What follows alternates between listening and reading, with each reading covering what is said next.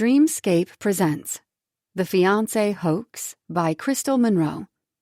Narrated by Tor Tom and Maeve York. Chapter 1. Felicity. Felicity, you look absolutely ridiculous. I pushed the thick-framed glasses up my nose and adjusted my wig. But do I look like someone who's not me? Lauren studied me from the passenger seat. Yes, actually. Your little disguise is silly, but it's working. Good. I looked in the rearview mirror and arranged the frizzy blonde curls I was sporting. You'll help me keep an eye out for my dad, right? He can't find out I'm here. Lauren and I climbed out of my old clunker and stood on the grassy parking area facing my childhood home. Of course I will, she said. But I still don't understand why you need to hide from your father. I adjusted the neckline of my dress. It was my own design, a long midnight blue gown with a flared skirt. For a moment, I worried that wearing one of my own creations would blow my disguise, but that was silly. Dad had no idea what the clothes I made looked like. He doesn't want me asking one of his fancy investor friends for help. I glanced at my best friend. You know that, Lauren. I know, and I'm sorry, sweetie. She stood beside me and gave my arm a squeeze. We watched as the guests arrived in their Bentleys and Maseratis, making my old sedan stick out like a sore thumb. At least my dress was up to speed. These were my dad's friends and clients, the well-dressed couples headed toward the party on the gorgeous estate where I grew up. I just don't get what he has against helping his daughter out, Lauren said. You're so talented, Felicity. You just need a little cash to keep your store open until your fashions take off. I nodded tightly as I thought of the business I'd poured my heart and soul into for 3 years. The one I was about to lose. Lauren gestured at my dad's huge house. He lived here alone ever since I moved out at age 18. Your dad obviously has more than enough to spare. Plus, he knows the top business people in L.A. I'm sure any of them would love to invest in your shop. She clicked her tongue. But old Marsh Hayes won't even let you ask one of his buddies for help. I did my best impression of my father's deep, booming voice. No handouts, not even for you, Felicity. Especially when you're all mixed up in that fashion design business. He makes it sound like you're a drug dealer, Lauren giggled. What a hard ass. Exactly. I grabbed my clutch and squared my shoulders. Which is why I'm gonna sneak into this party, find some rich investor to save my business, and escape before Dad catches me.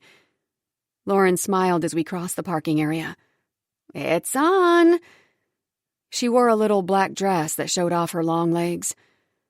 The other guests at the party entered through the front door of the house, where the butler received them and led them to the backyard.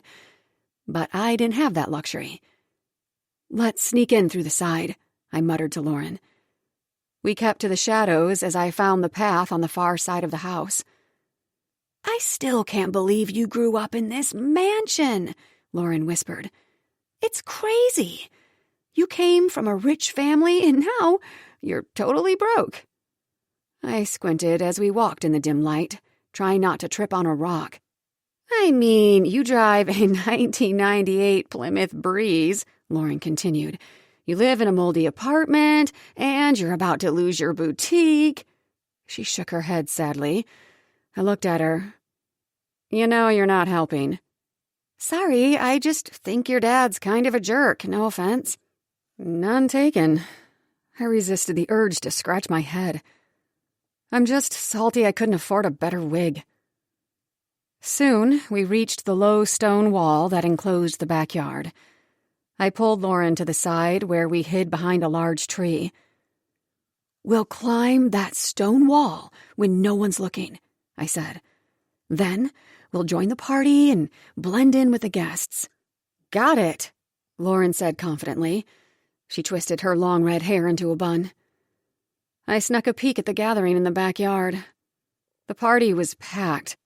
The finest from Los Angeles' business world mingled, drank champagne, and ate hors d'oeuvres delivered by tuxedoed waiters.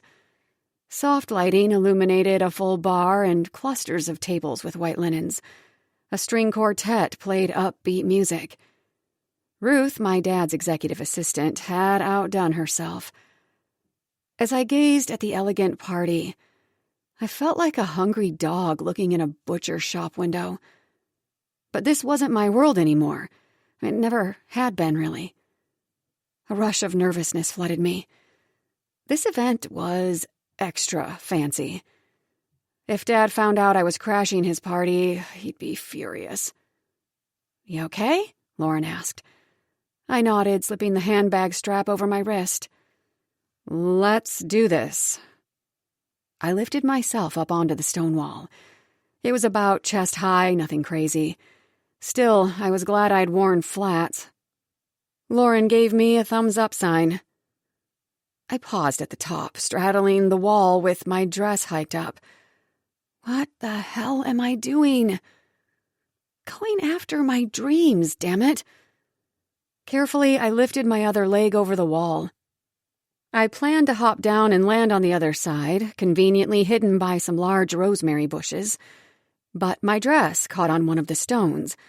As I tried to free it, my leg tangled in the fabric.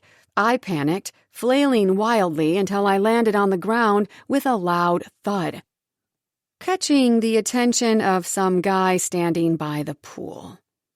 Shit. I lay there for a moment with my eyes closed, praying he wouldn't be interested in coming over to investigate. No such luck. "Are you okay?" I opened my eyes and almost gaped. A gorgeous, incredibly sexy guy, no, man, towered above me. "Are you for real?" I thought to myself. I almost said it out loud, but apparently I still had some sense left. His muscular frame was almost unbelievable, with massive shoulders and arms that were practically bursting from the tailored suit he wore. He was older, but it only made him sexier. Distinguished, powerful. And his eyes, oh, good Lord, those intense blue eyes bored deep, deep within my soul. It was a miracle I remembered how to speak. "Yep, I'm just fine," I squeaked. He bent down and offered me a huge, strong hand. I put my hand in his, and he helped me to my feet. Once I was standing, he retrieved my fake glasses from the ground where they'd fallen and handed them to me. I put them back on, my face feeling hot to the touch. "Thank you," I said, my gaze sweeping over him. His brown hair had lighter streaks in it, as if he'd been to the beach recently. Tattoos on his forearm peeked from under his jacket sleeve. He was gorgeous. "No problem." His deep voice made me shiver. "Are you sure you're okay?" Our eyes met, sending butterflies through my stomach. "I'm sure." I made myself look away, twisting around to check my dress for damage. It was torn at the hem, but nothing I couldn't repair later. "Does, your friend need a hand climbing over that stone wall?" he asked. "I wouldn't want both of you injuring yourselves tonight." I looked back at Lauren, who watched us from atop the stone wall with wide eyes. Snapping back to reality, she swung her legs over the wall, much easier to do in a shorter skirt, I'm sure, and hopped down without a hitch. "Thanks, I'm good," she chirped. I looked up at Mr. Haughty and forced myself to maintain eye contact. "Well, thank you for your help. We'll just be getting back to the party now." An amused smile appeared on his full, luscious lips. "Getting back to the party? You mean you were here before?" I scoffed. "Of course we were." "So, you originally came in through the front door like the rest of us?" he said, clearly skeptical. Lauren fidgeted beside me, but I felt strangely confident. He might be the most handsome man I'd ever seen, but he wasn't going to shame me for sneaking into my dad's party. I was ready to die on this hill, damn it, bad wig or not. I lifted my chin. Certainly we did. So the climbing over the wall thing? I crossed my arms over my chest. The ladies' room was full, and if you must know, I have a small bladder. My friend was kind enough to keep me company. He chuckled. I see. I nodded, preparing to make my escape from his interrogation. Glad we got that out of the way. Now, if you don't mind. Felicity, Lauren muttered under her breath. Isn't that Ruth? I looked past the guy's giant shoulders to see Ruth, my dad's assistant, standing 20 feet away in her pantsuit. She narrowed her eyes suspiciously in our direction. Shit. I stepped back, trying to hide behind Mr. Hot Detective. So, how do you know Marsh? I asked him, hoping to stall for time. I desperately needed him to stay put until Ruth moved on. His eyebrow arched. Marsh is my attorney. He's the attorney for most of the guests here tonight. He looked me up and down, and heat flooded my core.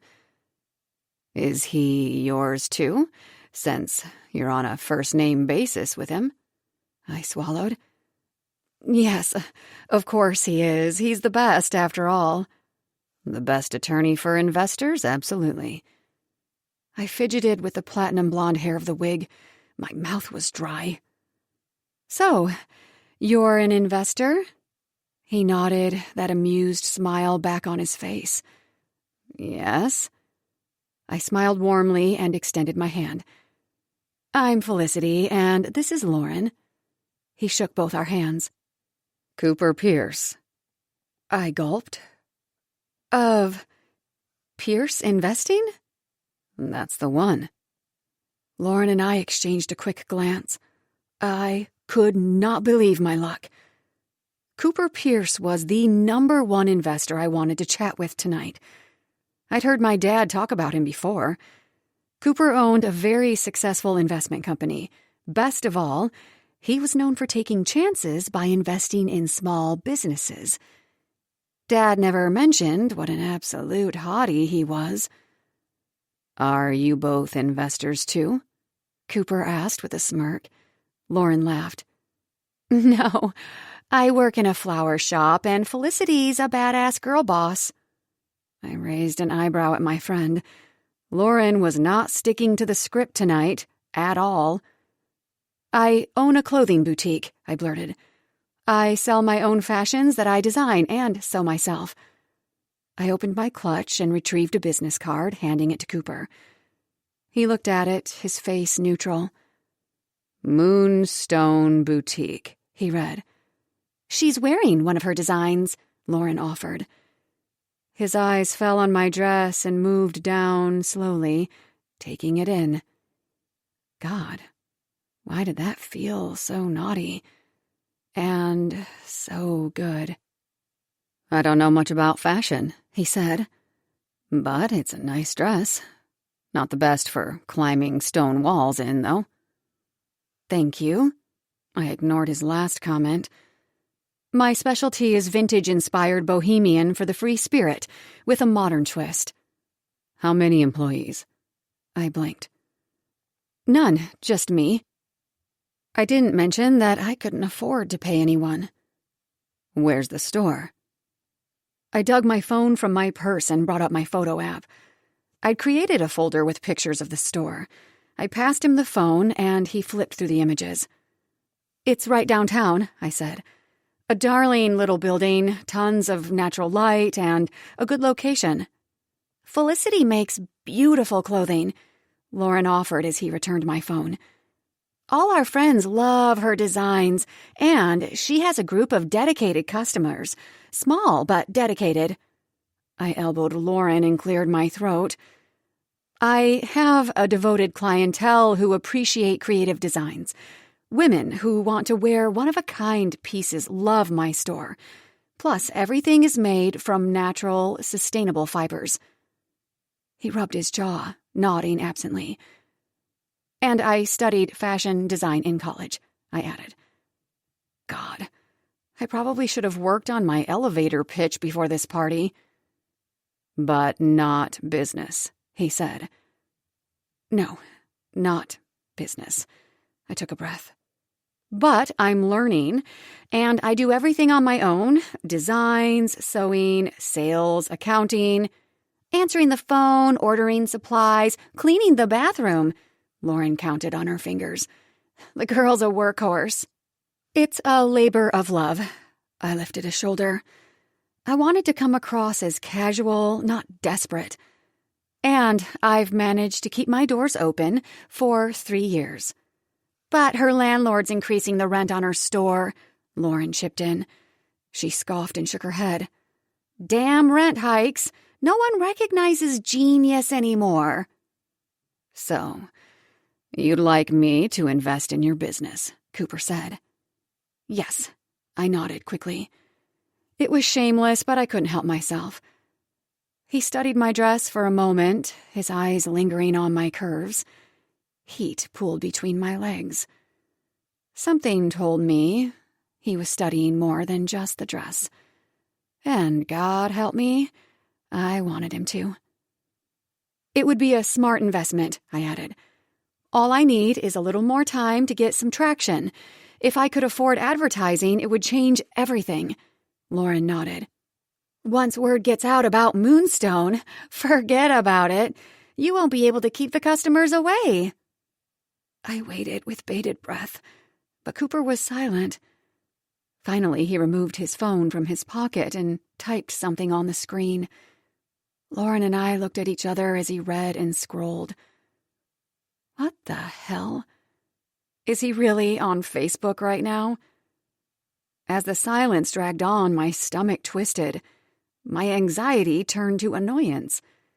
The least he could do was say no. Instead, he was ignoring me altogether, scrolling through his social media. I sucked in air, about to tell him off. The nerve! Boutique fashion design sales will increase by 80% in the next 5 years, he said, still reading on his phone. Oh, he was researching my industry. Yes, that's correct, I said. And my clothes are designed for an upscale market. Women who appreciate unique pieces no one else will be wearing. And who have lots of money, Lauren added. He read a bit more on his phone, then pocketed it. I held my breath, waiting for him to turn me down. He leveled his gaze on me. Want to go somewhere to discuss this? There's a diner down the road open now. Really? I chirped. Then I composed myself. I mean, yes, of course. I'd love to discuss this further. I peered around his shoulder. Ruth was no longer standing nearby, but I spotted my father on the other side of the pool, laughing and talking with several of his clients and their spouses. He hadn't spotted me, but if I walked in his direction, he might see me. And now that I thought about it, a platinum blonde wig wasn't the best way to blend in. Cooper went to the stone wall and turned toward me and Lauren. Ready? He asked. I frowned. You're going to climb over the wall? We all are. You don't want to walk through that party, do you? He smirked. Your dad might see you. I blinked. How did you know? He extended his hand toward me. Here, I'll help you over so you don't twist an ankle this time. Chapter 2. Cooper. Felicity Hayes was like nothing I'd imagined. Her father, Marsh, hardly spoke of her, but when he did, I got the impression she was a spoiled, clueless brat. The young woman I just met was nothing like that. She was smart, competent, and passionate. A little scattered and clumsy, yes, but sexy as hell, and totally off limits. which was why it was wrong of me to imagine pulling that dress up around her waist and burying myself between her legs. Yup, very wrong. But as I waited for her to arrive at the diner, I could think of nothing else. This was just a business meeting like any other. We'd discuss a potential investment, nothing more. Get her tight little body out of your damn head. I gulped down the rest of my ice water, trying to banish the image of her straddling that wall from my head. I'd seen pictures of Felicity in Marcia's office, but she was a kid in those framed photos, an awkward teenager. When had she grown up into a stunning young woman? Okay, she was a woman who wore goofy wigs and snuck into her dad's parties. I'd fucked with her just a little by pretending I didn't know who she was at first. I couldn't resist. It was too much fun. Outside, an ancient Plymouth sedan pulled into a parking spot. The driver parked and turned off the headlights. Felicity stepped out of the car and rummaged in the back seat for a stack of sketchbooks. She moved across the parking lot in her blonde wig and long blue gown, fumbling with the purse and books she carried. She was alone this time. I'd have her all to myself. As she hurried toward the entrance, Felicity stumbled and dropped one of the sketchbooks. A stack of papers flew out, carried by a gust of wind. I heard her yelp as she chased them down, giving me a prime view of her heart-shaped ass. Ripe, delicious, and full. The type of ass that could drive a man crazy. Not me, though, not her. Not my closest friend's daughter. Finally, she collected her things and bustled inside the diner. "Sorry it took me a few minutes," she said, as she arrived at my table. "I had to drop Lauren off at the bus stop. Then my papers flew across the parking lot outside." I noticed. She dropped a fistful of loose papers and her stack of notebooks on the table. Breathless, she collapsed in the booth across from me and pushed the blonde curls out of her face. "So can I show you some of my designs?" She shuffled her papers, which seemed to be mock-ups of the clothes she made. I hid my smile behind my hand. "Your, hair is falling off your head." Her hands flew to her head, where her wig was off-kilter. "Oh, God, how embarrassing." Her big hazel eyes went round, her face bright red. Fuck, she was adorable. It only made me want her more. I leaned across the table and spoke in a low voice. "Why don't you take off that ridiculous wig?" She froze. Then with a sigh, she removed the mess of blonde frizz and tossed it on the booth beside her. "Good call," she said. "That's much better." She shook out her real hair and flashed me a smile. I swallowed, lost in the movement of her rich, silky brown mane. What I'd give to run my hands through that hair, then pull her close. The waitress appeared, bringing me back to my senses. Get a grip, Cooper. We each ordered coffee, then she turned her doe eyes back to me. "How'd you know I'm Marcia's daughter?"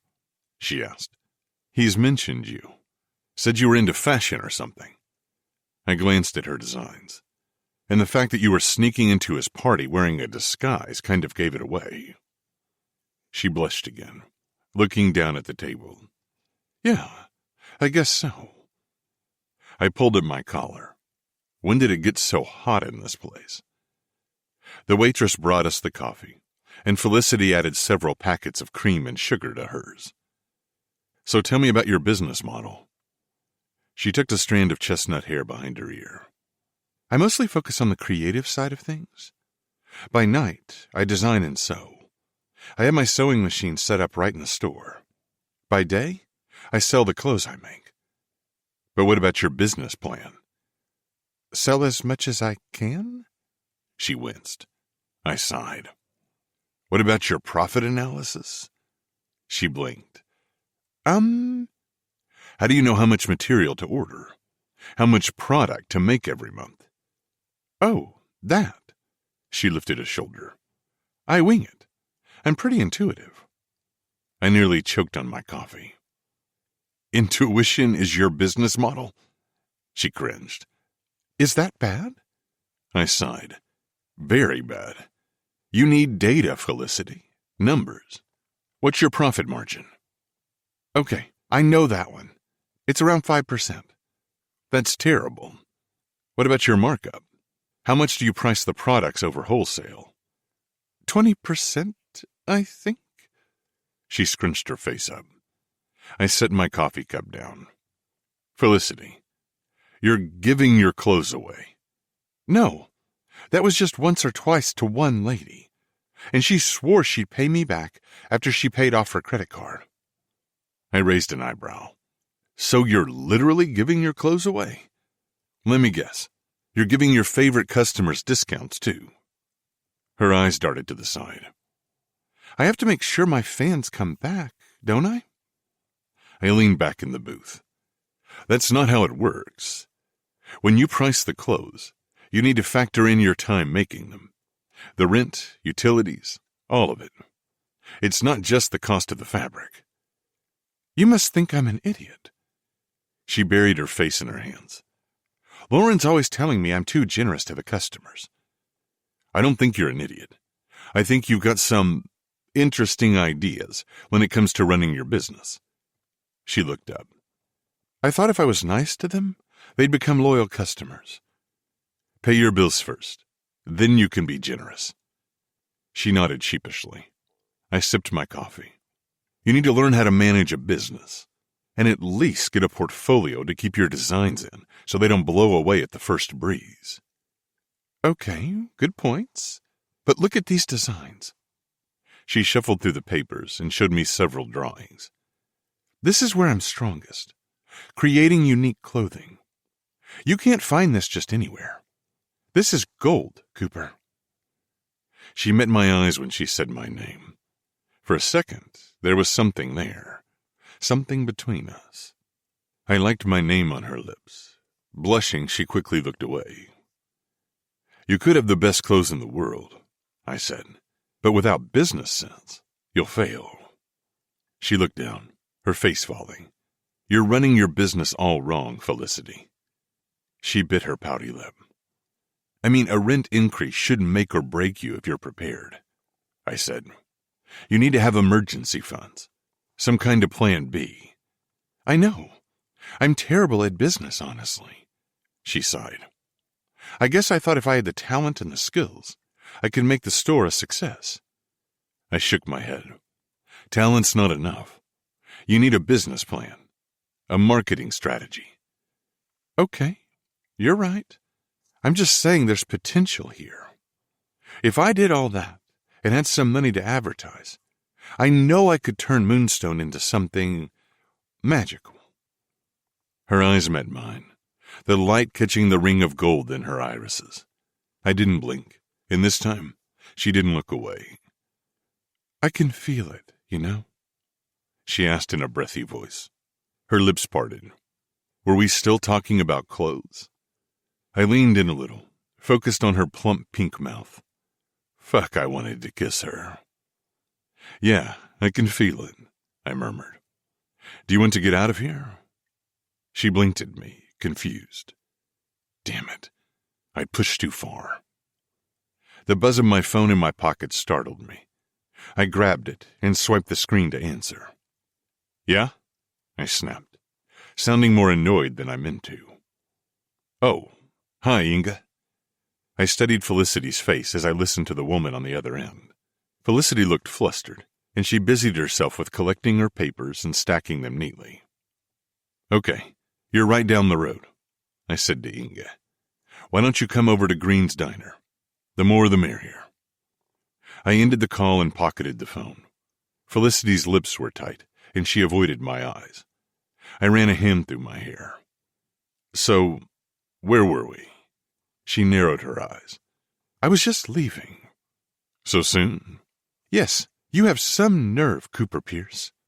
Did you just invite me to go home with you? And you invited Inga, too, who sounds like a Swedish supermodel. She narrowed her eyes. Did you think I'd agree to a threesome? Her face was flushed with anger as she gathered her things.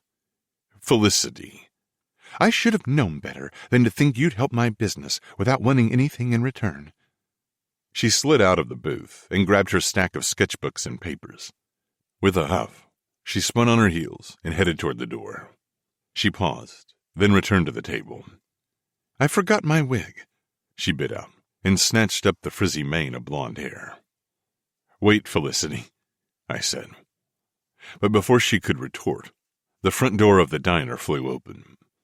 The commotion caught her attention. Felicity watched as Inga, my middle-aged nanny, entered. Running around her and tearing across the room were two rambunctious little blonde girls. I rose to my feet, and my two daughters ran into my open arms. Inga hustled to keep up behind them. "I'm sorry, Cooper," Inga said as she approached my table. "John said it was urgent. You know I'd normally never do this, but—" "Don't worry about it," I said, as I lifted my younger daughter in my arms. "Go take care of your husband. I'm just glad the movie theater you took the girls to was nearby." Felicity watched with her mouth hanging open. "Oh, Inga, this is Felicity, a local business owner." Inga smiled and shook Felicity's hand. "How do you do, dear?" "Felicity, this is Inga, my nanny." Felicity flushed red and shook Inga's hand. She gave Inga a warm smile. "It's nice to meet you, Inga." "You too, Felicity. I'd love to stay and chat, but my husband needs me at home." She looked at me before hurrying toward the door. "Thanks, Cooper." "See you soon," I said as Inga left. I turned to Felicity with a grin. She gave me an apologetic look and fidgeted with her books. "Felicity, let me introduce you to my daughters." Eva was already standing before Felicity with a big smile on her face. "My name's Eva Pierce. I'm 8 years old." Felicity grinned as she shook her hand. "Hi, Eva, 8. I'm Felicity." She turned to Lily, who buried her head against my neck. "And this one is Lily," I said. "Say hi, Lily." Lily turned to face Felicity, and a timid smile appeared on my daughter's face. "Hi." "Hello, Lily. How old are you?" Lily hid her face again. "She's 6, Eva answered. "She's shy." Felicity nodded. "Oh, I understand. Eva and Lily, 8 and 6. It's so nice to meet you both." She looked at me, a trace of guilt on her face. "Sorry," she mouthed. I grinned at her. She'd been sexy as hell when she was angry. Eva looked up at me. "Daddy, Inga said that Mommy canceled our spring break visit. We're not spending a week with her?" "No, sweetheart, you're not." I brushed her hair out of her face. "I'm sorry." "She always cancels." Eva crossed her arms over her chest with a pout, and Lily pressed her head against my neck. "Let's talk about this at home," I said. Felicity looked at the girls sympathetically, then at me. "Their mother and I are divorced," I explained. "I see," Felicity said. "What's that?" Eva pointed at the wig Felicity clutched in her hand. "Oh, this. It's a wig." Felicity looked down at the frizzy mass. "Were you wearing it?" Eva asked. "Yes. Why?" Felicity looked uncomfortable. "I was, hiding from someone earlier." Lily lifted her head and squirmed out of my arms. I set her on her feet. She investigated the wig cautiously. "Like hide and seek?" "Exactly like hide and seek," Felicity said. Lily's face brightened. "That's my favorite game." Felicity kneeled down to Lily's level so the girls could see the wig better. Eva touched the hair with curiosity, and Lily followed suit. "I like freeze tag," Eva announced, "or dodgeball." She began to play with Felicity's real hair. "Your hair is much prettier than that one." "Oh, thank you." Felicity smiled up at me as Eva started to braid her long hair. "What's that stuff?" Lily asked, pointing at the stack of papers and sketchbooks in Felicity's arms. Eva let go of Felicity's hair as she peered at the drawing on top. "These are my sketches. Drawings." Lily's eyes lit up. "You like to draw?" Felicity nodded. "Uh-huh. I draw pictures of clothes, and then I make them." "You make clothes?" Eva asked. "Yep, with a sewing machine. She moved to the table and laid out some papers for the girls to see. The three of them climbed into the booth, one girl on either side of Felicity. Eva and Lily peered at the drawings, fascinated. "Ooh, that's a cool dress," Eva chirped. "And that one, too." "Felicity's a fashion designer," I said. "She has her own store." But the girls had lost all interest in what I had to say. I slid into the booth opposite them and watched. "What's that one?" Lily pointed. "That's a winter coat. It's much nicer than the coats Daddy makes us wear," Eva said. "He makes us wear boring clothes." "Hey, I keep you warm, don't I?" I asked. "A winter coat just has to keep you from freezing. 6- and 8-year-olds don't have to be fashion models." My daughters weren't listening. "Daddy has such boring taste in clothes," Eva said. "Yeah," Lily agreed. Felicity laughed. "This is so cool," Eva gushed. "I didn't know anyone made their own clothes." "Me neither," Lily said. "Daddy never takes us to see cool stuff like this," Eva complained. I rolled my eyes. "Yes, you two live such a deprived life." Eva looked at the blue dress Felicity wore. "Did you make that?" "Uh-huh." Eva touched the fabric on Felicity's shoulder and beamed. "Wow!" I watched as the girls pummeled Felicity with several more questions. She was good with them. Really good. The girls were totally at ease with her. And Lily? I'd never seen her open up to someone new so quickly. It was amazing. But I didn't want to scare Felicity off. My daughters were energetic, and they could be overwhelming to people.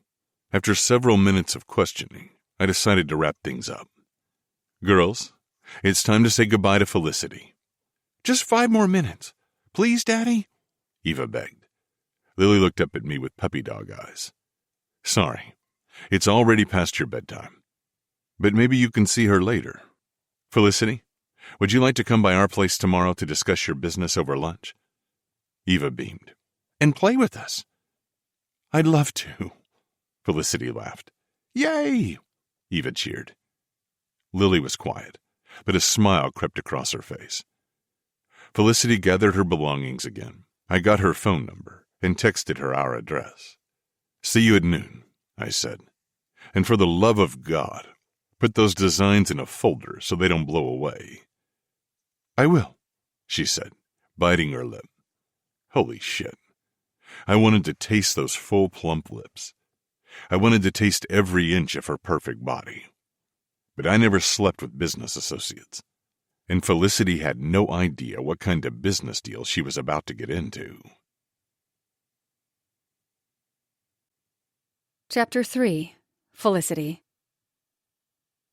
"How about this one?"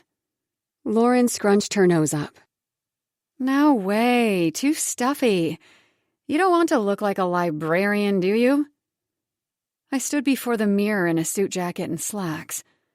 "I don't want to look like an exotic dancer either. This is a business lunch, with children involved." "But you do want him to jump your bones, right?" Lauren grinned. "Absolutely not. I just want him to invest in my business." Lauren lifted an eyebrow. "Uh-huh. I know that look on your face." I took refuge in the closet, hiding in the racks of clothes. "There's no look on my face." Lauren followed me close on my heels. "Yes, there is. You want to bang this guy." "I do not." She raised both eyebrows expectantly. I bit my lip. "Okay, maybe I've thought about it once. Or twice." "Once or twice? Mm-hmm." Damn it, I couldn't hide a thing from Lauren. "Okay, fine." I closed my eyes. "I want Cooper bad, Lauren. So bad. I knew it." Ever since last night, he was all I could think about. I knew it was wrong, but I couldn't help it. The way he leaned in and got close. It was enough to leave me breathless. "You should have seen him with his daughters at that diner," I gushed. "I never knew single dads could be so hot." I know, right? It's something about how protective they are. She smiled dreamily. And what about that tattoo peeking out under his sleeve? The bad boy vibe mixed with his big shop business look is hot. He's incredible, I sighed. And I think he wanted to hook up last night. Lauren blinked. Shut up! You're just now telling me this? She pressed her hands to her chest. Moi? Your best friend and housemate? I paused. It was so weird. I think he regretted it as soon as he asked me. What does that mean? He's attracted to me, but he doesn't want to be? He probably thinks you're too young or something, Lauren said with a dismissive wave of her hand. How old is he? 42, and yes, I learned that by stalking him online. At 26, I'd never dated anyone over 30. But compared to Cooper, every 20-something guy I knew looked like an immature boy. Lauren laughed. So you're younger, big deal. He'll get over that. Or he realizes it's dumb to sleep with a business contact. I shook myself out of my daze. Which means I have to get the whole thing out of my head right now. There's no way I'm sleeping with Cooper Pierce. Why? Who says you can't mix business and pleasure? I do. My boutique comes first. If I start sleeping with my investor, it could mean all kinds of trouble.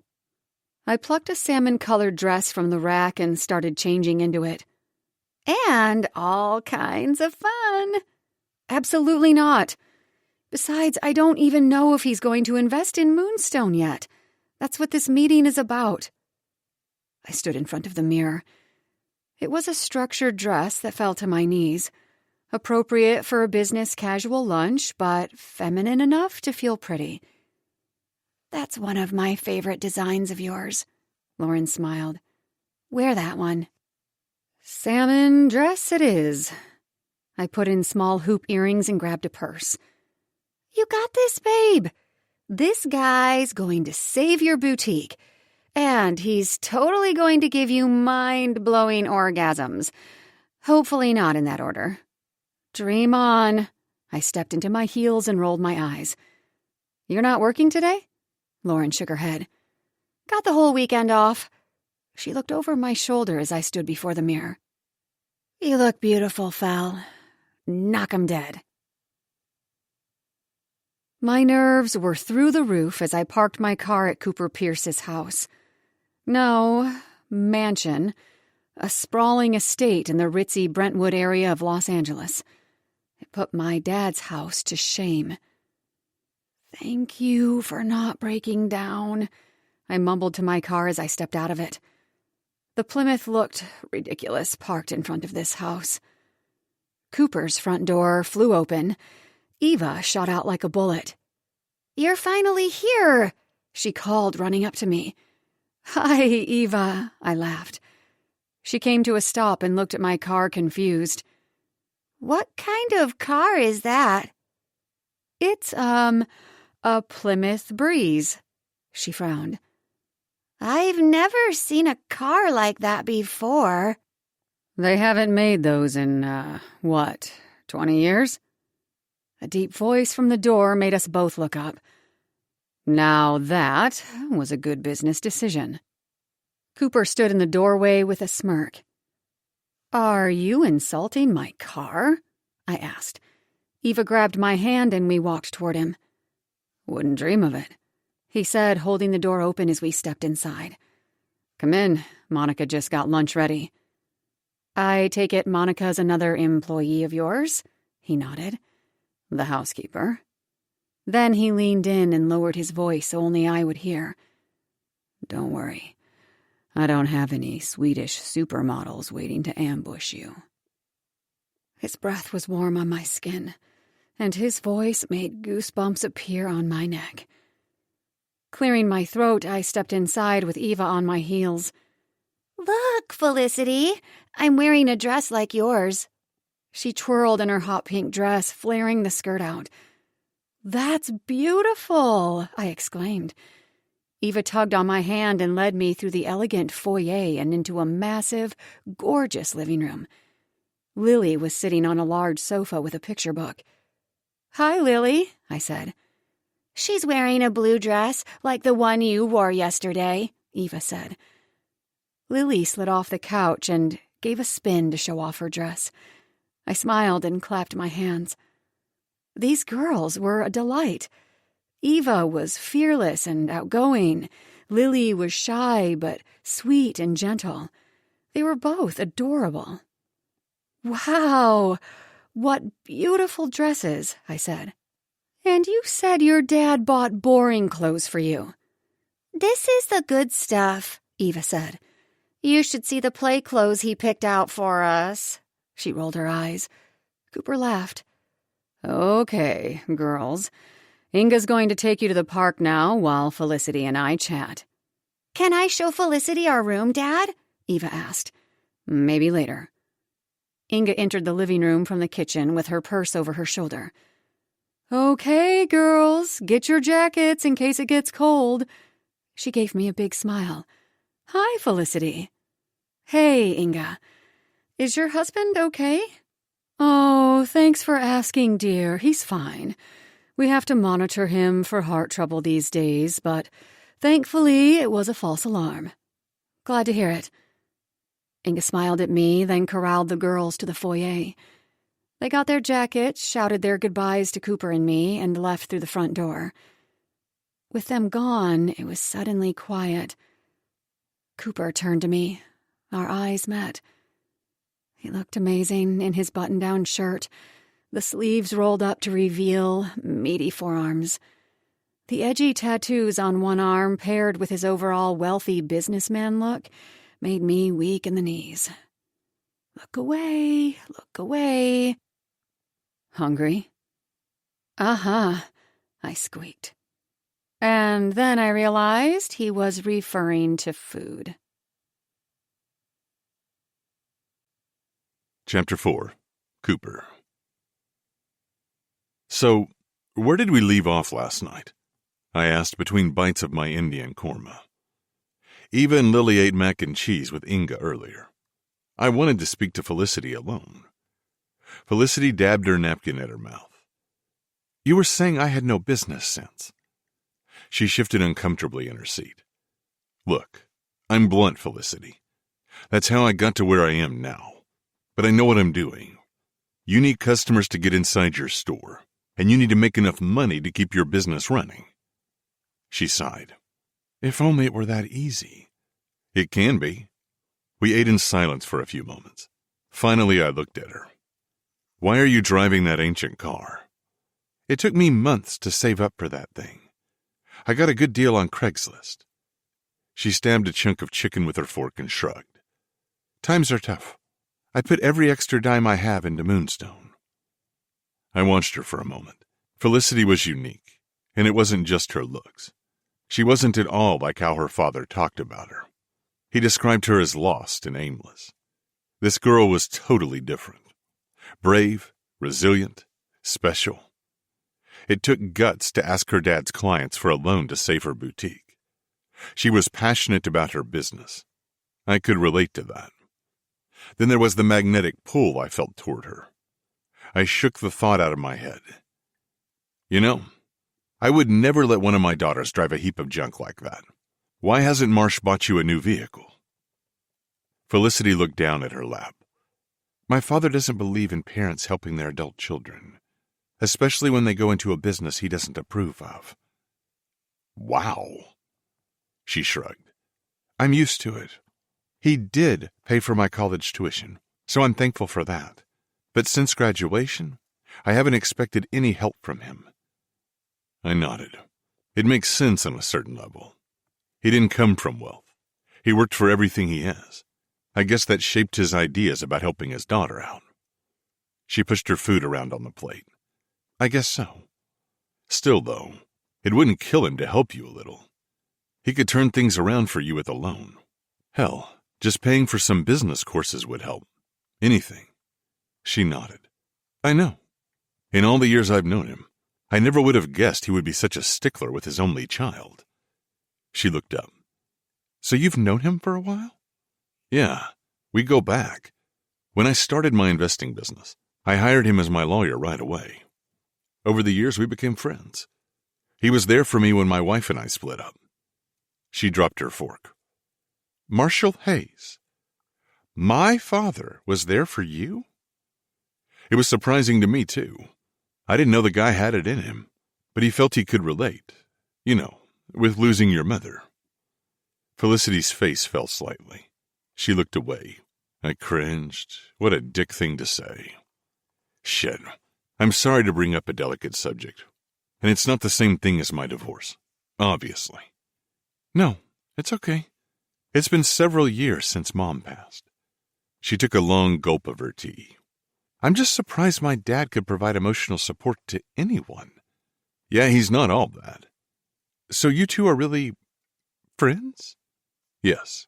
I guess you could say I'm his closest friend. Felicity shook her head, bewildered. I had no idea you and my dad were so tight. He keeps his life private from me. She chuckled. I didn't even know he had any real friends, besides his business associates and partners. So I take it you two aren't the best at communication. My dad is not the best at communication, she said. At least not when it comes to his own daughter. Yeah, I can see that. We finished our meals in silence. I cleared our plates from the table and sat back down. It was go time. Look, Felicity, you need some cash to keep your boutique afloat. You also need to learn how to manage a business. She leaned forward, holding her breath. I can help you with all that, I said. Her face opened up into a big grin, and she clasped her hands together. Really? That's wonderful, Cooper. You won't regret this. Your investment will be well spent. She pulled a notebook from her bag and began to flip through pages. What are the terms of an arrangement like this? I did some research, and I was seeing anything from 30 to 50%, but it all depends on what your process is. What were you thinking? She looked up at me. She was beaming, and it was adorable. I wanted nothing more than to scoop her up and carry her to my bed. I'd like to have a non-traditional agreement. Oh? She leaned back a little. What kind of agreement? She narrowed her eyes suspiciously. Don't worry. I'm not going to ask you to sleep with me in return for investing in your business. Okay. My ex-wife Jen is suing me for custody of my daughters. The words were heavy in my throat. I stood up and began to pace through the room. They've lived with me for the past 2 years, I said. Jen's never been the most dedicated mother, to put it lightly. But now she says she wants the girls to live with her. She wants child support, of course. She spent her divorce settlement, and now she's out of money. So she's trying to get the girls. That's awful, Felicity breathed. Her hands were clasped over her heart. Yeah, I sighed. My ex-wife has problems. Felicity nodded silently, watching me pace. The girls don't want to live with her. Jen has never been interested in being a mother to them. It hurts them terribly. I'm so sorry, Cooper. I can tell the girls really love you. This must be difficult. I nodded. Very. She exhaled. So where do I come in? I have an attorney specializing in family law. He says the judge handling my case is tough. Judge Graves wants children to be in a 2-parent household. But when that's not available, he almost always grants custody to the mother, even when that particular mother has never been very maternal. Felicity said slowly. I sat at the table and leaned in toward her. I need you to pretend to be my fiancé. Chapter 5. Felicity. I nearly fell off my chair. You want me to do what? Pretend to be my fiancé. I rose to my feet so quickly the chair toppled over underneath me. Now it was my turn to pace back and forth across the kitchen floor. Yeah, I got that part. can't believe you're asking me to do that. Think of it as a business arrangement. He folded his hands calmly on the table. I recoiled. This was all so easy for him. I was expecting you to ask for a portion of my sales, not some kind of escort service. He laughed. I'm not asking you to provide sexual services, Felicity. I rolled my eyes. Oh, that's a relief. Unless, of course, you want to provide them. I spun on my heels and glared at him. A smile crept across his face. The bastard thought this was funny. I'm just asking you to play a role. Go to the custody hearing with me, make some appearances with me in public, pretend to be madly in love. And you think this will make the judge rule in your favor? I scoffed. Yes, I do. I think this is the only way I have a shot in hell. My attorney agrees. I shook my head. This was too crazy. Is this a joke, Cooper? Did my dad put you up to this or something? I'm totally serious, and I'd prefer we keep your dad out of it. But why me? I'm sure you know a lot of single women you could ask instead. For some strange reason, my throat closed up when I said the last part. Why on earth would the idea of Cooper dating a lot of women upset me? I didn't even know the guy. Because you're perfect for the job. You're charming, articulate, and attractive, and my daughters like you. My face grew warm at his compliments. I looked away. But I'm not successful, I added. Not yet, but you're creative and passionate about your business. I have no doubt your boutique will be a success in time. My heart lifted a little at his words. You sure know how to flatter a girl, Cooper Pierce. He flashed me a charming smile, and I looked away before I got lost in his gaze. You are single, right? He asked. I haven't heard your dad complain about some guy you're seeing lately, so I assumed you were. Oh, God. My dad spoke to him about my love life? My face felt even hotter. Yes, I'm single, I muttered. Perfect. So my dad doesn't know you want me to do this, I asked. No, he said. He'd kill me if he knew I was suggesting it to you. So you would... what? Keep it a secret from him? Ideally, yes. He sighed. But if he does find out, he knows what I've been through with Jen. He won't like this arrangement, but he won't sabotage it. He stood up and crossed the space between us, standing in front of me. My heart raced to be so close to him. His spicy cologne invaded my senses. Help me keep custody of my daughters, Felicity. If you agree, I'll invest in your business. Moonstone Boutique will be a success, I guarantee it. And you'll keep all your profit. No loan repayment. No need to share your income with me. I blinked, staring at him. I was woozy all of a sudden. And you'll be helping my daughters out, too. Jen is not fit to be a mother. She wouldn't provide a stable environment for the girls. How long? I breathed. 3 months. He was even closer now, looking down at me. So close I felt his breath on my skin. Wetness pooled between my legs. My lips parted, my breath caught in my lungs. At that moment, I would have agreed to almost anything he said. Okay. You'll do it? His face lit up. I'll do it. Cooper took my hands and squeezed them. His gaze lingered on my lips. He leaned in a tiny bit. For a second, I was sure he was going to kiss me. But he pulled back, letting go of me and taking a step away as he pulled his phone from his pocket. This is great, Felicity. We're going to make a good team. He grinned as he started swiping through apps on his phone. I took a deep breath. I was still a little unsteady on my feet. "You'll have to move in, of course," he said. "I'll set up the moving company now to help you." "Wait, what?" I gripped the edge of the counter. "I have to move in? Here?" He looked at me. "We need to keep up appearances. Most engaged couples live together, after all." I didn't know I'd have to move in." He looked at me over his phone. "We need this engagement to look believable. If there's a shadow of doubt, it will hurt my chances in court." I chewed my lip. What was I getting myself into? "You'll have your own room. I don't think anyone will be checking to make sure we sleep in the same bed." The thought of sharing a bed with Cooper made my mouth water. "You'll be totally comfortable here," Cooper said.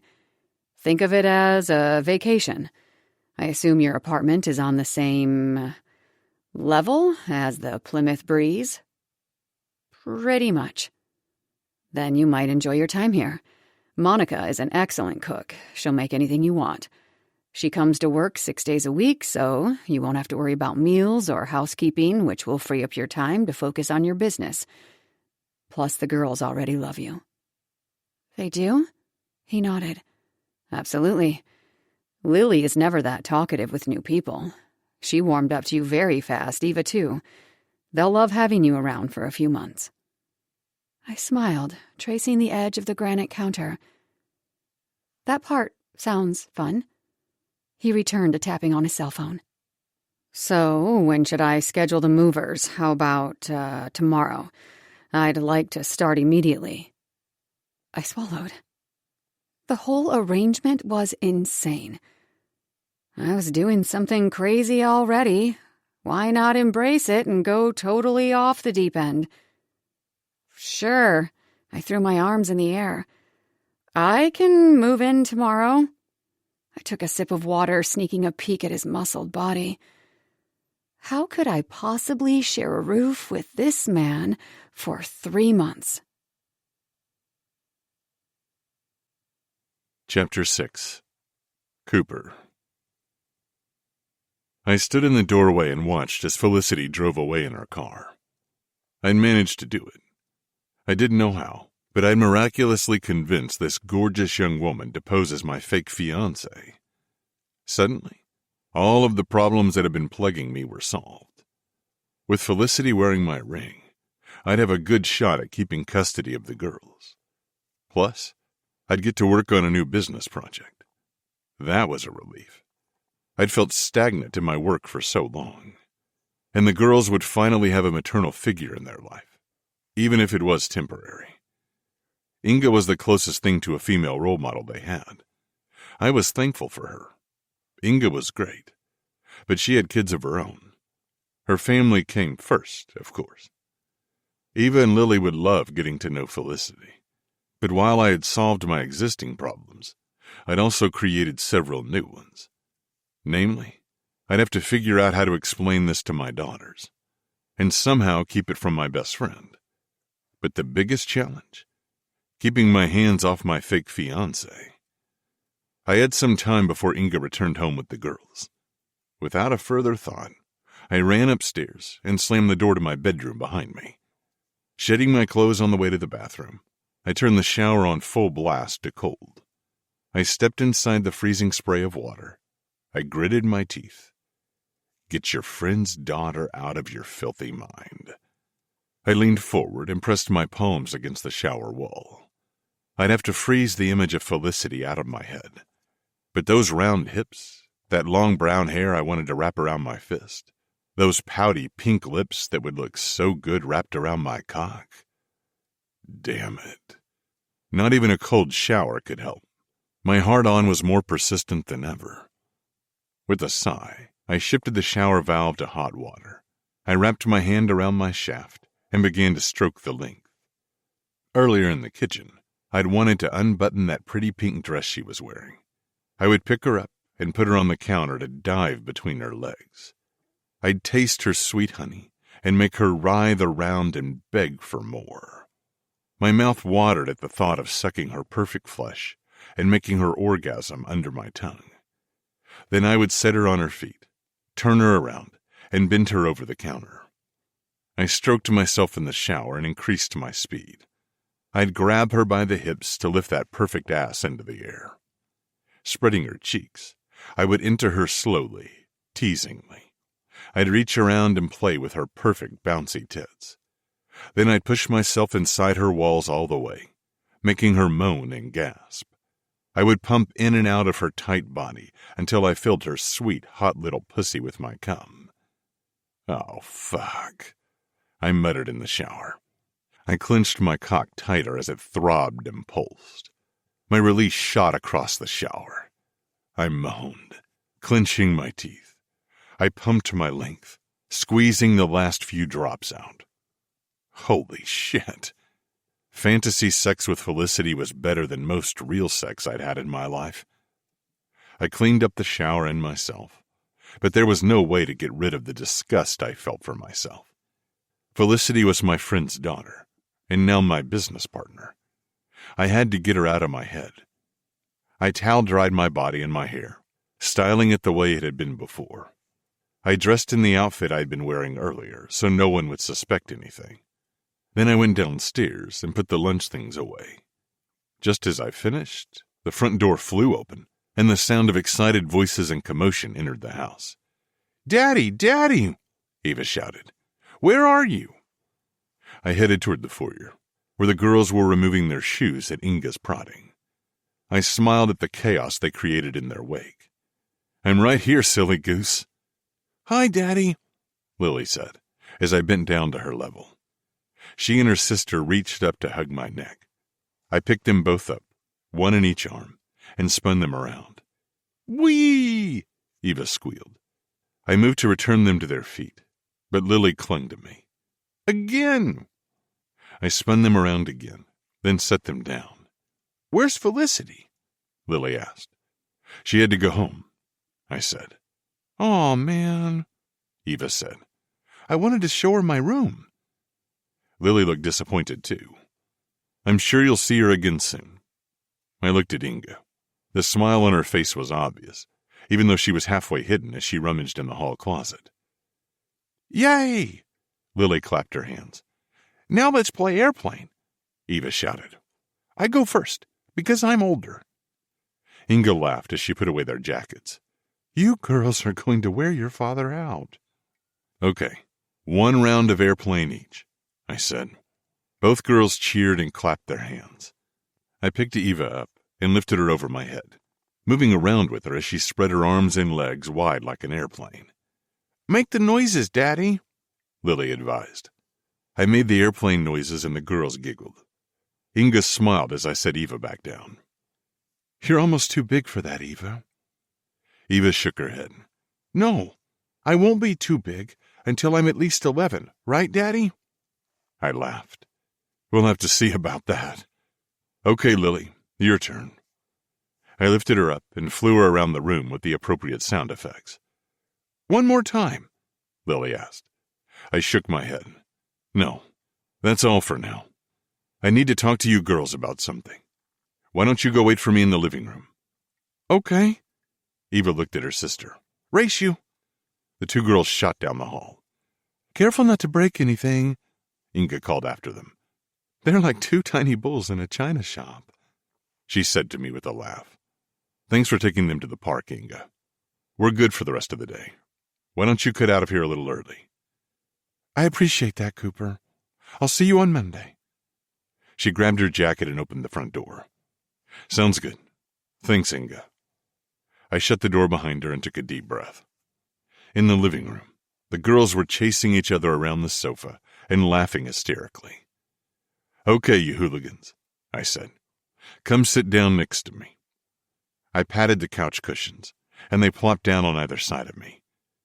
"Did you have fun at the park?" I asked. "Uh-huh. I went down the slide 15 times, Eva exclaimed. "I went down 6 times, Daddy," Lily said.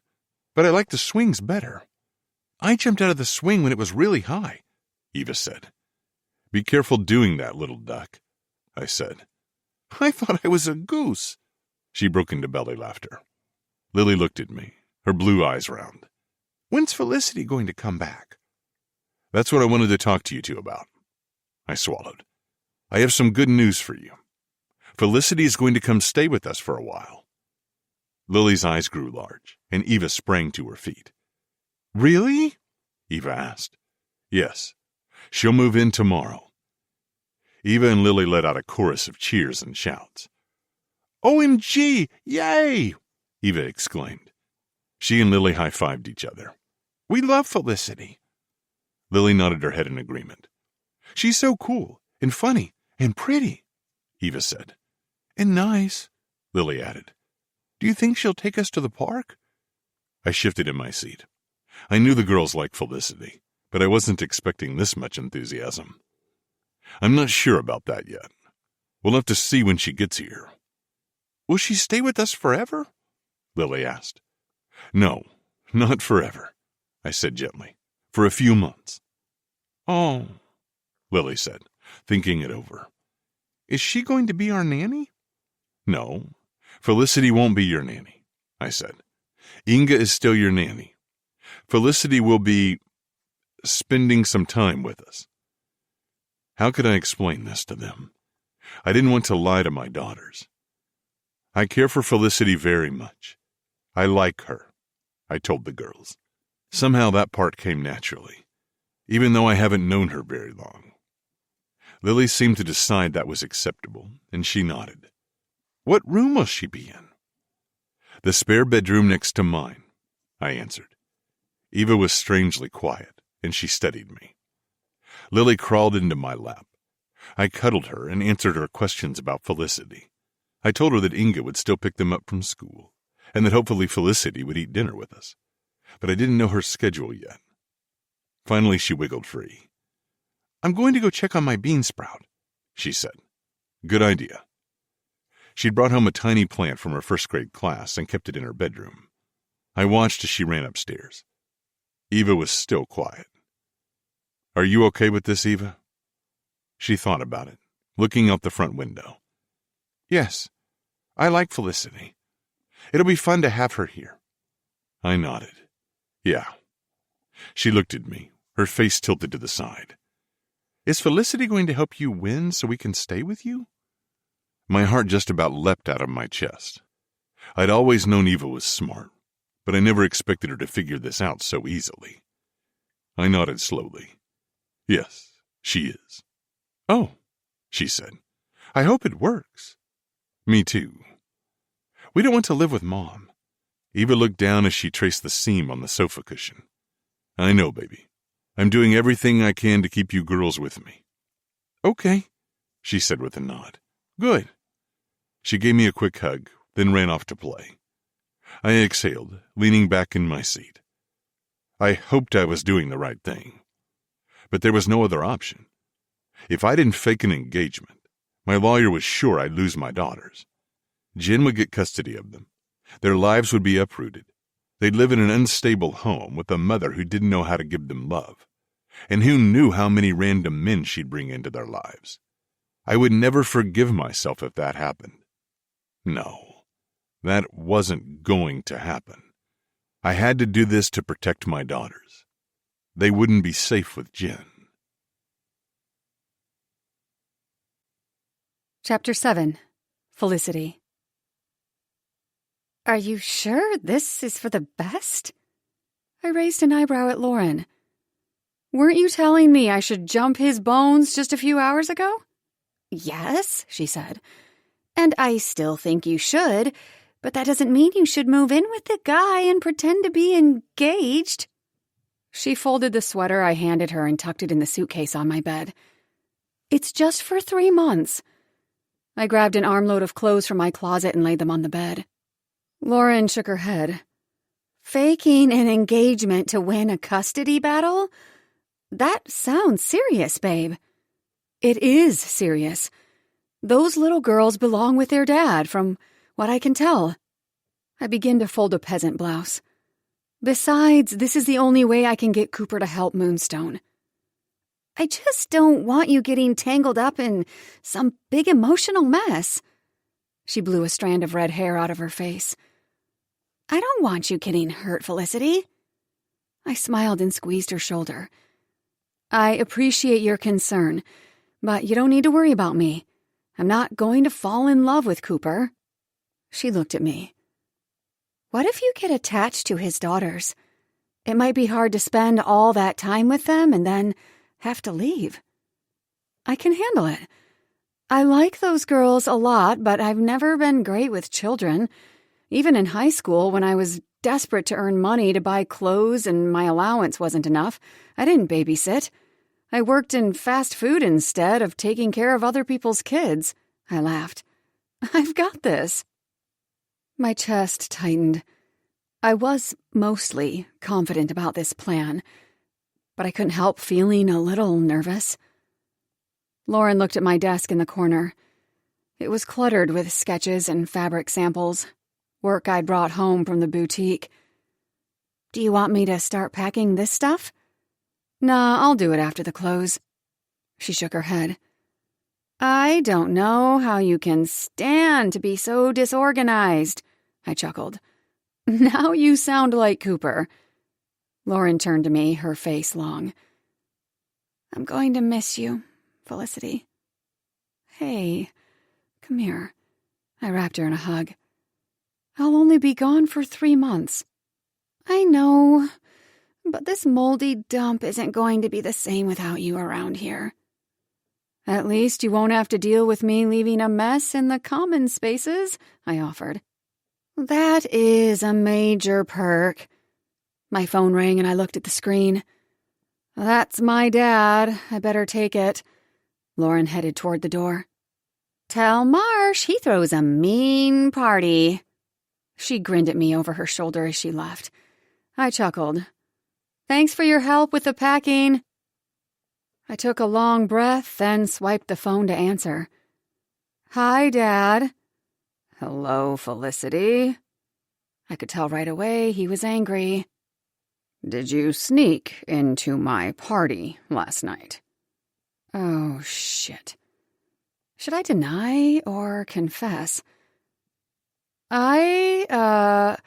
Well, Ruth says she saw you and Lauren there.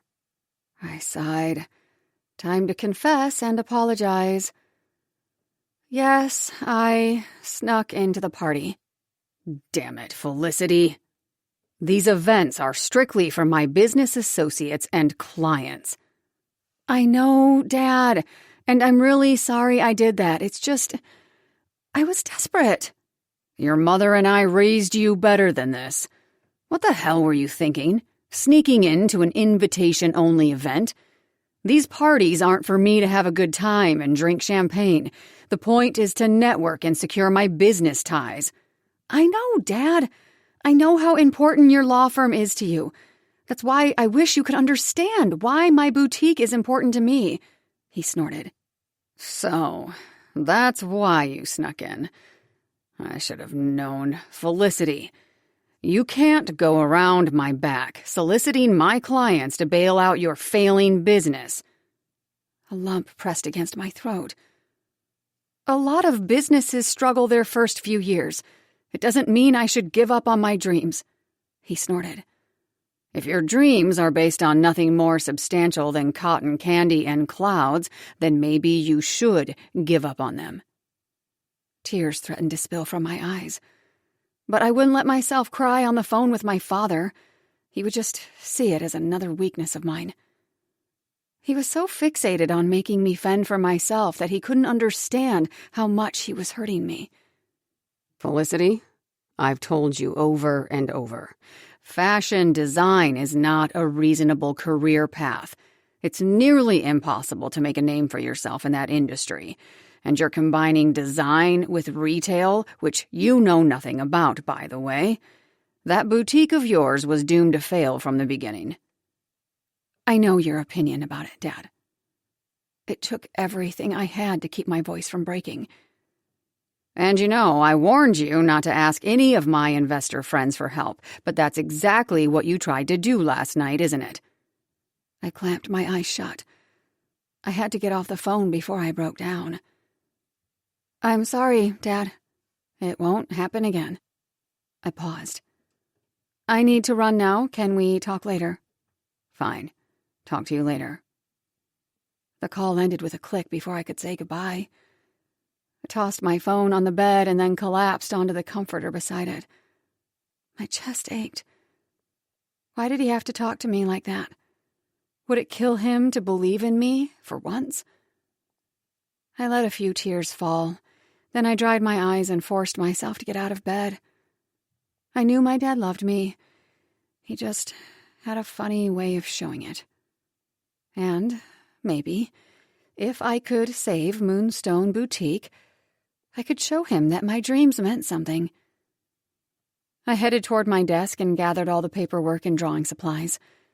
My mind raced with a dozen worries.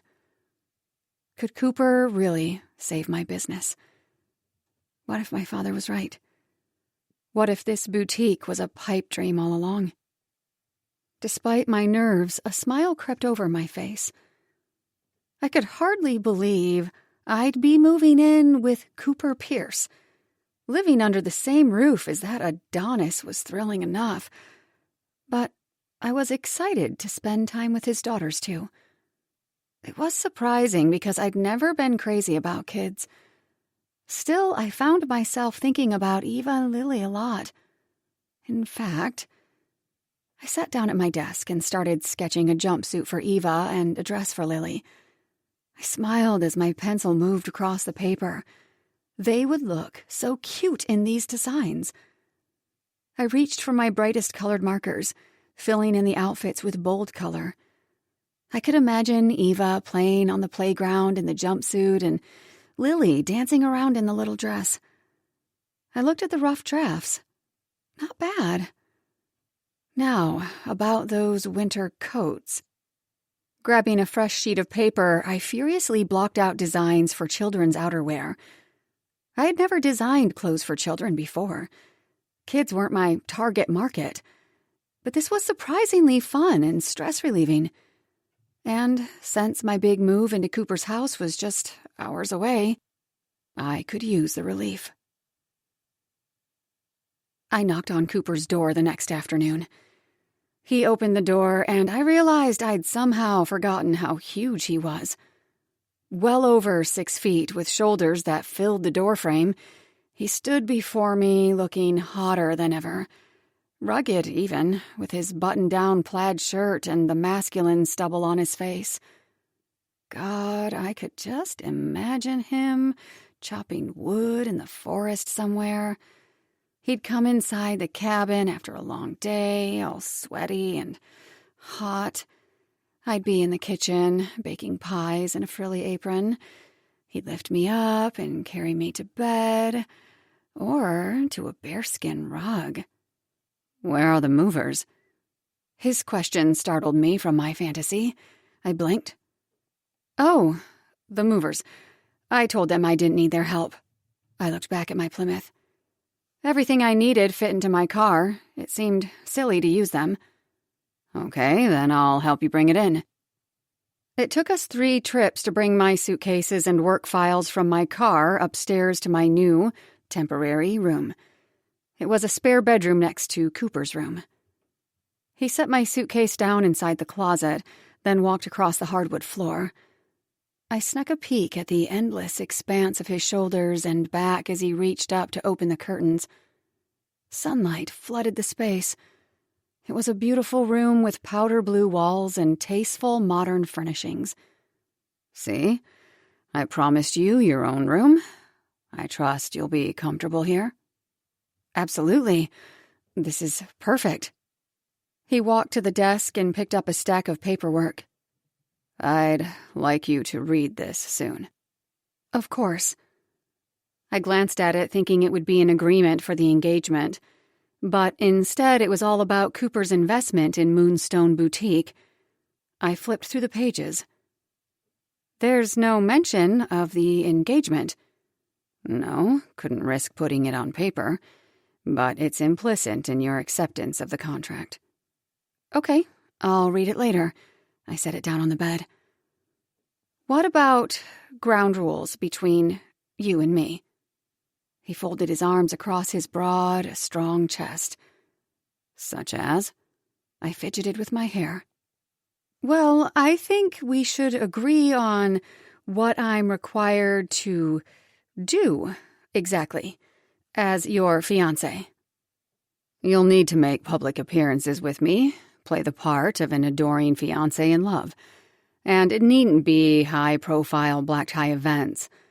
After I report my engagement status to the court, my attorney says Jen's lawyer's office might start watching me for any indication it's fake. So, we'll need to be seen together, doing everyday things like any engaged couple. Okay, that sounds reasonable. I swallowed. What about physical contact? The corners of his mouth curved into a slight smile. A naughty smile, even. While we're in public, yes. Only tasteful contact, of course. Holding hands, lingering gazes, my hand on your back, that sort of thing. My mouth salivated. No kissing, then.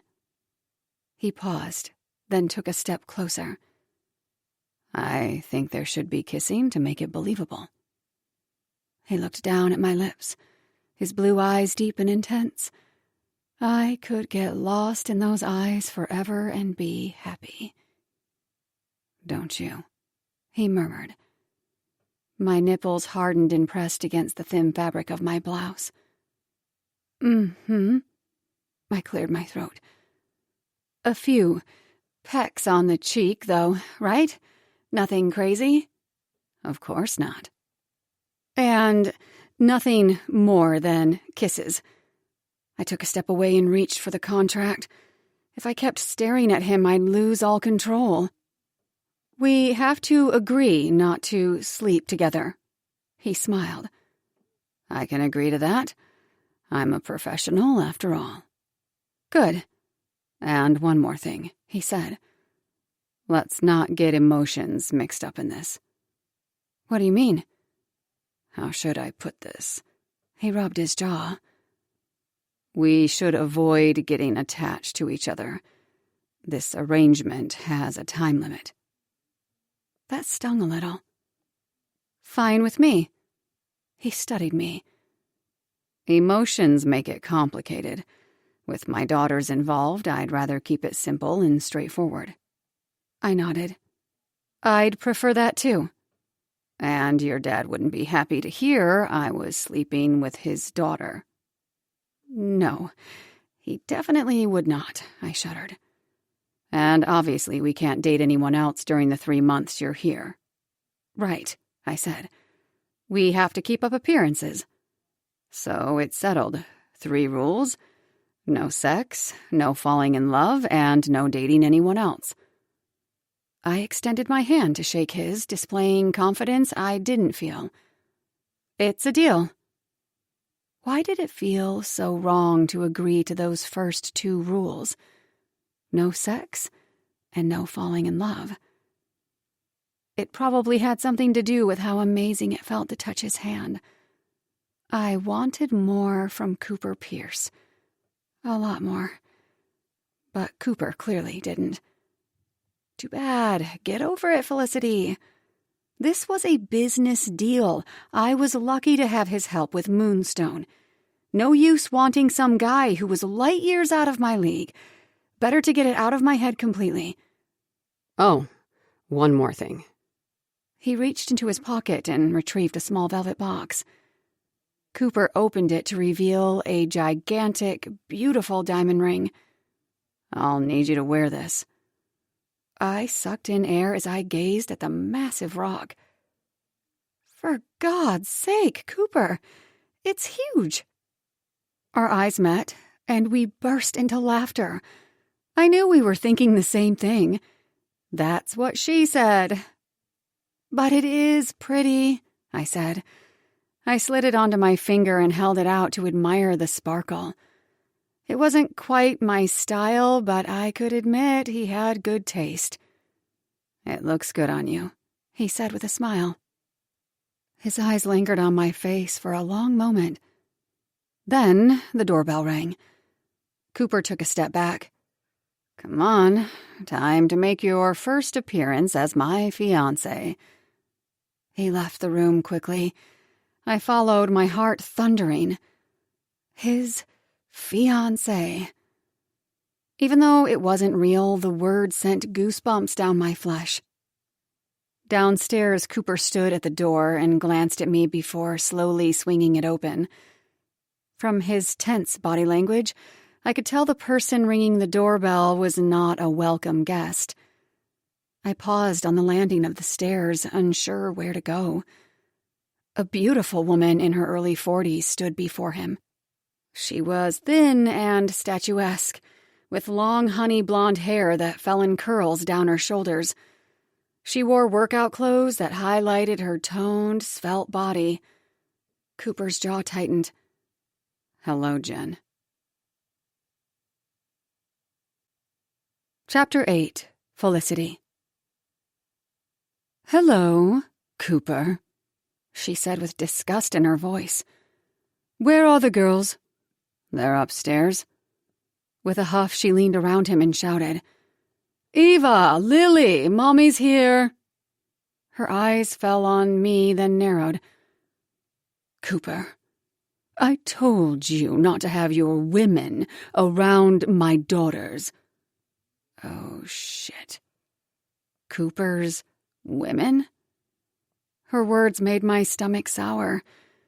Not only did her condescending attitude rub me the wrong way, but thinking of Cooper with a lot of women made me feel ill.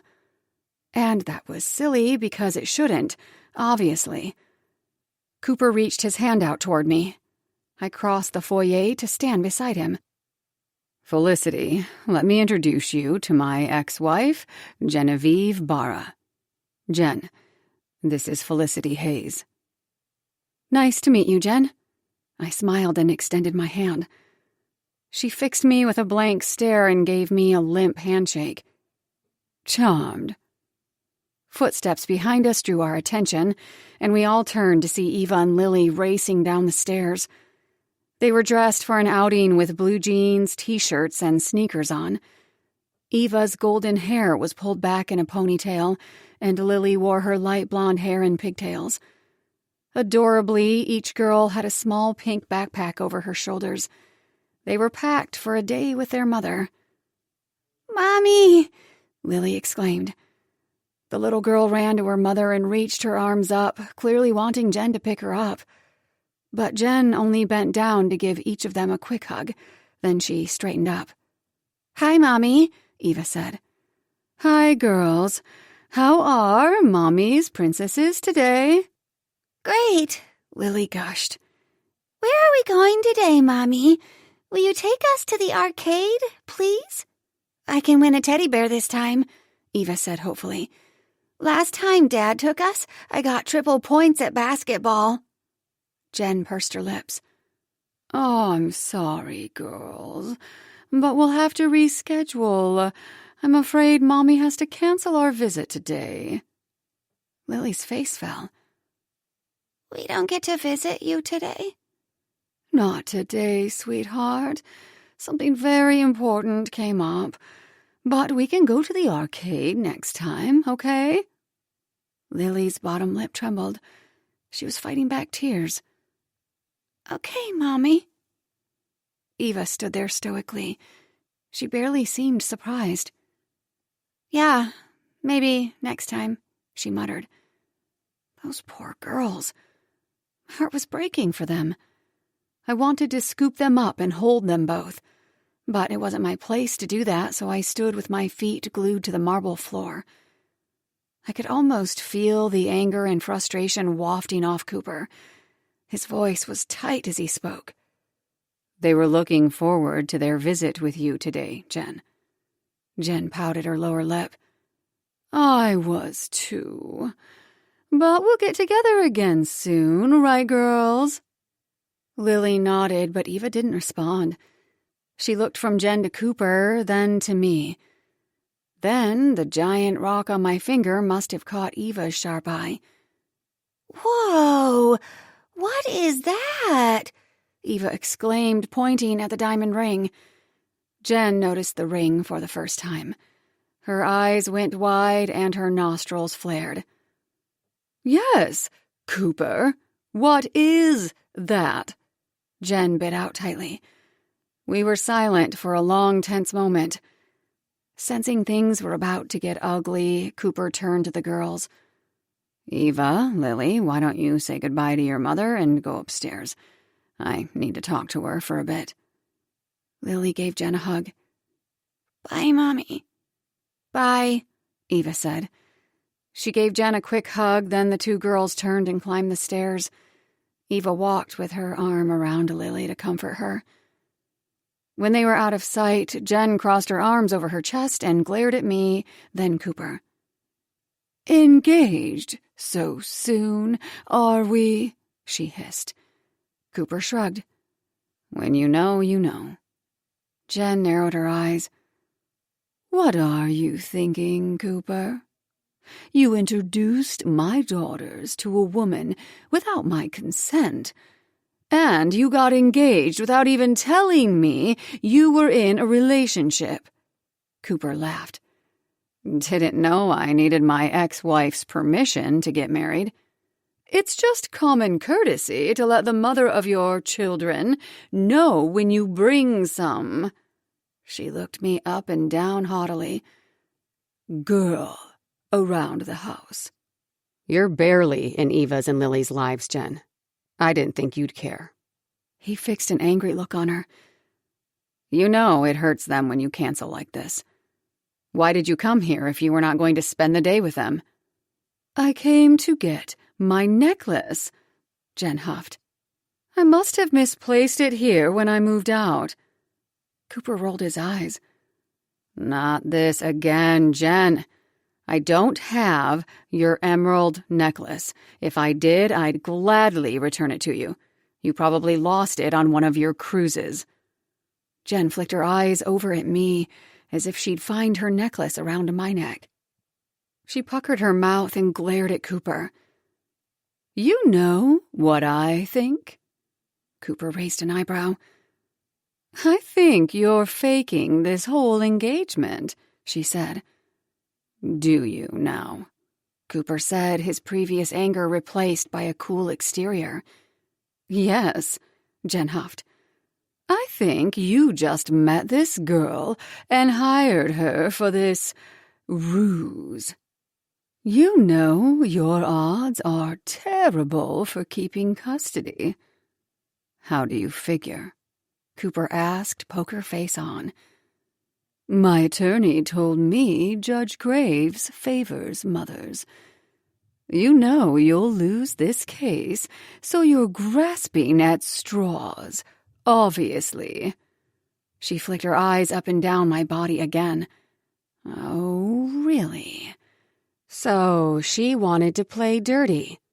I could play dirty. I put my arm around Cooper's waist and cuddled my head against his chest, breathing in his masculine scent. I looked up at him and he smiled at me.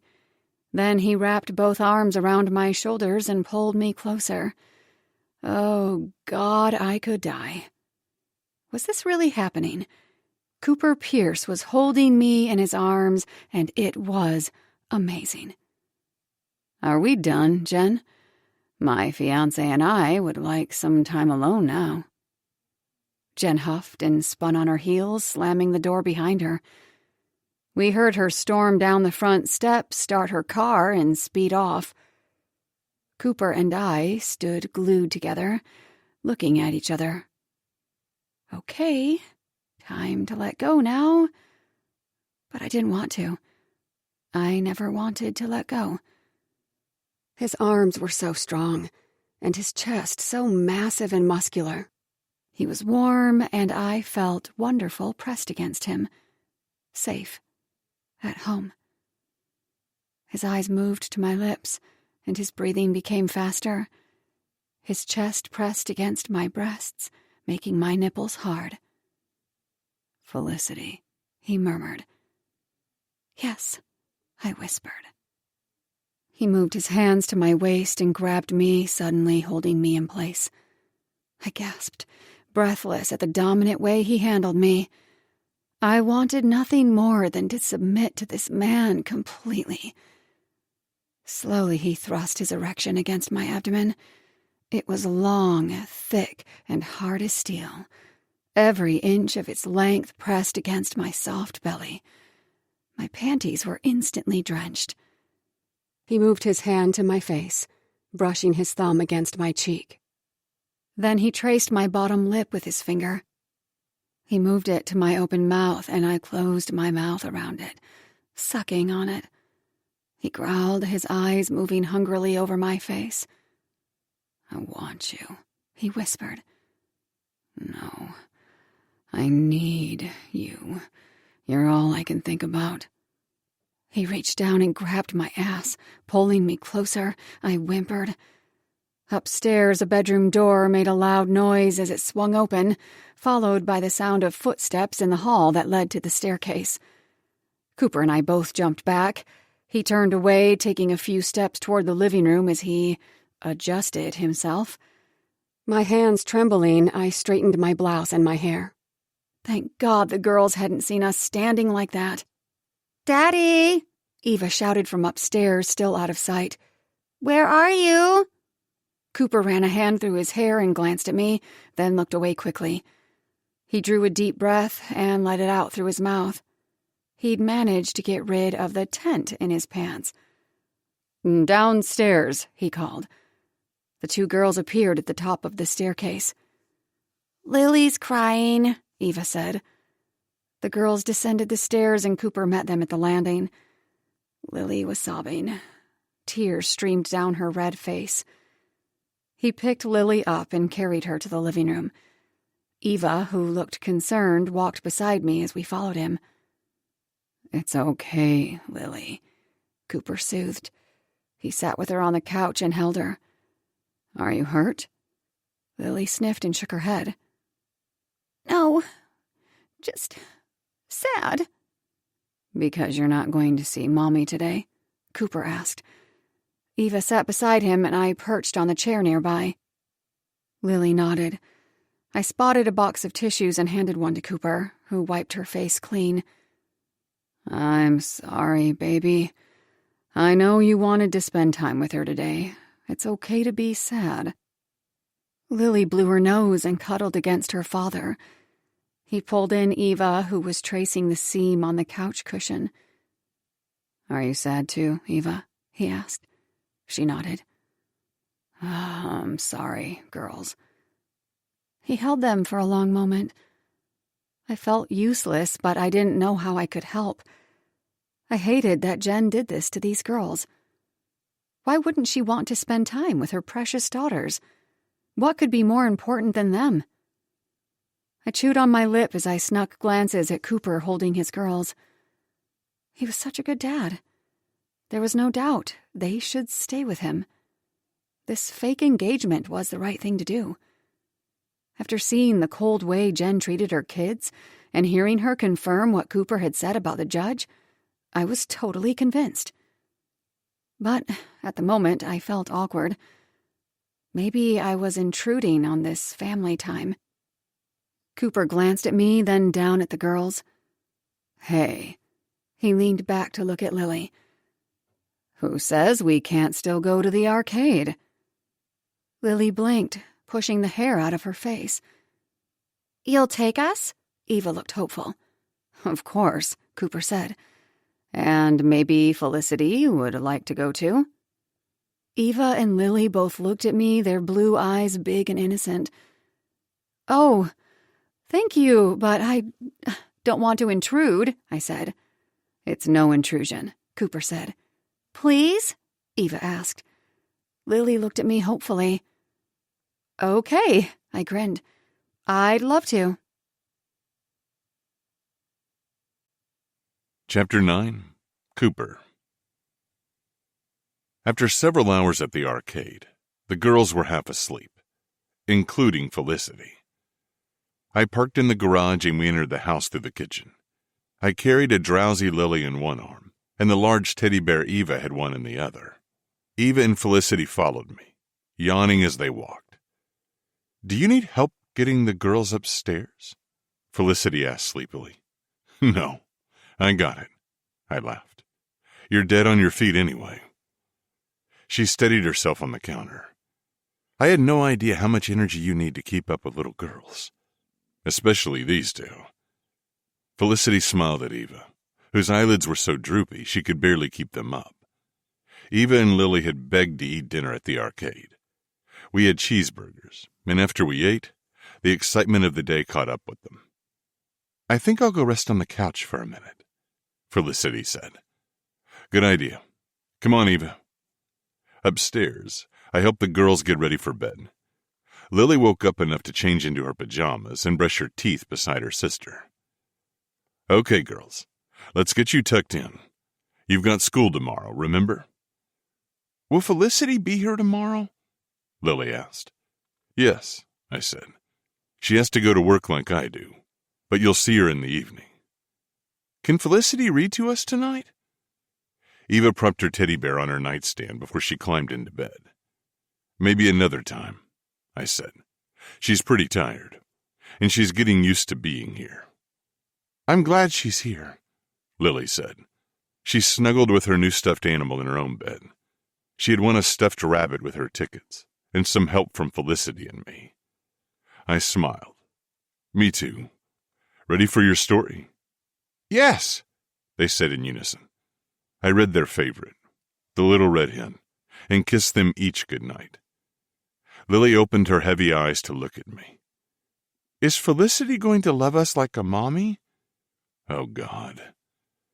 Her words hit like a shot in the heart, and I had to pause a moment so I wouldn't choke up. My poor daughters needed a mother so badly. I wanted to promise that Felicity would love them, that she'd stay forever, but I couldn't. I gave Lily a hug and brushed a strand of blonde hair out of her face. "Let's give it some time, okay, baby?" "Okay." "You girls are the light of my life. You know that, right?" Lily nodded. "I love you both to the moon and back," I said as I kissed Lily's head, "and I always will." I went over to Eva's bed and gave her a kiss on the forehead. "I love you, Eva. Good night, silly goose." "Night, Daddy." I turned the light out and left the room, closing the door behind me. There was movement inside, and I opened the door a crack to see Lily climbing into bed next to Eva. She'd started doing that recently. It worried me that Lily couldn't sleep alone. She was having trouble, and it killed me. Lily was grieving the absence of a proper mother more than she was missing Jim. They both were, even if Eva acted tough and pretended she didn't care. I didn't know how to fix it, and I would have given anything to fix the whole world for my daughters. They were seeing the best child therapist I could find, but that only went so far. The best I could do was make sure they kept living with me. I could at least protect them while they were in this house and under my care. And as long as this engagement with Felicity worked, I had a good chance at retaining custody.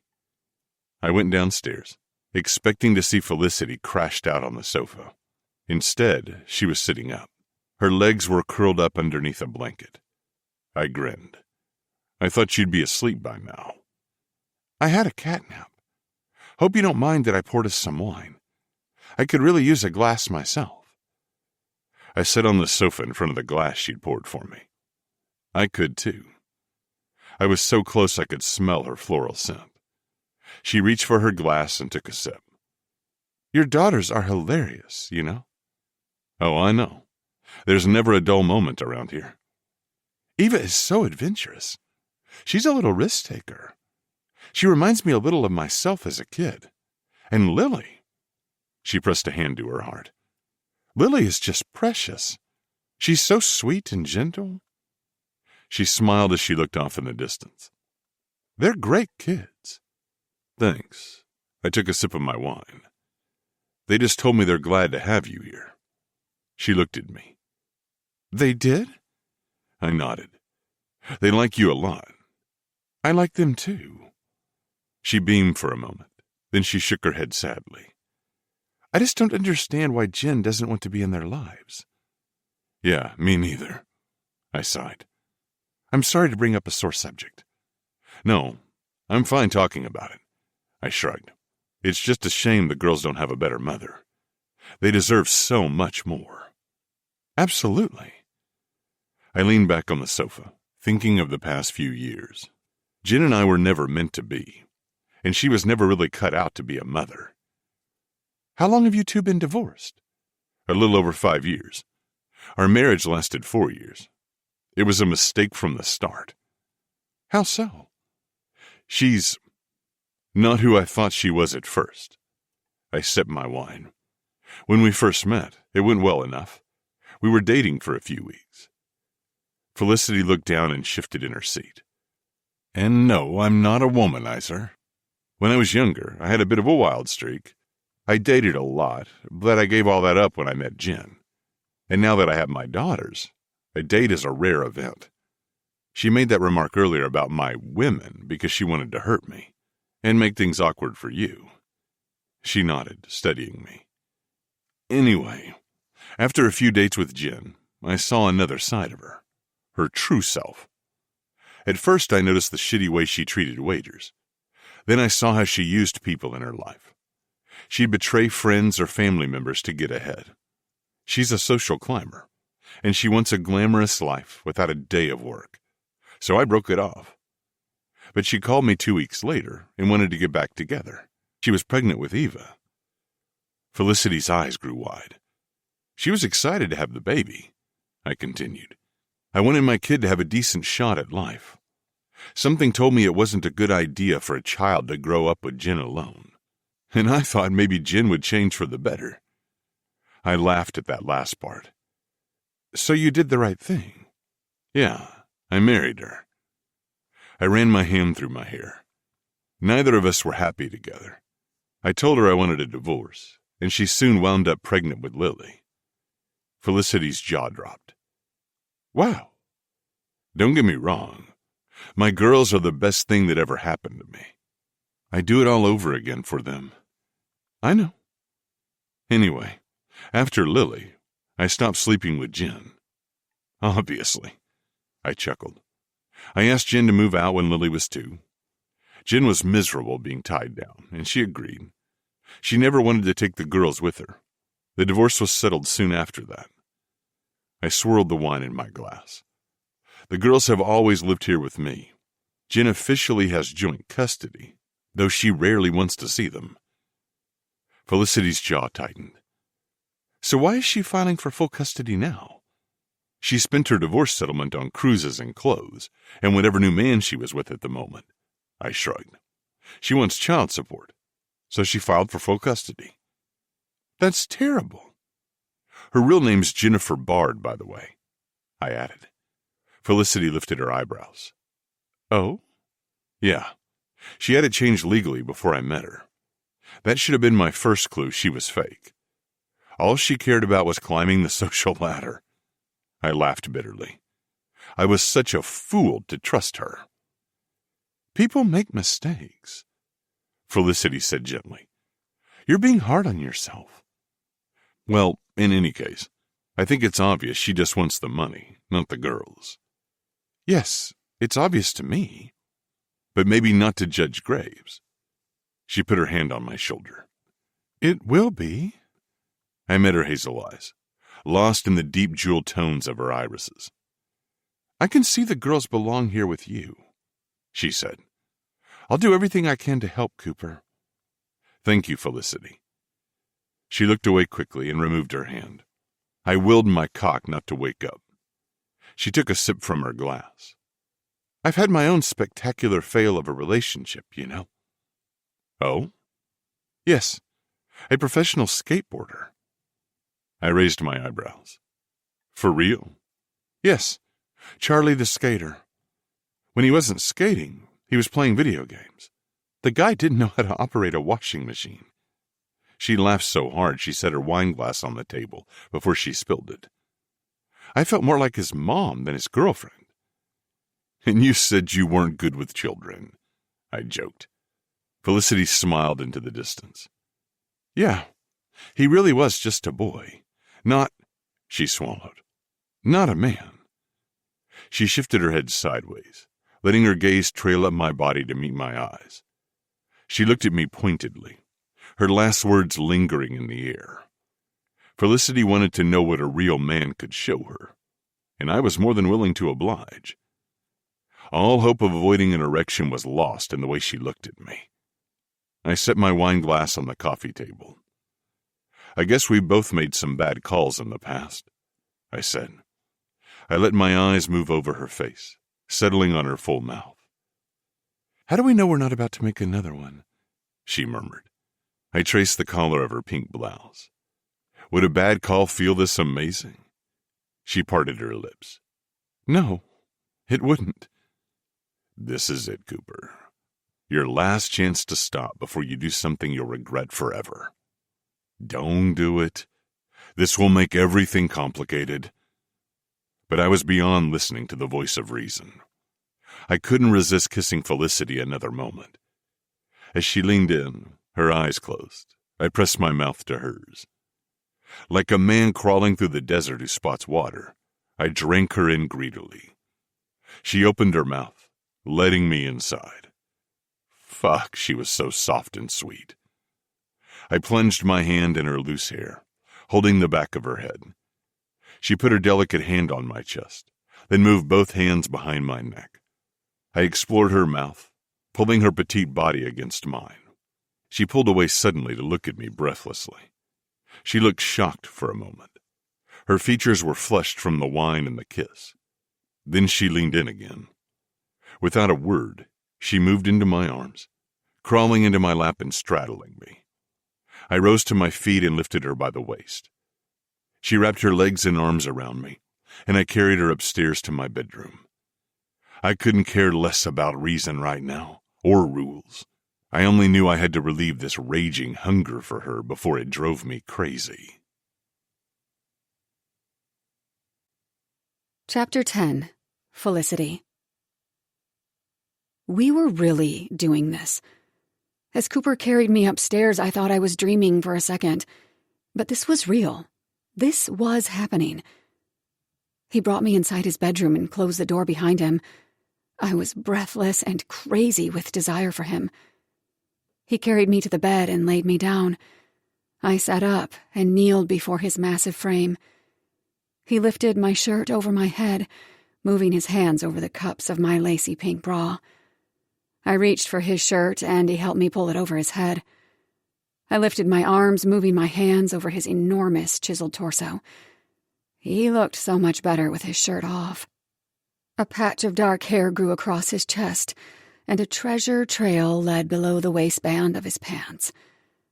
Cooper unfastened my bra and removed it, letting it fall to the floor. My breasts bounced free, and he moved his strong hands over them, kneading and massaging. The nipple stimulation made me wetter than I already was. "Lie back," he commanded. I did as I was told and watched as he unbuckled my jeans and pulled them off my legs. He tossed them and my socks to the floor. Grabbing my hips, he pulled me to the edge of the bed. I was wearing matching pink lacy panties. Cooper slid his hands from my lower legs up to my thighs. He parted them and positioned himself between my legs. I watched as he planted a line of kisses down each thigh, then blew warm air through the fabric of my panties. I shivered in anticipation. Slowly, he dragged his fingers over the crotch of my underwear. Bringing my legs together, he pulled at the waistband. Teasingly, he inched the fabric down my legs and dropped it to the floor. He opened my legs again, placing one on each of his shoulders. He looked at the flesh between my legs for a moment, then up at my face. "You're so beautiful," he murmured. He moved his hand slowly over my belly and hips as he kissed the sensitive flesh of my inner thighs, moving gradually to the center. Trailing a finger down my seam, he grinned at me. "You're so wet, Felicity." I moaned in response. "That's what you do to me." Finally, he kissed my clit, and that was all it took to become addicted to his mouth. He began to lick my inner folds, first long, slow movements with his tongue, and then rapid, shorter ones. I threw my head back and clenched the sheets in my fists. He chuckled, the vibration sending shivers through my body. "You like that, don't you?" "Mm-hmm." My core muscles tightened as the pleasure built in my body. "Please, Don't stop. He sucked my clit as he inserted his middle finger inside my opening. He curled it upward, somehow knowing exactly the right spot to touch. Oh, God, I moaned. Yes, right there. I braced myself as everything inside me contracted and released. My body writhed on the bed, bucking against his mouth. Fuck, yes, I gasped. He kept sucking, pushing me over the edge completely. Warm pulses rolled through my body and I felt myself go limp. He gave me a few delicate kisses on my throbbing sex as I came down from my high. Panting and dazed, I lifted my head to look at him. He smiled. You're even more beautiful when you come. He stood up and looked down at me as he undid his jeans. He stepped out of them, then pulled down his boxers and tossed them to the side. I propped myself up on my elbows to take in the glorious sight of Cooper Pierce's cock. I'm pretty sure I gasped. It was long, thick, and fully erect. It bobbed in the air, pointing to the ceiling. It was easily the largest cock I had ever seen. Suddenly, I became worried it might even be too big. Are you sure you'll fit? He leaned over me and kissed my earlobe and neck. I'm sure. I ran a finger down the length of his shaft. It was warm and hard. My mouth watered. I want you inside me, Cooper. He growled, then reached for the drawer in his nightstand. He retrieved a condom. I put my hand on his. I'm on birth control, and I was recently tested. You? A naughty grin spread over his face. Just tested too. All clear. He tossed the condom behind him. I giggled and lay back underneath him. He kissed me hungrily, conquering my mouth with his tongue. He lay over me, resting his weight on his elbows. His massive cock pressed against my abdomen. I arched my body against his, and he moved down to suck on each nipple. Finally, he moved the head of his cock to my entrance. His eyes closed. You're so fucking tight. As he kissed me, he worked the head of his cock inside me. I felt my muscles stretch around him. Slowly, he pushed himself in. I gasped as he entered me. You okay? He asked. Better than okay. Just getting used to you. He sucked on my lower lip, moving his hands over each of my breasts and kissing my nipples. He pushed himself all the way in, pausing and studying my face. I breathed and relaxed, wrapping my arms around his neck. God, you feel so good, Cooper. He kissed me again. So do you. He began to thrust inside me. I traced patterns down his hard, rippled back and wrapped my legs around his waist. The sensation of being completely filled was incredible. His body took me over. All I could do was surrender and ride the waves. Suddenly, he pulled out and rolled us both over so that I was on top. He lay back, grinning up at me. I braced myself with my hands on his chest. Slowly, I lowered myself onto his throbbing dick. At this angle, his length stimulated all my sensitive areas inside. I began to ride him. He cupped my breasts, letting them bounce in his hands.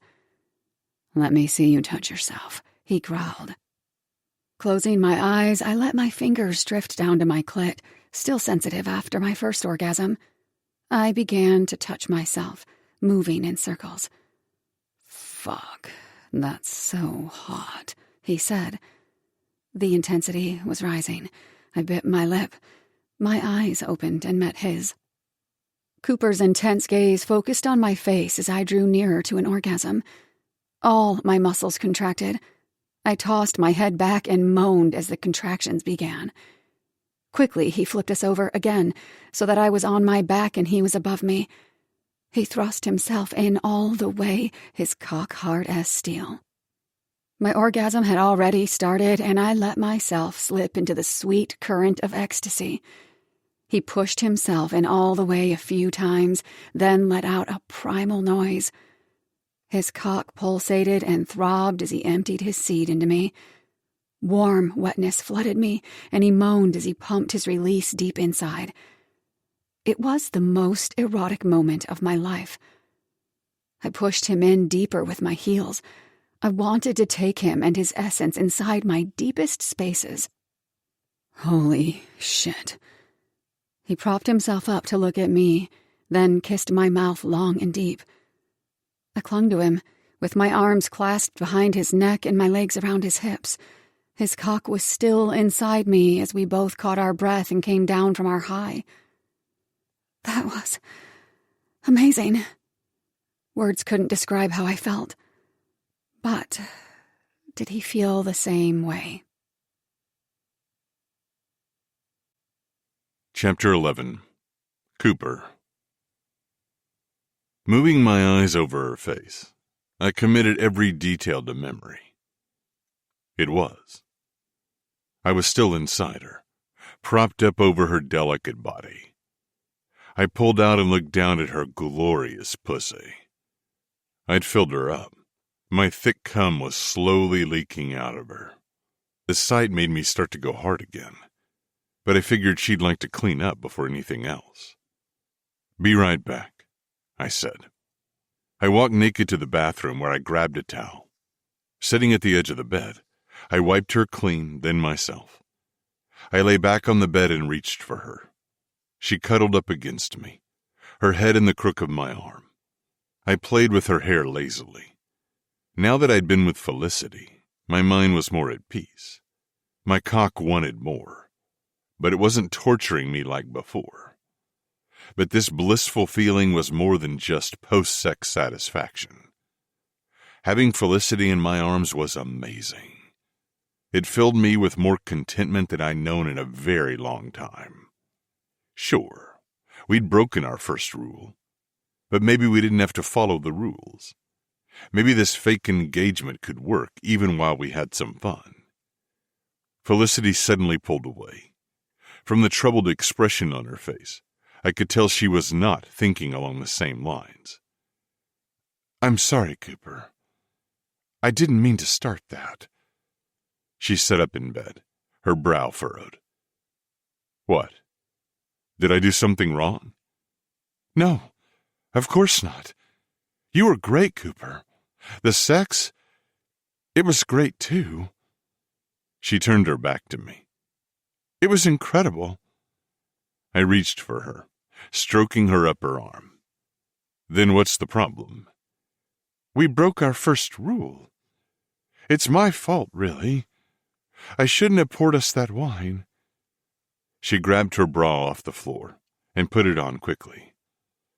"I don't want things to get complicated, you know?" "Oh."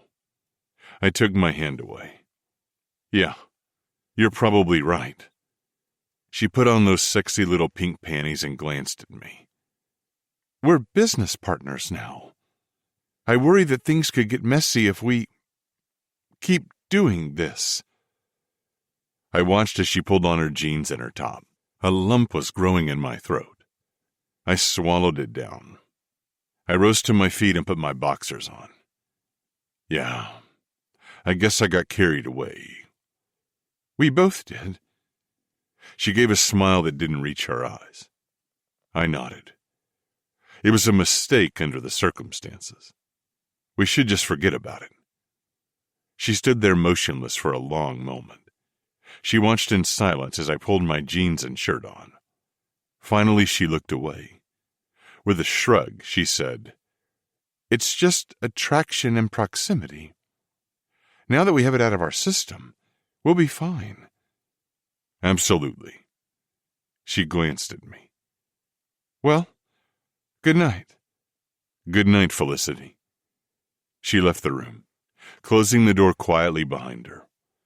I waited to hear the sound of her bedroom door opening and closing. With a groan, I fell back on the bed. Why did I have to make those stupid rules? But deep down, I knew she was right. There were so many reasons Felicity and I would never work out. She was 16 years younger. She was my business associate. Marsh would find out sooner or later that I was investing in her business, and that she was helping me with the custody case. That would be enough to infuriate him already. But if he found out I was sleeping with her, not only would I lose my business attorney, but I would lose the only guy who gave a damn when I was going through the worst nightmare of my life. Most of all, I had my daughters to consider. Eva and Lily came first. Always. This was already going to be difficult for them. They were already getting attached to her, and it would be hard for them to say goodbye in 3 months. But if Felicity and I started getting closer to each other, it would make things worse for my daughters when she left. If they saw Felicity and me growing closer, it would only hurt them. If they saw us flirting at breakfast or cuddling on the couch, they would become more hopeful that she would remain a permanent fixture in the house. And Felicity and I both knew that wasn't going to happen. Felicity had her whole life ahead of her. She didn't want to be saddled with a broken guy almost 20 years her senior with 2 kids. Felicity was right. We had to keep our distance from each other. I could handle heartache. I was used to it. But I didn't want my daughters to lose any more than they already had. Chapter 12. Felicity. The next morning, I felt like I had been hit by a truck. It was bad enough that I had gone to bed with a heavy heart.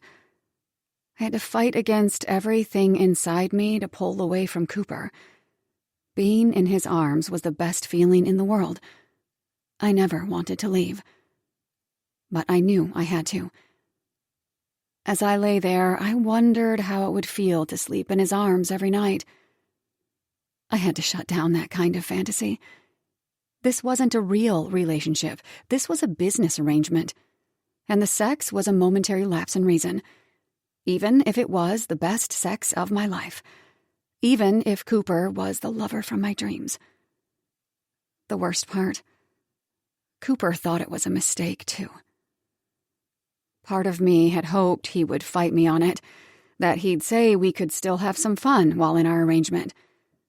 But he had been quick to pull away, which just confirmed I needed to keep my distance. On top of everything, I woke up feeling sicker than a dog. In my bathroom, I washed my face and brushed my teeth. Wrapping a robe around myself, I dragged myself downstairs. Every step was painful. In the living room, Eva and Lily were curled up under blankets on the sofa. They looked pale and fatigued.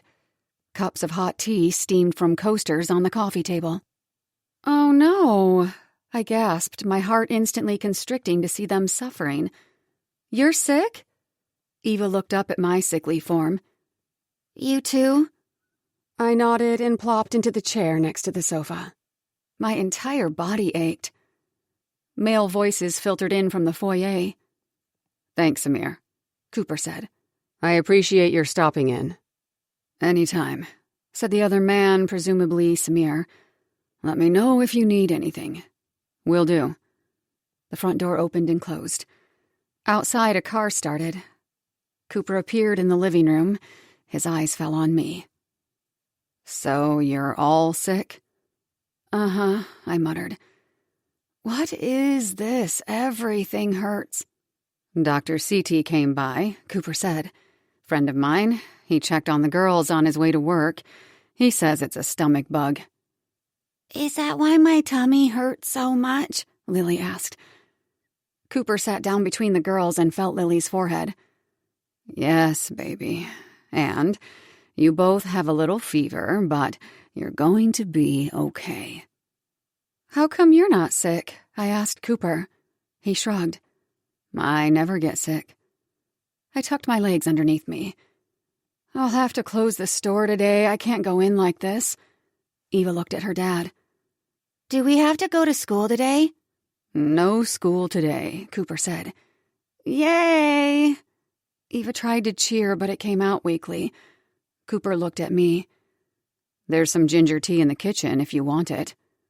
I gave him a smile. "Thank you." He looked at his phone. "I'm staying home to take care of them. If you need to go upstairs and rest, feel free." "Okay." I pushed myself to my feet. I think I'll go get some tea first. Sounds good. He was avoiding looking at me. It stung. I trudged into the kitchen and poured myself a mug of the hot tea. While it cooled, I retrieved my phone from my robe pocket.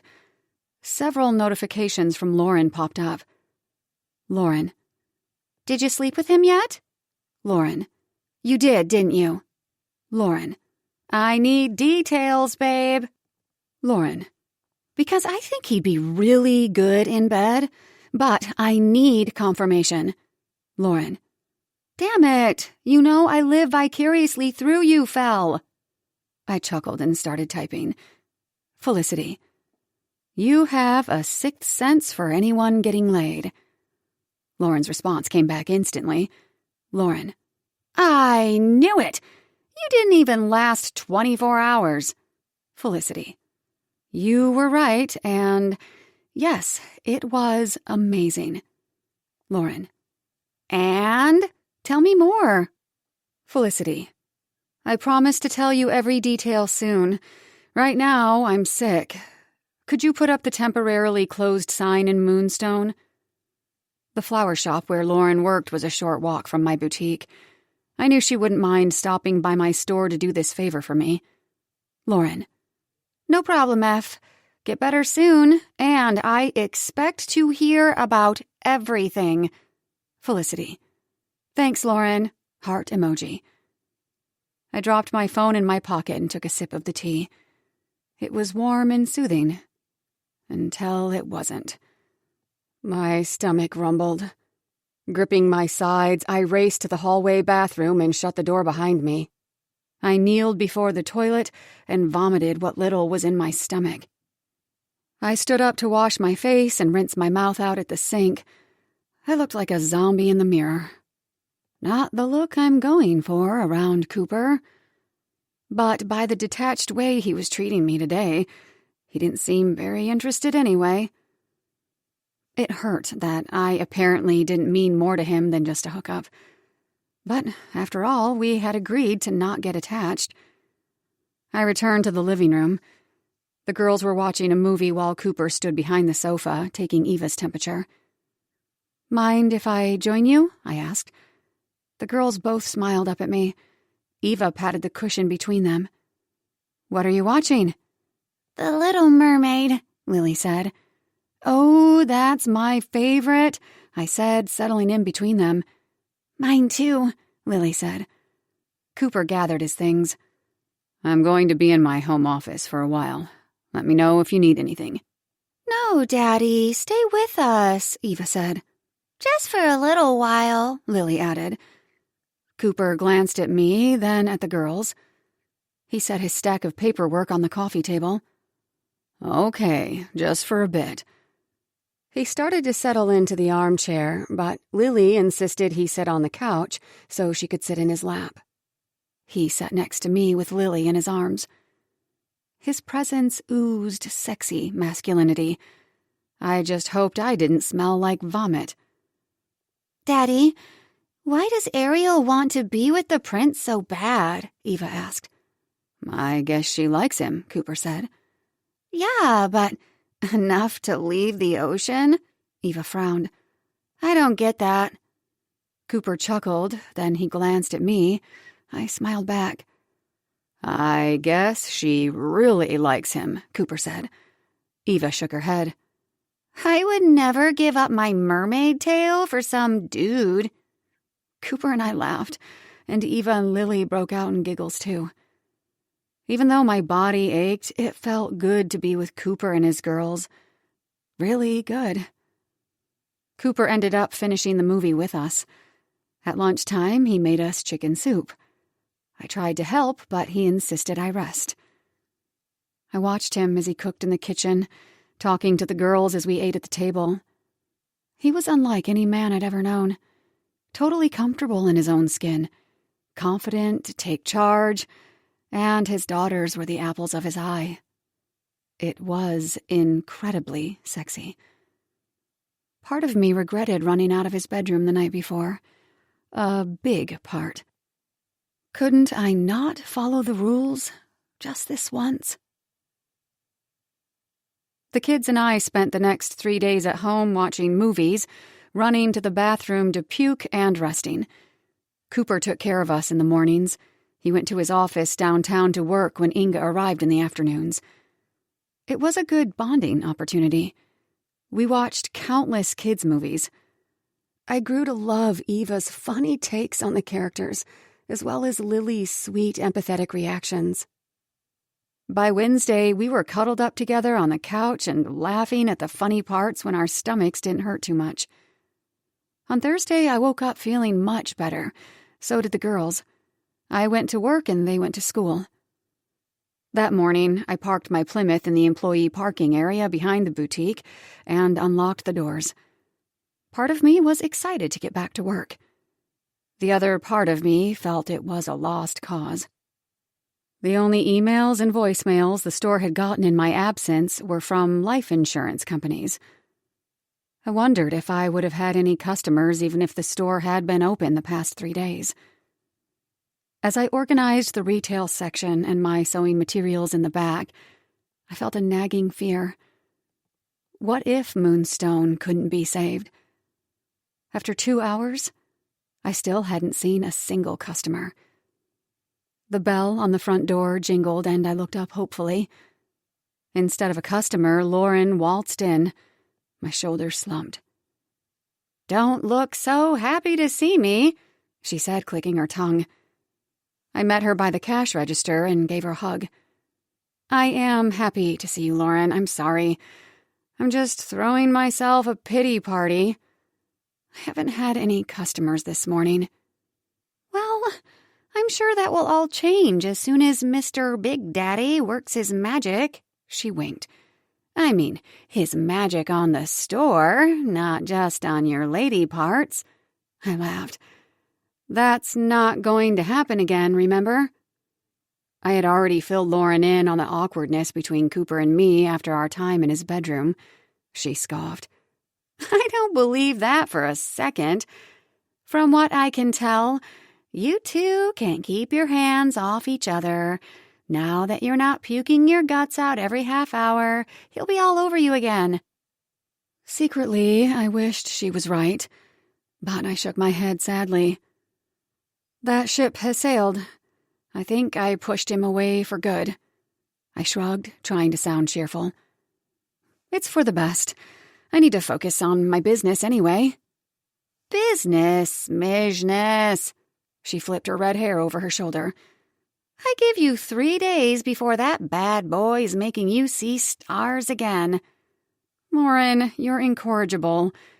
She gave me another hug, then turned to head toward the door. I know. Just keep me posted. I better get to the flower shop before Ernie gets there. He's always looking for some reason to fire me." "Okay. Talk to you soon." I blew her a kiss as she walked out. Returning to my laptop at the desk, I sighed. The numbers for this month's revenue weren't looking good. I just hoped Cooper was a miracle worker. By lunch, I'd had 2 customers. One bought a shirt from the clearance rack, and another purchased a strapless dress from my summer collection. Both were thrilled with their purchases and promised to return. It gave me a little hope. Seeing people fall in love with items I had designed and created always made me feel like $1,000,000. Still, it wasn't enough. A few customers a week wouldn't keep my boutique doors open. With a sigh, I opened the food delivery app on my phone. My appetite had returned, but my stomach still felt a little wobbly. Just then, the door opened. I looked up with surprise to see Cooper walk in. My face opened into a big smile. Seeing him in my store filled me with excitement and pride. "Welcome to Moonstone Boutique." I stood from my desk. He took in the space, getting an overview of the store. "I thought you might like some soup." He lifted the bag he carried. The aroma of the chicken soup hit my nose and my stomach growled. God, yes, I'm starving. I was going to order a sandwich, but soup sounds much better. I watched as he unpacked the containers on my desk. "Thanks, Cooper." He grinned at me. No problem. You were a big help with the girls the past few days, so it's the least I could do. I shrugged. I just watched movies with them. It was fun. His blue eyes locked on mine and his mouth curved into a smile. Yeah, it was. My stomach fluttered, and it wasn't from the stomach bug. Being close to Cooper was still so thrilling. What do you think of Moonstone? I asked, gesturing to the store. It was his first time visiting. He walked slowly through the main corridor, taking in the display racks, the cash register, and my sewing space at the back of the shop. It's a gorgeous store. Really? I gushed. He shifted some items on the rack, looking at the tunics and blouses. I expected him to be clueless about clothes, but to my surprise, he inspected the construction, looking at seams and checking the fabric like he knew what he was doing. Then he crossed to the evening wear section and lifted a blue dress off the rack. It was similar to the dress I wore the night I met him at my dad's party. He glanced at me. Felicity, you're really talented. My face flushed warm. Thank you, Cooper. And I'm not just saying that. I had a hunch from what I saw when we met that you had a knack for design. I wouldn't have agreed to invest in your business if I hadn't. He smiled. My gut instinct is usually correct. His eyes fell on me. Again, a rush of butterflies fluttered in my stomach. These past few days, I've been doing a deep dive into fashion design research, he said. I have to know a little about whatever business I'm investing in. Makes sense, I nodded. And seeing your store and more of your designs in person, I'm certain I made the right choice. He removed a sage green bohemian-style dress from the rack. He brought it up to me, holding it under my chin. He squinted as if to imagine what it might look like being worn. With a nod, he returned it to the rack. I wiped my palms on my skirt. Being around Cooper made me feel like my fever was returning. Please eat, he said, gesturing to the food. I cleared my stuff to make space on the desk and sat down. I began to devour the chicken noodle soup he'd brought, hungrier than I realized. Don't you want any? I asked between bites. Nah, I already ate. He was looking at some linen pants. Then he saw the price tag. What the hell? He muttered. What? He checked the tags on the green dress and tunics. I knew your prices were low, but this is ridiculous, Felicity. I know, I can increase them. Damn straight. He took a seat across from me at the desk. I need to look at your financial records. You didn't send me your profit and loss statements. I swallowed my bite of soup, then clicked on my laptop. This is last month's bookkeeping. I turned the computer to face him. He furrowed his brow, reading the spreadsheet and scrolling. I snuck a peek at his thick, tight forearms as he worked. His presence dominated the store. His huge frame and woodsy cologne seemed out of place in the girly boutique, but I loved having him here. The previous months are on the next page, I said. He nodded and clicked around, studying my records. My heart pounded, suddenly feeling vulnerable as Cooper peered into my files. I finished my lunch and put the containers away. Finally, he looked at me. You need to increase your prices by 80%. 80? That's a lot. Then you're going to run a targeted ad campaign in some upscale magazines. I held my hand up. I don't have the budget for that. Do you know how much those ads cost? That's what the investment check I gave you is for. Oh, right, I said sheepishly. Cooper had given me a large check after I signed his contract the other day. You haven't cashed it yet, have you? I cringed. It's still in my purse. He rolled his eyes, but he was smiling. Do you want to turn this business around or not? I do. I was a little intimidated by all the zeros. It's a lot of money. He shrugged. To make money, you have to spend money. I nodded, looking down at my lap. I was afraid I couldn't keep up my end of the bargain. What if I didn't do a good enough job as his fake fiancé, and he didn't win custody of the girls? There was so much riding on this arrangement. I didn't want to let Cooper or his daughters down. I'm here to help you, Felicity. You have to trust me. I looked up at him, and his deep blue eyes bored into my soul. You do trust me, don't you? He asked in a low voice. Yes, I stammered. I couldn't help it. When he talked to me in that deep voice, it did things to me. I got all flustered and sounded like an idiot. I bit my bottom lip looking up at him. Good. He stood up and went to the cash register. Now, walk me through your procedure with customer service. I followed and stood next to him, explaining my protocols for sales, packaging, and returns.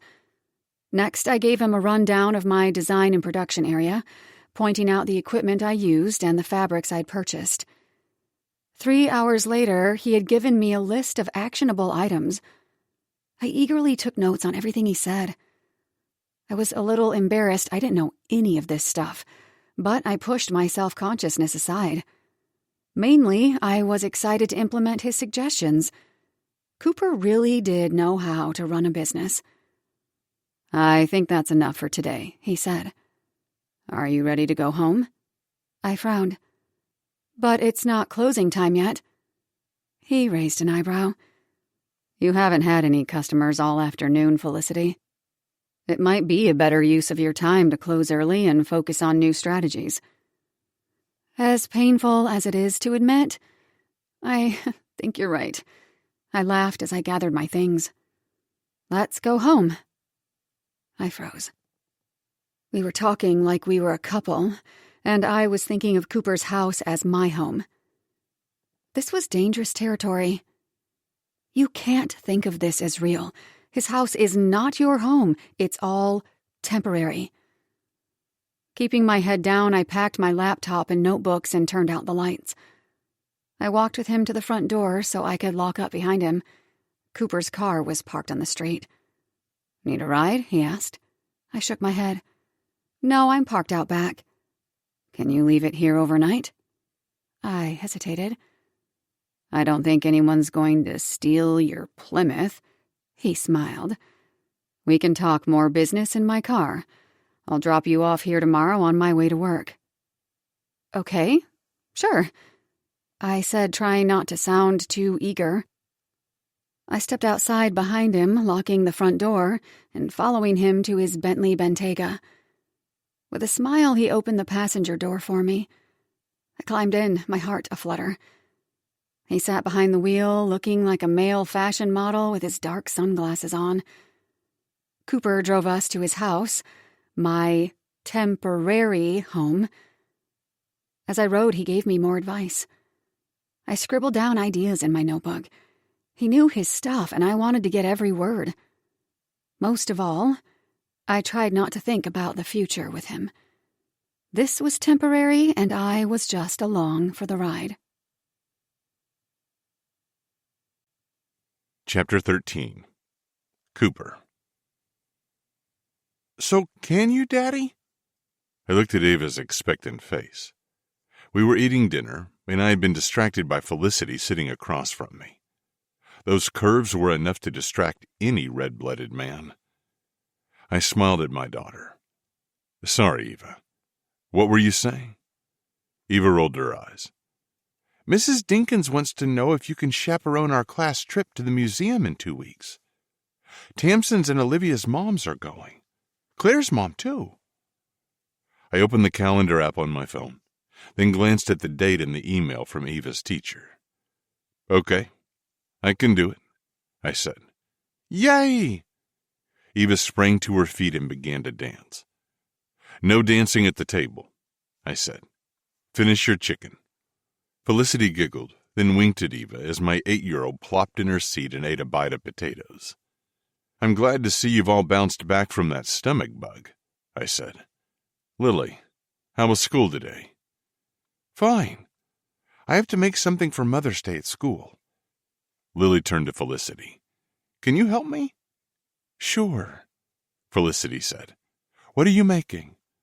Lily shrugged. It's a craft project. We're supposed to find out what our mommies like and make something for them. I shifted in my seat. Mother's Day was always hard on the girls. School projects like this didn't make it easier. Felicity glanced at me, then back at Lily. Well, what does your mom like? We could make a list of her favorite things. Her favorite color, animal, food. Lily shook her head. I don't want to make it for her. I want to make it for you. Felicity paused for a long moment. My throat closed up, and I took a sip of water as I watched them. Shit. What had I done? The girls were getting too attached to Felicity. I hadn't counted on that happening so quickly. The last thing I wanted was to hurt them, and I was afraid this fake engagement would do exactly that. But what could I do? It was too late to stop now. Felicity reached across the table for Lily's hand and squeezed it. That's really sweet you want to make it for me, Lily, but I don't want us to hurt your mom's feelings. Lily looked down at her plate. I don't think Mommy would care. Are you sure, Lily? You can make it for your mom and give it to her the next time you see her, I offered. She always cancels, Lily said. I want to make it for Felicity. Felicity and I exchanged a glance. I gave her a nod, ignoring the constriction in my chest. Okay. Well, I can tell you some of my favorite things. Felicity spoke cautiously. I love chocolate. Purple tulips are my favorite flowers, and daffodils. Lily nodded, trying to remember it all. What's your favorite animal? Eva asked. Cats. What's your favorite color cat? Lily asked with a serious look on her face. Felicity thought for a second. I like orange cats. Oh, and calico cats. I love calico cats, Eva declared. Then she shot me an annoyed look. Daddy won't let us get a cat. He won't? Felicity asked, her mouth curling into a smile. No, he won't, Lily said with a pout. Why not? Felicity asked. All three of them turned to me expectantly. My daughters were happy to have Felicity on their side. I laughed. I said we can get a pet someday, when you're both a little older so you can take care of it. Eva harrumphed. Like when I'm 15, probably? I can barely handle you two hooligans, much less a cat on top of everything. The doorbell rang, and I heard Monica open the front door. 2 more bites, please, I told Eva. I had a feeling the visitor we'd just received was about to put an end to dinner. Please, Mr. Hayes, they're having dinner. Monica's voice came through the hall. Felicity's eyes widened as she looked at me. Lily, finish your potatoes, I said calmly. Marsh Hayes blew into the dining room, his face red. There you are, he said angrily to Felicity. Monica hustled in behind Marsh. I'm sorry, Mr. Pierce. He wouldn't listen to me. I waved her off. It's fine, Monica. The girls were just finishing up. Monica nodded and left the room. Felicity squirmed in her seat. Dad, what are you doing here? Well, I came to find out why you went against my request to stay away from my investors. His sharp eyes swept over the dinner table, taking in the cozy vibe. But now I'm wondering what you're doing here. I expected to find you talking business, not having a family dinner. I threw my napkin on the table. Girls, time to go upstairs. Eva sighed. Man, we never get to hear anything good. She pushed away from the table and left the room with Lily behind her. I heard their footsteps as they raced upstairs to their bedroom. When the girls were out of earshot, Marsh turned to me. What the hell is going on here? I leaned back in my chair, refusing to take his bait. Dinner. Damn it, Cooper, don't toy with me. His eyes flicked between Felicity and me. Are you sleeping with my daughter? I paused.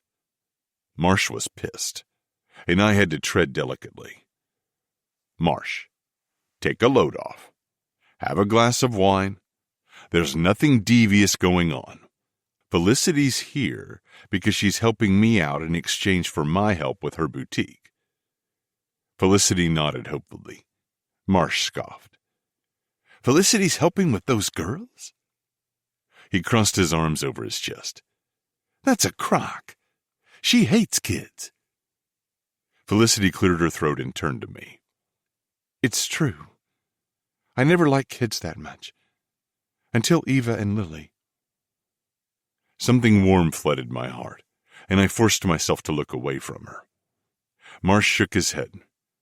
I can't believe this. He spun on his heels and began to pace through the dining room. While his back was turned, Felicity slipped off the engagement ring and put it in her pocket. I don't know what's going on here, Marsh said, turning to face Felicity again. But I don't like it. I already forbade you from approaching my clients. I know, but this was important, Dad. I stood up and pushed the chair out. I needed a new project, Marsh. You know how stagnant things have been lately, ever since the Sullivan brothers bailed out. Marsh harrumphed, exactly the response I wanted. You bailed on them. They wanted 80%, Marsh. You and I both know I couldn't live with that. I'm not a charity. I crossed the room, gesturing for Marsh to follow me. Come on, let's have a drink. My strategy worked, and Marsh reluctantly went to my study with me. Anything to get him away from that family dinner. My dining room suddenly felt like a crime scene. Whiskey?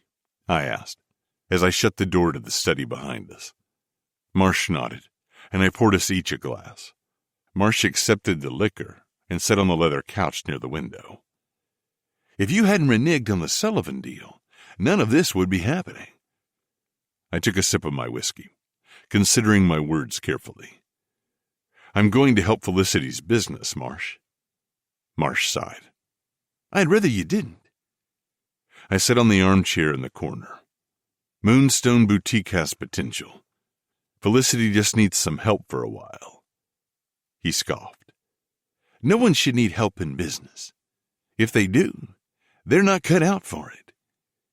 You and I both know that's not true. I didn't need help, and no kid of mine deserves a handout. He shook his head. Handouts make you soft, weak. I didn't make it to where I am now from Daddy's friends paying my bills. Well, not everyone is you, Marsh. Investing in businesses is my business. It's what I do. I don't tell you how to run your law firm, do I? Marsh tightened his jaw. I had it in there. The forecast for high-end boutique clothing is good. Market shares are expected to increase rapidly in the next 10 years, I said. And your daughter's talented, Marsh. It would be stupid for me not to invest in Moonstone. Marsh paused, then looked at me. Well, I guess I can't force you to do the right thing, Cooper. My gut twisted. The right thing? Let her go it alone. I chuckled. No, you're right. This one's out of your reach. You can't control everything, Marsh. We were both quiet for a while. Finally, he drained his glass and stood up. I'll talk to you later, Cooper. I exhaled. He was leaving, and I was relieved he hadn't again questioned me about sleeping with his daughter. I followed him out of the study, my whiskey glass in my hand. Felicity's voice wafted into the foyer from the living room. All right, Marsh, I said, hoping to usher him out the door. But Marsh turned and walked to the living room. Damn! I was on his heels as he entered the space. Felicity and the girls were seated on the floor around the coffee table, coloring in notebooks and chatting happily. I thought I told you girls to go upstairs, I said. Eva looked up. It's too early for bed, Daddy. We were bored. Marsh cleared his throat. Felicity, do you need a ride home? Felicity straightened.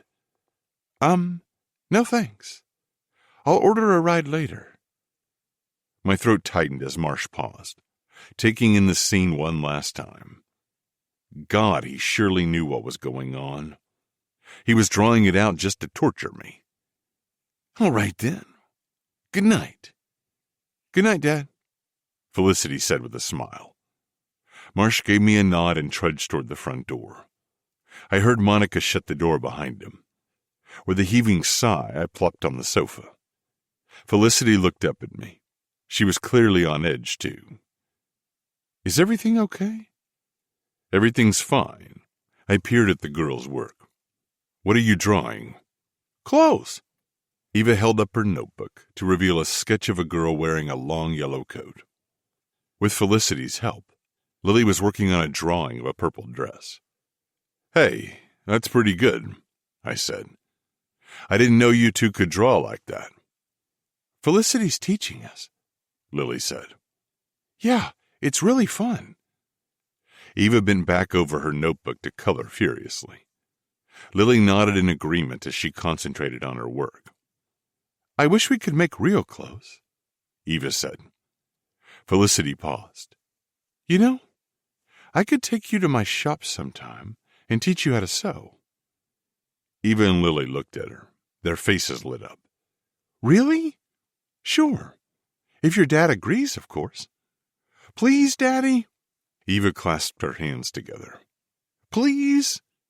I think it's a great idea, I said. Yay! Lily and Eva cheered and high-fived Felicity. I want to make some cool-looking shorts, Eva said. Something to wear to the park so I can climb on the jungle gym, but not look like a dork. And I want pockets like the boys get. And I want to make a princess dress, Lily said. Felicity giggled. Well, we'll start with something simple like a tank top. I'll have to teach you the basics first, but then we can move on to princess dresses and shorts with pockets. Ooh, this is going to be sweet, Eva said. She turned the page in her notebook and began to draw the shorts she wanted, coloring them blue and purple. Lily moved closer to Felicity and rested her hand on her shoulder as Felicity added some details to Lily's dress. I smiled. It had been a long time since I'd seen the girls like this, cozying up to anyone other than me or Inga. They're getting too close to her. This will end in disaster. But I told that nagging voice to shut up. My daughters loved this time with Felicity, and I did too. It would hurt like hell when it ended. All I could do was enjoy it while it lasted. Chapter 14. Felicity. The next afternoon, I smiled to myself as I hemmed a pair of wide-leg pants. Eva and Lily were such a hoot. My heart felt lighter remembering the fun we had the evening before. We were starting to feel like a family, and I couldn't help but love it. The bell on the door chimed, and I looked up. My heart jumped into my throat. I rose to my feet so quickly my chair fell behind me. It was the last person I ever expected to see in Moonstone Boutique. Dad? My father's imposing frame paused in the door, as if he was having second thoughts. Finally, he stepped inside the space and looked around. Silently, he approached a rack of blouses near the entrance. He grasped the price tag and shook his head. "This is priced too low," he announced gruffly. My words seemed to escape me as I stared at him. It took me a moment to speak. "I know. I'm going to adjust the prices on everything tomorrow," I swallowed. I shut my machine off and crossed the space toward him while he took everything in. He still hadn't looked at me, though. "What are you doing here, Dad?" "Just thought I'd see what kind of place you have." I shook my head, amazed. "You've never set foot in the store before." He shrugged. "First time for everything." He swept his gaze over the walls and ceilings and looked at a couple more racks. Then he headed toward the back. Here, let me show you my workspace. I cut all the fabric here. I gestured to the bolts of material and the large table I used to cut pieces. He nodded, then glanced at my small collection of sewing machines and sergers. And I make all the clothes here. I held up the wide-leg pants I'd just finished. Hot off the press. Dad frowned. Why are you doing that today? I thought you'd be working on managing the business, not making more clothes. I wanted to finish the garments I was working on before... I shifted my weight. Before Cooper gave me his recommendations.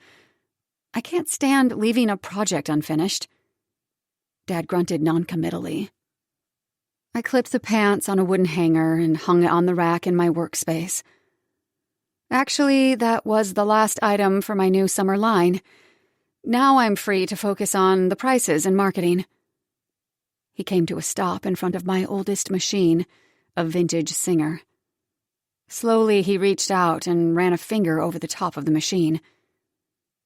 This was your mother's, wasn't it? I nodded. Yeah, good memory. After a pause, he walked toward the large window in the back of the store. Lots of windows in here? Yes, that was what convinced me to rent the space. I need natural light to work. With a nod, he turned and walked a few steps toward the middle of the store. He went to the sales counter where I had the cash register and some small items for sale. He pointed at a small bowl full of pearly white stones. Are those moonstones? Yes, I smiled. Mom's favorite. A slight smile pulled at his lips as he picked up one of the stones. That's right.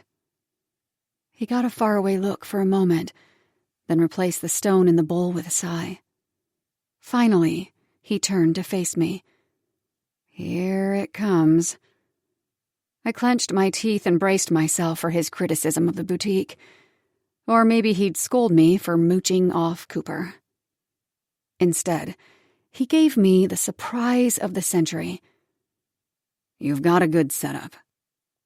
I beamed. A weight lifted from my shoulders. Thanks, Dad. I've worked really hard on this place, and the clothes, of course. It shows. He held the sleeve of a flowy dress on a display rack, inspecting the design. There's still so much to do, I said. There's so much I wasn't aware of when it comes to running a business. Cooper's been helping with that. I fidgeted. Hopefully it will be a thriving store soon. He looked at me. You could have done that yourself, Felicity. I opened my mouth to protest but stopped myself. It was his way of giving me a compliment. You have so much of your mother in you, he said quietly, glancing at her old sewing machine. She was such a fighter. She never let anything stop her, not even cancer. Well, until she couldn't fight that anymore. I swallowed the lump in my throat. I know, Dad. I was almost speechless. He never talked to me about Mom. He looked down at the sleeve he held, then let it go. Well, I better head out. I'm bringing some work home from the office tonight. Thanks for stopping by, Dad. I'm glad you came to see the store. Yeah, I guess I should have come by sooner. Come back any time. He gave me a nod, then headed toward the door. I followed behind him. Just before he reached the entrance, he turned to me. You know, Cooper used to have quite the reputation before he married Jen. He was known as a ladies' man. Shit. Oh, really? I croaked. Yes, and you would have been just the type of girl he'd go after. My heart pounded in my chest. Oh. If you weren't my daughter, and so much younger than he is.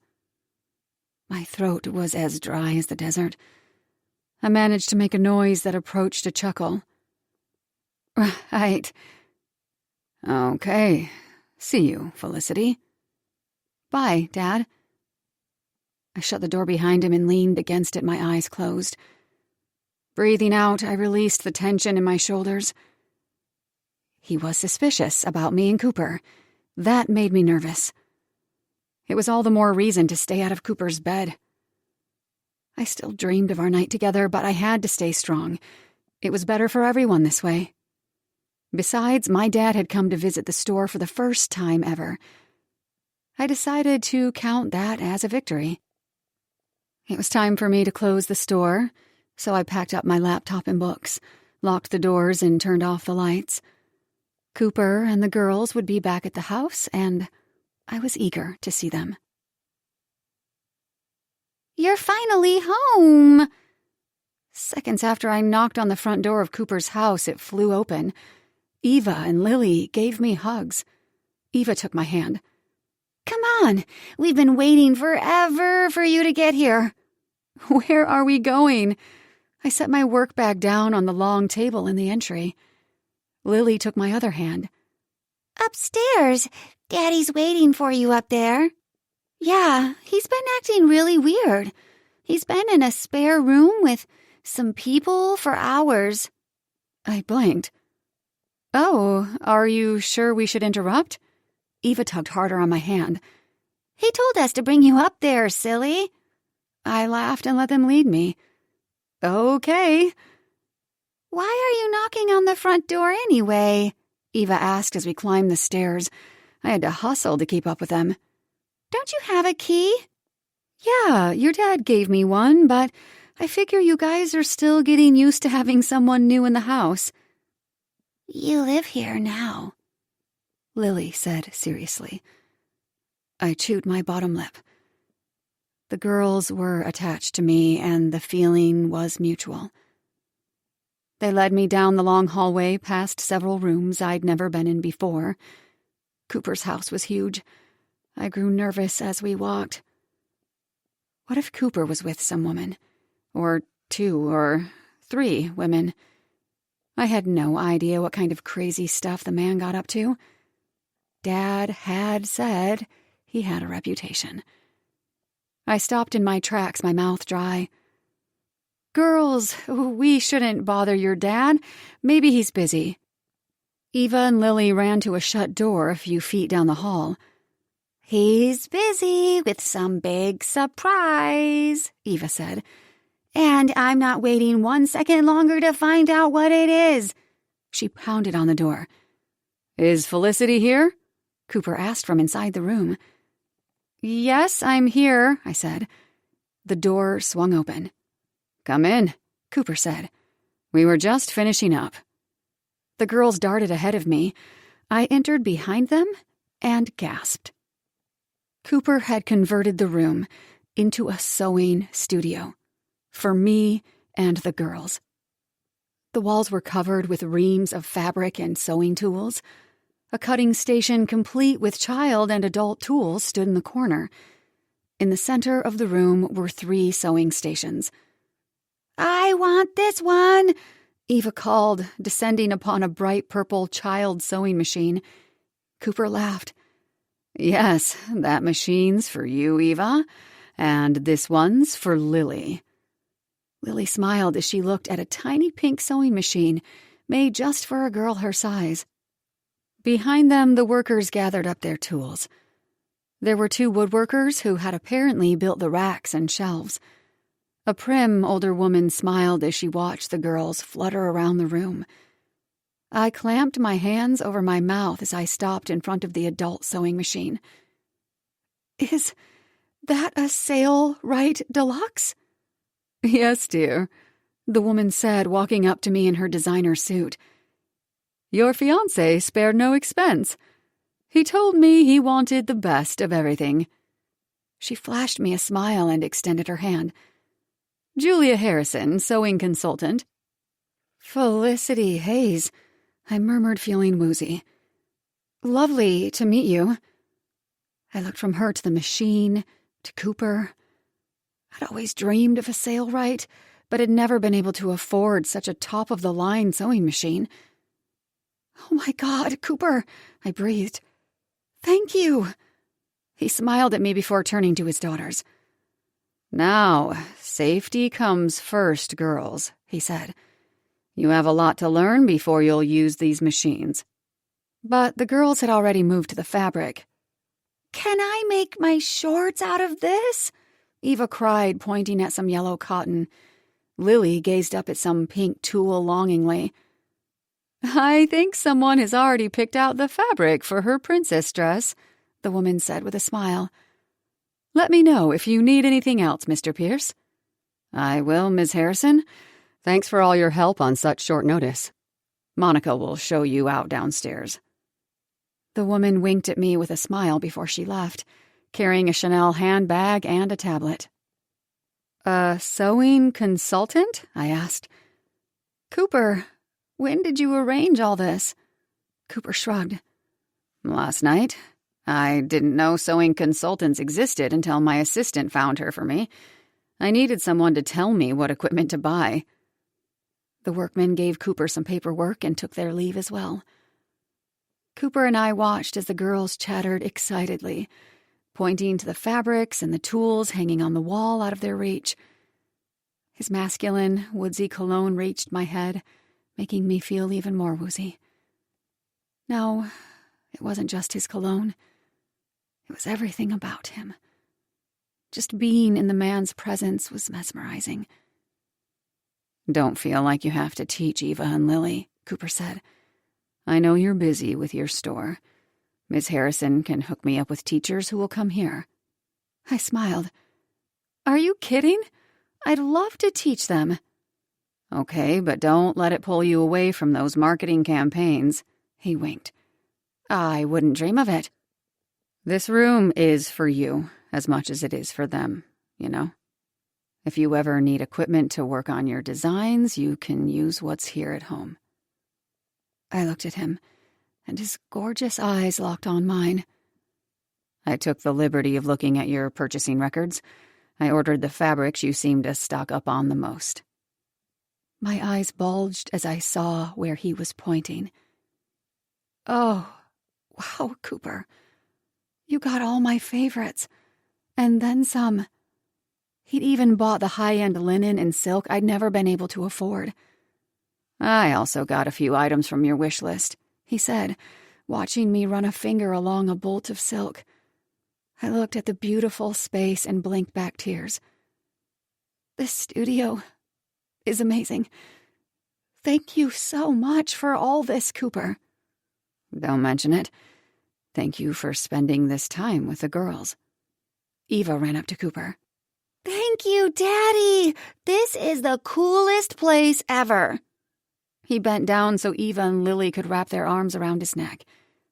"Thanks, Daddy," Lily said. "We really like it." "Felicity, can you start teaching us now?" Eva asked. "Of course." I took a steadying breath, trying to compose myself after the studio reveal and the proximity to Cooper. I pulled my hair into a bun and secured it with a pencil. But where to start? I thought back to my first sewing lessons with my mother. I was 6, the same age as Lily. I walked over to the section of felt squares, located on a shelf within reach of the girls. I turned back to Cooper. "Ms. Harrison really thought of everything." He laughed. "Best in the business." I grabbed several pieces of felt, 2 pairs of children's scissors and a pair for me.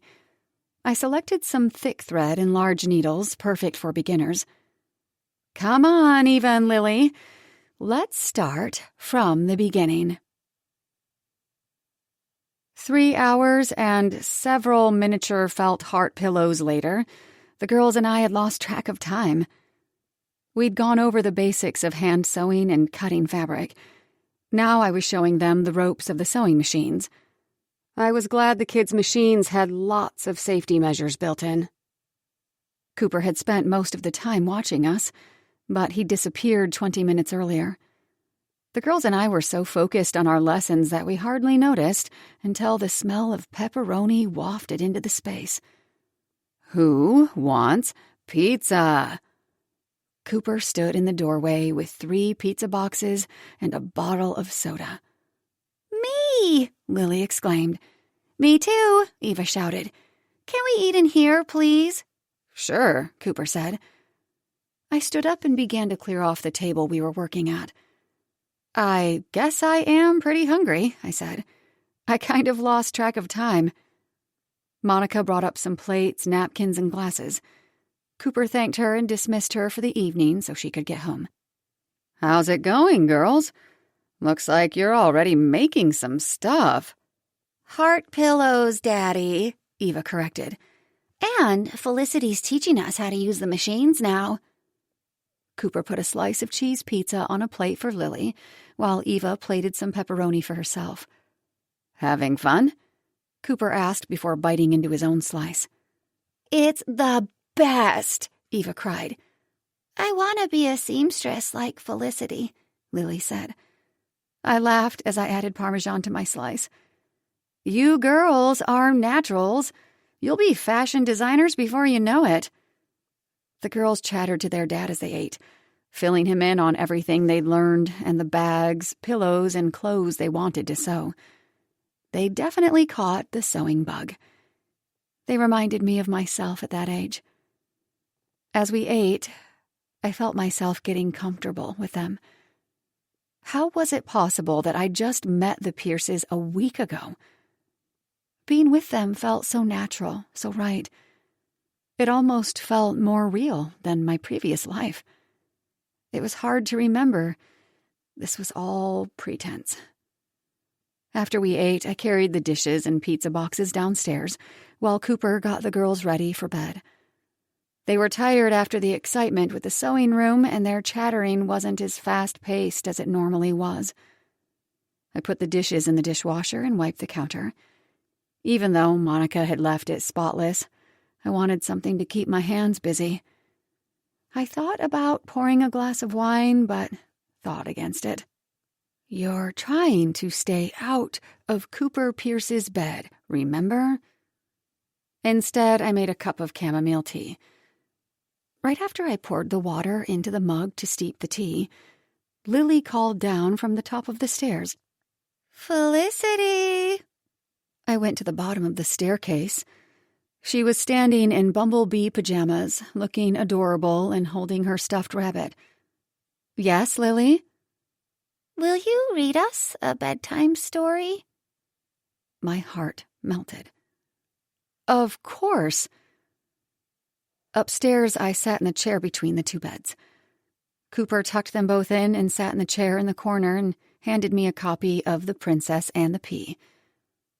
As I read to the girls, that comfortable feeling settled over me again. I loved to see the girls' reaction to the story, their giggles and smiles, and their heavy eyelids as the story came to a close. I stood as Cooper kissed them each goodnight, and we left the room and headed downstairs together. I followed him to the kitchen where I grabbed my cup of tea. He busied himself collecting the girls' schoolwork and putting it in their backpacks. Then he turned to me, his eyes smoldering and intense. Thanks, Felicity, for everything. Thank you, Cooper. It's been nice being here. My eyes shifted away from his. I didn't know where to look. If I lost myself in his gaze, I knew I wouldn't be able to resist him. I covered my mouth as I yawned. Those kids wear me out. I think I'll hit the sack, too. He nodded. Yeah, another busy day tomorrow. I'll be in my office if you need anything. Yes, I do need something, Cooper. I need your hands all over me now. Okay. Good night, Cooper. Good night, Felicity. I left him in the kitchen, forcing myself not to turn back for one last look. Chapter 15. Cooper. Antoine's? Felicity raised an eyebrow as I pulled my car up to the valet area of the restaurant. Color me impressed. I chuckled as I got out and jogged around the car to open her door. "Nothing but the best," I said, as I held out my hand to help her out of the vehicle. Her diamond sparkled on her finger. It was big and gaudy, just what I wanted. I needed a big flashing sign that screamed, "Engaged," and that rock on her finger was as close as I could get. Antoine's was the current hot restaurant where all the well-connected dined in L.A. I hardly ever came here without running into someone I knew. Business people, investors, attorneys, even celebrities were regulars. I wouldn't be surprised if Judge Graves ate here. Luckily, Marsh hated the place. Felicity looped her hand around my bent arm, and we walked in. This was our first public appearance in a high-profile place since Felicity had moved in, and she had dressed for the part. Her long emerald green dress with a slit up to her upper thigh made her look stunning. She wore her rich brown hair up to showcase her shoulders and neck, left bare by her sleeveless dress. Several heads turned as we moved through the restaurant, following the hostess to our table. Felicity was so close I could breathe in her scent, and it made me want her all the more. Once we were seated and had ordered our drinks, she perused the menu. I tried to keep my eyes off the hint of cleavage revealed by her gown. She glanced up at me. "Do you already know what you're getting?" "I always get the steak," I said. "Always the same thing?" I nodded. "Why am I not surprised?" She smiled. I lifted a shoulder. If something works, why change it? "Good point." She chewed her lip as she studied the menu. "Okay, I'll get the steak too. That sounds perfect, actually." She closed the menu and looked around the room. I made myself look away from her beautiful face. It was refreshing to see a woman eat more than a salad. She leaned in and lowered her voice. "You really think coming here together and wearing this ring will help your custody case?" "I do. LA's a big city, but the circles I run in are small. People talk. They'll notice us together, and they'll definitely notice that ring." She giggled. "How could they not?" I spotted an investor I knew a few tables down. I held my glass of wine up to him and nodded. "See what I mean?"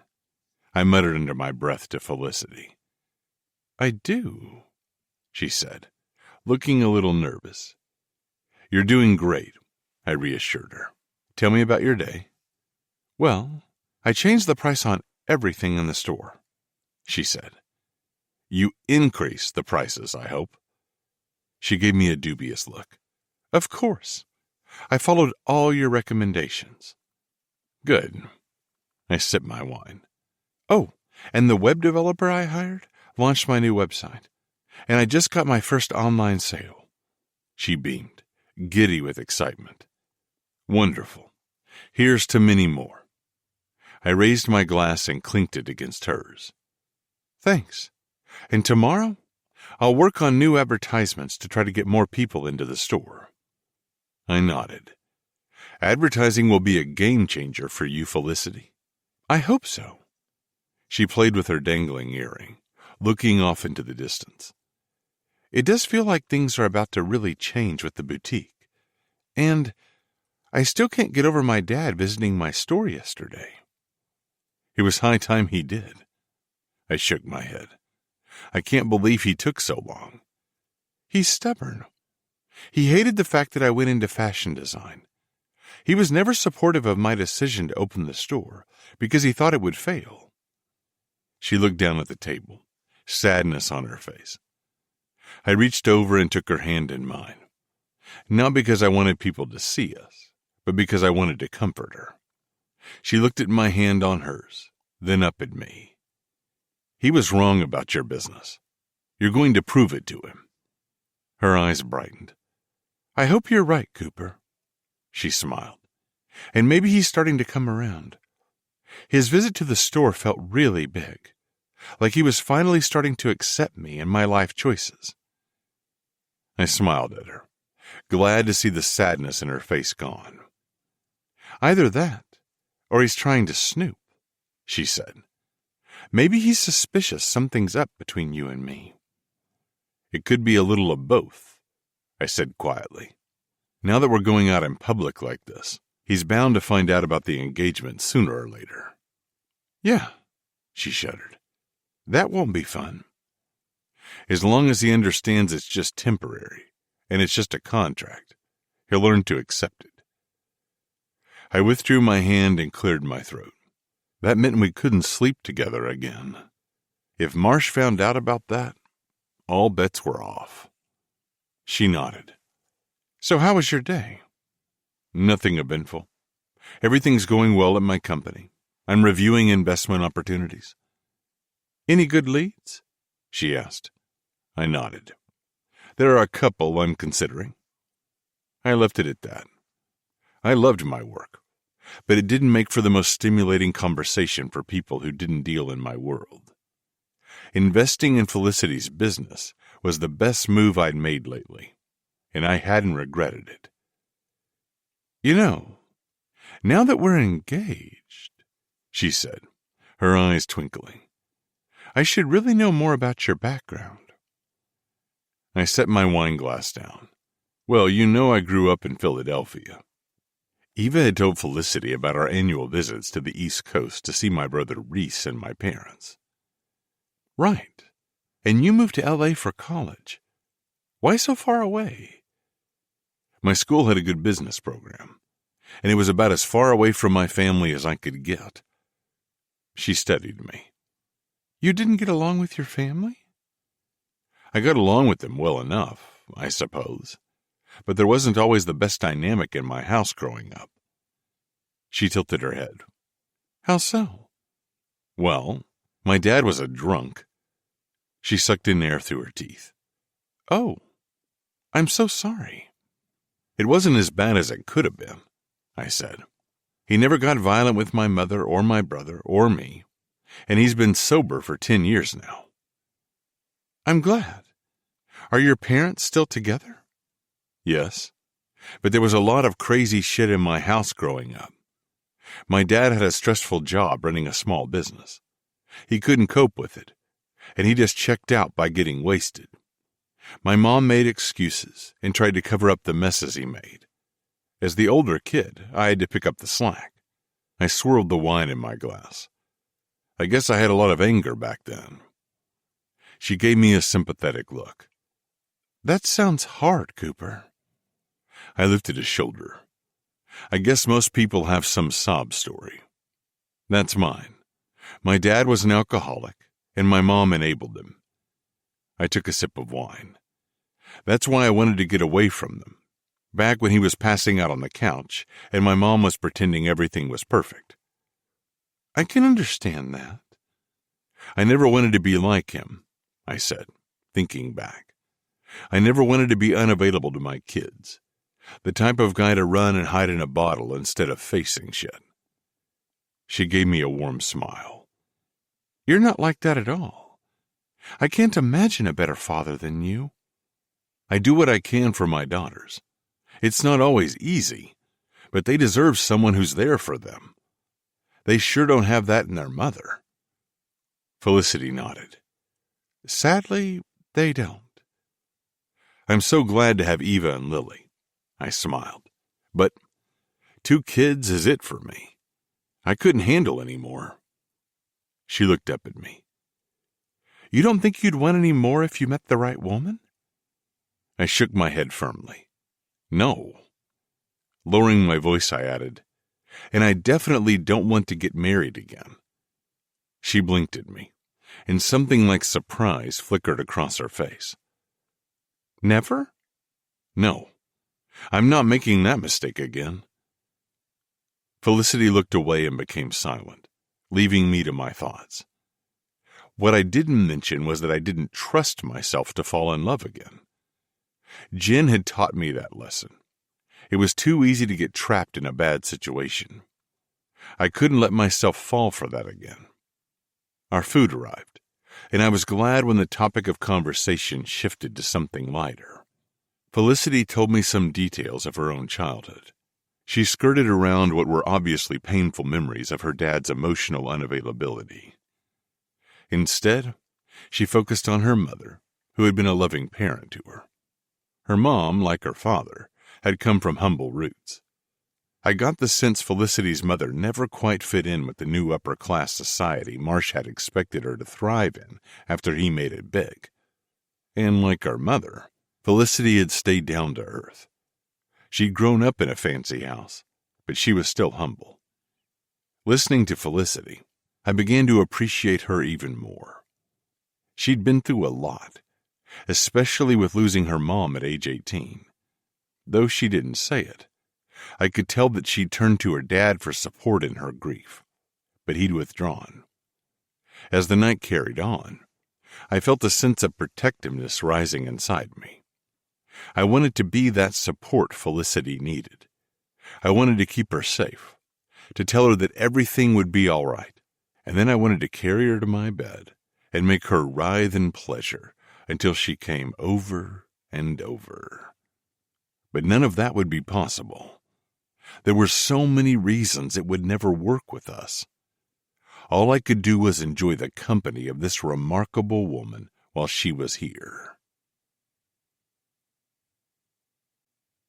Chapter 16. Cooper. Woohoo! Felicity cheered beside me as Eva sauntered down the catwalk wearing her new fashions. 2 weeks after Felicity started to teach the girls to sew, they were already showing off their creations in a fashion show at home. Of course, Felicity had given them a lot of help. In fact, some of the things they were wearing she had made on her own. But I was amazed at how much my daughters had learned in a short period of time. Eva struck a pose at the end of the catwalk we had created by rearranging the furniture in the living room. Then she turned and exited the room. Inga was waiting in the hallway to help her change into the next outfit. Felicity and I clapped and cheered when Lily stepped out wearing a pink dress. The little girl was beaming as she shyly walked through the room and twirled around. "Beautiful, Lily!" Felicity shouted above the booming music filtering through the speakers. "I can't believe how much progress they've made in 2 weeks," I said. "They're naturals at this," Felicity shrugged. "I'm just glad they're having fun. And I am too, honestly. I had no idea designing for children would be such a blast." Eva appeared in her next outfit, a purple sleeveless top with bright yellow shorts. The color combination was outrageous and bold, but it suited her perfectly. After Lily's next appearance in a lavender skirt and white top, the show was over. The girls entered the living room for their final bows. "Nice work, girls," I said as we applauded. Inga joined us in the living room to cheer them on. "I'm so proud of you both." "I am too," Felicity said. "You've both been working so hard." They really had been. Most evenings after Felicity got home from Moonstone, she and the girls would put in a few hours in the sewing studio. It seemed the girls loved spending time with Felicity, even more than they loved making clothes. Lily stood close to Felicity, who put her arm around her and gently squeezed her little shoulders. "Thanks for teaching us how to sew," Eva said. "It's our new favorite thing." Felicity laughed. "It's been my pleasure." I turned the music off and looked at my watch. "It's almost time for your dance lessons, girls." "Come on, you two. Let's get you ready for dance class," Inga said. She gathered up all the outfits and hustled the girls toward the staircase. The girls ran upstairs with Inga following them. I started to move the couch back to its proper place, and Felicity helped by grabbing one corner. "You've really outdone yourself, Felicity. Those designs were amazing." Felicity set her end of the couch down. "To be honest, I don't know anything about kids' fashions. I was just winging it." I scoffed as I moved the coffee table. "You know plenty about kids' fashions. The show just now made that obvious. I'm no fashion expert, but I know you can't find unique clothes like that in department stores." She laughed. "I was just having fun. Maybe you should think about expanding your line into children's wear." I picked up the armchair and set it down by the coffee table. Felicity blinked. "Really?" "Absolutely. You have a knack for it, Felicity. Well, it was really fun working on these little outfits, she beamed. But selling kids' clothes? I never thought about that before. I turned to face her, taking a step closer. Well, you should think about it now. My voice came out lower than I intended. Suddenly the conversation felt intimate. Her eyes locked on mine, and we froze in place. I breathed in her floral perfume, becoming acutely aware of how close we were standing. She looked up at me, those deep doe eyes innocent and mesmerizing. Fuck, I wanted her. It had been torture being in the same house with her the past few weeks, without touching her. Right now, it was excruciating. Everything about this woman turned me on. Daddy, we want Felicity to take us to dance class, Eva announced as they raced down the stairs. Felicity and I took a step back from each other just before the girls ran into the living room. Inga was behind them, and she grabbed her purse from the entertainment center. It was the end of her Friday afternoon shift, and I usually took the girls to dance class. Are you heading off now, Inga? I turned my attention to her, keeping Felicity out of my sight. I needed a chance to cool off after our heated moment alone. Yes, that's all for today. Have a good evening, everyone, Inga said with a smile. She gave the girls a hug, and they told her good night. Bye, Inga. Thanks for your help, I said. When she was gone, the girls turned back to me. Please, Daddy, Lily begged. Can't Felicity take us today? I shook my head. No, Felicity has things to do. I'll take you to dance class like I always do. It's okay, Felicity said. I don't mind, really. Yay! Eva and Lily high-fived. I turned to Felicity. Are you sure? I know you have a lot on your plate with the boutique. I'm positive. This will be a nice break from working on ad campaigns. She laughed. Okay. I rubbed my jaw. I could catch up on some work while you're gone, and then meet you guys at the diner afterward. Sounds like a plan. Felicity fished her keys out of her purse as the girls pulled her toward the front door. I grabbed the girls' dance bags and walked with them to Felicity's car. Did you notice we're wearing the stuff we made to class? Eva asked, tugging on my hand. I did notice, I said. You two look awesome. Eva was wearing her purple and yellow outfit to her hip-hop dance class. Lily took ballet, and she wore a leotard with the pink skirt Felicity had helped her create. A fairy skirt, I had been informed. I had already bought child car seats to keep in Felicity's car, and I watched as she carefully strapped them in. I had offered to buy her a new vehicle, but she'd refused.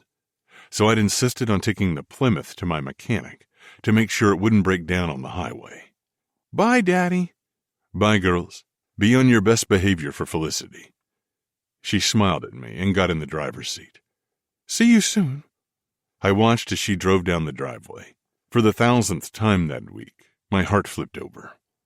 I made my way upstairs to my office, smiling to myself as I walked. Felicity was making the girls' lives better. There was no doubt about that. But we were getting really deep into this thing. Eva and Lily were getting more attached to her all the time, and it had only been 3 weeks since she moved in. It was easy to think the 4 of us would go on like this forever. Having Felicity with us in the house felt so normal, so natural. But this was all based on a little white lie, or a big one, depending on how you looked at it. Either way, Felicity and I were not in a real relationship. I had to keep reminding myself she wasn't always going to be a part of our lives. The guilt about how it might affect the girls was overwhelming. Maybe I was setting the girls up for heartbreak, but it was too late to change things now. I had just over 2 months until the custody hearing. The girls and I could get through a few more weeks. Maybe we wouldn't get through unscathed, but at least we'd be together in the end. Without Felicity. I swallowed the lump in my throat and sat down at my desk. Pushing away my worries, I threw myself into my work. An hour later, I walked into our favorite diner. I spotted Felicity and the girls at a table in the back, chatting excitedly. Daddy! Eva exclaimed, as I sat next to her in the booth. Felicity and Lily sat across from us. "Hey, girls, how was dance class?" I asked, ruffling her hair. I picked up the menu. "Awesome," Eva said. "My teacher taught us this really cool new move. Here, I'll show you." She popped up to stand in the booth. Before she could show us the move, I shook my head. "Show us after dinner, okay, silly goose?" "Okay." She plopped back down in the booth. "And we got Felicity a new customer." I looked at Felicity. She grinned. "Yeah, one of the moms at the dance studio really liked the clothes Eva and Lily were wearing. I gave her my card, and she said she'd come by soon to check out the boutique." "Really? That's great." Felicity nodded. Her face lit up with excitement. She was beautiful, and her enthusiasm was contagious. "And the best part is that she works for LA Now magazine." I dropped the menu. "She does?" "Yeah, she's a writer for the fashion section." She danced her feet with glee under the table, then reached across the menu and squeezed my hand. Her touch was sweet and warm, and I never wanted her to let go. "Cooper, do you think she might write a review of my store?" "She might. What's her name? I may have heard of her." "Hold on. She gave me her card." Felicity let go of my hand to rummage in her purse. I cursed myself silently for asking the question. I instantly missed her skin on mine. "Here it is." She handed me the card. "Dana Bercelli." I looked at the card, then handed it back to her. "I don't know her, but I think this is a very good sign, Felicity. You should put some of the clothes you designed for the girls on display in your store. And you could advertise a custom design service for little girls." Felicity smiled. "I do like the idea. It just seems like a big change. I've never designed for children." "Until us," Eva interjected. Felicity grinned at her. "Right. Until you two." "I should have thought of this in the beginning," I said. "Expanding your market to children. People in high financial brackets will pay top dollar for custom, one-of-a-kind clothes for their kids." Felicity played with a strand of her hair, looking off into the distance. "I'll have to think about it, but it's very exciting." The waitress came to take our orders, and we spent the rest of the meal talking with the girls. I did my best to keep my eyes off Felicity, but she was so gorgeous it was hard not to stare at her. Back home, Felicity helped me put the girls to bed. It was quickly becoming a routine for her to read to them at night, and I sat in the room to listen and tuck the girls in. By the time she finished the story, both Eva and Lily were out cold. We turned the lights out and left the room, closing the door behind us. In the hallway, I turned to her. Her chocolate brown hair fell down her shoulders. Her full mouth pulled up at the corners. Those gorgeous eyes sparkled as she looked up at me. She was perfect, and I didn't want to pretend anymore. I couldn't hold myself back any longer. "You're so beautiful, Felicity." Her eyes widened slightly. I didn't wait for her to respond. Bending toward her, I grasped the back of her head with my hand and plunged my fingers into that silky hair. I pressed my mouth against hers, and she sighed against me, parting her lips and kissing me back. It was like wildfire erupting. She pressed herself against me, making contact with my rock-hard dick. I thrust the length against her soft belly, and she whimpered in my mouth. I lifted her up by her hips, and she wrapped her legs around me. I carried her to the nearest room, which was her bedroom. I couldn't wait another second to be inside her. I needed her like I'd never needed anything in my life. I laid her down on the bed and stood above her. She gazed up at me, panting. I smiled down at her and started to unbutton my shirt, but my fingers froze on the first button. What the fuck was I doing? My mouth turned dry, and I forced myself to look away. I was screwing everything up. We'd gotten carried away, lost in the moment. If we went through with this, we'd regret it. After all, she was the one who said we shouldn't have a repeat of our first night together. I'm sorry, Felicity. I took a steadying breath, willing my cock to back off. I shouldn't have done that. We agreed that night would be a one-time thing. I headed toward the door. "Good night," I said. I left, closing the door behind me. I couldn't look back at her. If I did, I knew I wouldn't be able to stop myself. Chapter 17. Felicity. What the hell just happened? One second Cooper was all hot and ready for me. The next he left me high and dry. Or soaking wet, as the case may be. And suddenly, I was angry about it. I didn't appreciate him getting me all worked up and then running out of the room. If he was doing this because of our agreement to no longer have sex after the first time, then it was up to me to set the record straight. I no longer cared about that agreement. I just wanted to be with Cooper. I couldn't hide how I felt anymore. I sprang to my feet and charged out of the room, crossing the hallway quickly. I knocked on the door, then opened it. I was going to give him a piece of my mind, and I didn't want to wait around for him to give me the go-ahead. "Listen, Cooper," I said as I walked inside and closed the door behind me. "I don't care about—" I froze. I'd walked in on him undressing. He was unbuttoning the last button of his shirt and removing it from his shoulders. We stared at each other for a second. Then he tossed the shirt on the floor and came to me, crossing the distance with large steps. He pushed me backwards against the wall and crushed his mouth against mine. He was already breathing heavily, pulling at the hem of my shirt and lifting it over my head. "Oh, God," I whimpered. All the times I'd wanted him, fantasized about him touching me like this once more. It was finally happening. As I moved my hands over his taut, muscled chest and shoulders, he grabbed me by the ass and squeezed me firmly, making me yelp. He unbuttoned my jeans and pulled them roughly down my hips and legs. I stepped out of them and stood before him in my bra and panties. A noise that sounded like a growl escaped his throat as he stood above me. He kissed me on the mouth, even more deeply and forcefully than before.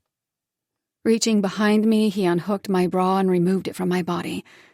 His hands moved over my breasts and hard nipples, and he bent down to suckle one, then the other. I plunged my hands into his hair, grasping his head. Every muscle in my body was tight with need for him. "Oh, fuck," he moaned as he unzipped his pants, opened his boxers, and brought his long, hard cock out. It pointed straight at me. "I need you now." He clenched my ass in one hand, pulling me against his erection. I wrapped my arms around his neck and lifted one leg over his hip. Roughly, he pulled the crotch of my panties to the side and pressed his dick against my entrance. "Yes, please," I begged. I couldn't stand the anticipation 1 second more. I needed to be filled up by him. He still wore his pants. Removing them would take precious seconds, and I knew he was just as impatient as I was. He pushed the head inside, and I gasped at his sheer girth. With one strong thrust, he pushed his way inside me, all the way to his balls. We groaned together. "Oh, my God," I moaned. "That feels so good." I was so wet and ready for him, and he thrust inside me several times.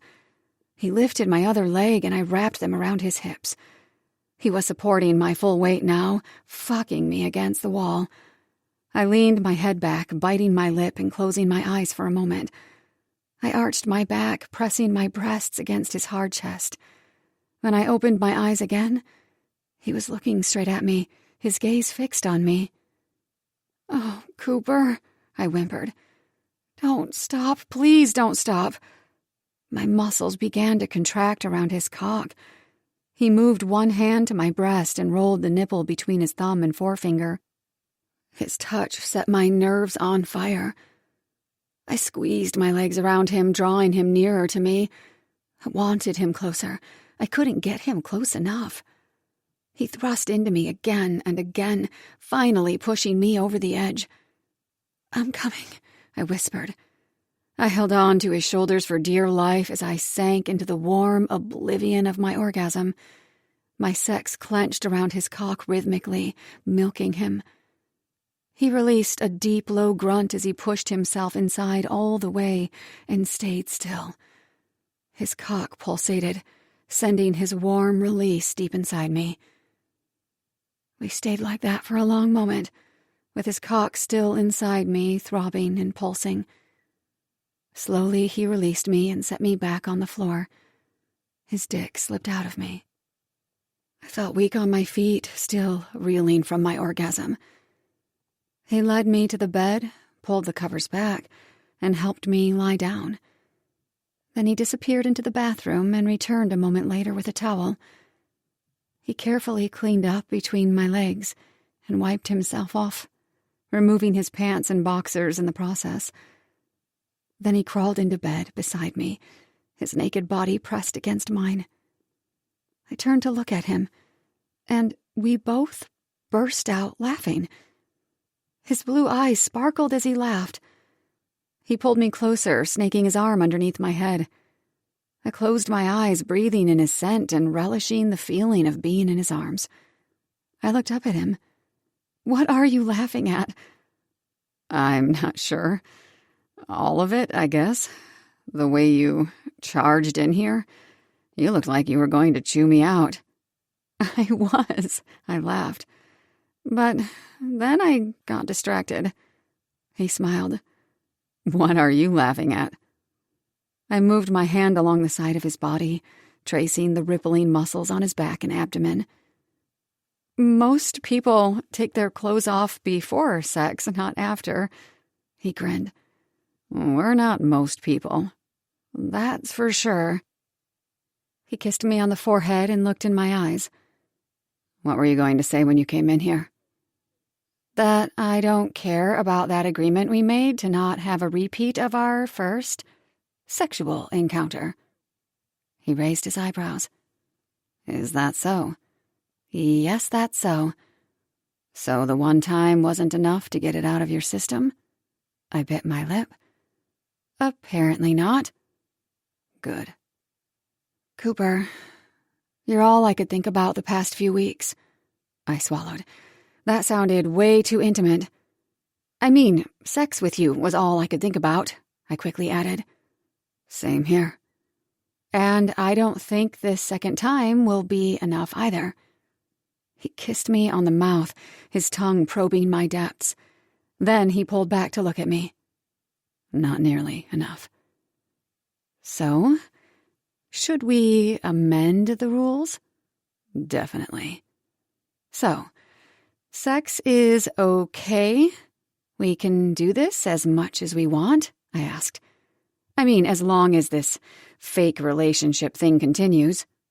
"I can agree to that." I nodded. "We are two adults, after all. We can have a mature, physical relationship." "Absolutely." He trailed a finger over my nipple, which grew pebbled under his touch. "We should still keep this just between you and me, though. I definitely don't want my father finding out we have something like this going on." "He's the last person who should find out. He'd take the news of the fake engagement better than finding out we're sleeping together." "Yeah, he certainly would." "And we shouldn't change things in front of Eva and Lily. This is already too confusing for them. Eva pretty much knows it's all for the custody hearing, but Lily..." He swallowed. "Well, it's better if they don't see us cuddling on the couch." "Right. I'm sorry this is confusing for them." "Yeah, I hate to bring more changes into their lives, but it was my only choice to keep custody of them." I nodded. "Yeah, I know it's going to be hard for them, but I agree. It's for the best." He was quiet. "If you want, I could still come see Lily and Eva sometimes, after this is all over." My throat formed a lump as I said the words. I didn't want it to end. He kissed my forehead. Thanks, Felicity. I'd appreciate that. We were quiet for a while, and I snuggled closer to his chest. His breathing grew more shallow, and he moved his palm over my hip and bottom. His hips pressed against me, and I gasped. His cock was erect again, and he thrust the length against my abdomen. "You're already hard again?" I asked. His eyes moved over my lips. "I've been that way for a while. How could I not be? I'm lying next to the most beautiful woman I've ever seen." My face turned warm, and I knew I was blushing. He kissed me, then pulled me on top of his body as he rolled onto his back. I straddled his waist. He supported my back with one strong arm as he trailed the other hand over my breasts and belly. "I'm not just saying that, you know," he whispered. He grabbed my rear and lifted his hips, pushing his cock against my back. I moaned, already craving the feeling of his cock filling my body. "I need you," I murmured. He lifted me and moved me back slightly, positioning my entrance over his eager cock. I sank down his length, taking him inside me slowly, inch by inch. "Is that what you needed?" I nodded, biting my lip as he thrust upward. God, yes. Cooper Pierce was exactly what I needed. "Felicity's awake!" Lily announced my presence with glee as I entered the kitchen the next morning, which was Saturday. After Cooper made me see stars for the third time last night, I left him in his room. Back in my own bedroom, I texted Lauren the update. She was glad to know I was planning to regularly hook up with Cooper. I needed to, as she put it, ride that bad boy as much as possible. I didn't tell her everything, though, like how sad I was to return to my own room, alone. Cooper and I had both agreed it would be better if we slept in our separate bedrooms. That way it wouldn't confuse the girls even more if they noticed. We didn't say this part out loud, but we both knew sleeping separately served another purpose as well, to avoid getting our own emotions mixed up in the sex. Even though I longed to sleep in his arms. And I was pretty sure I was way past the point of getting my emotions involved. Now I stood in my pajamas and bathrobe in the kitchen. Both girls and Cooper were seated at the kitchen table waiting for me. Eva jumped up and pulled me toward the table. "Just in time, sleepyhead." "We made breakfast," Lily said. "Just Eva and me." "You did? Wow, this looks amazing, girls." Eva pulled me down into the chair across from Cooper. I sat obediently. Cooper smiled at me. "Hungry?" "Very hungry." I blushed and quickly looked down at the table. We had both worked up an appetite last night, but we weren't going to talk about it now. "Let's eat." Lily grabbed her spoon and dug into her bowl of mixed berries. "Yum! This is perfect," I said, putting the cloth napkin in my lap. "Could you pass the butter?"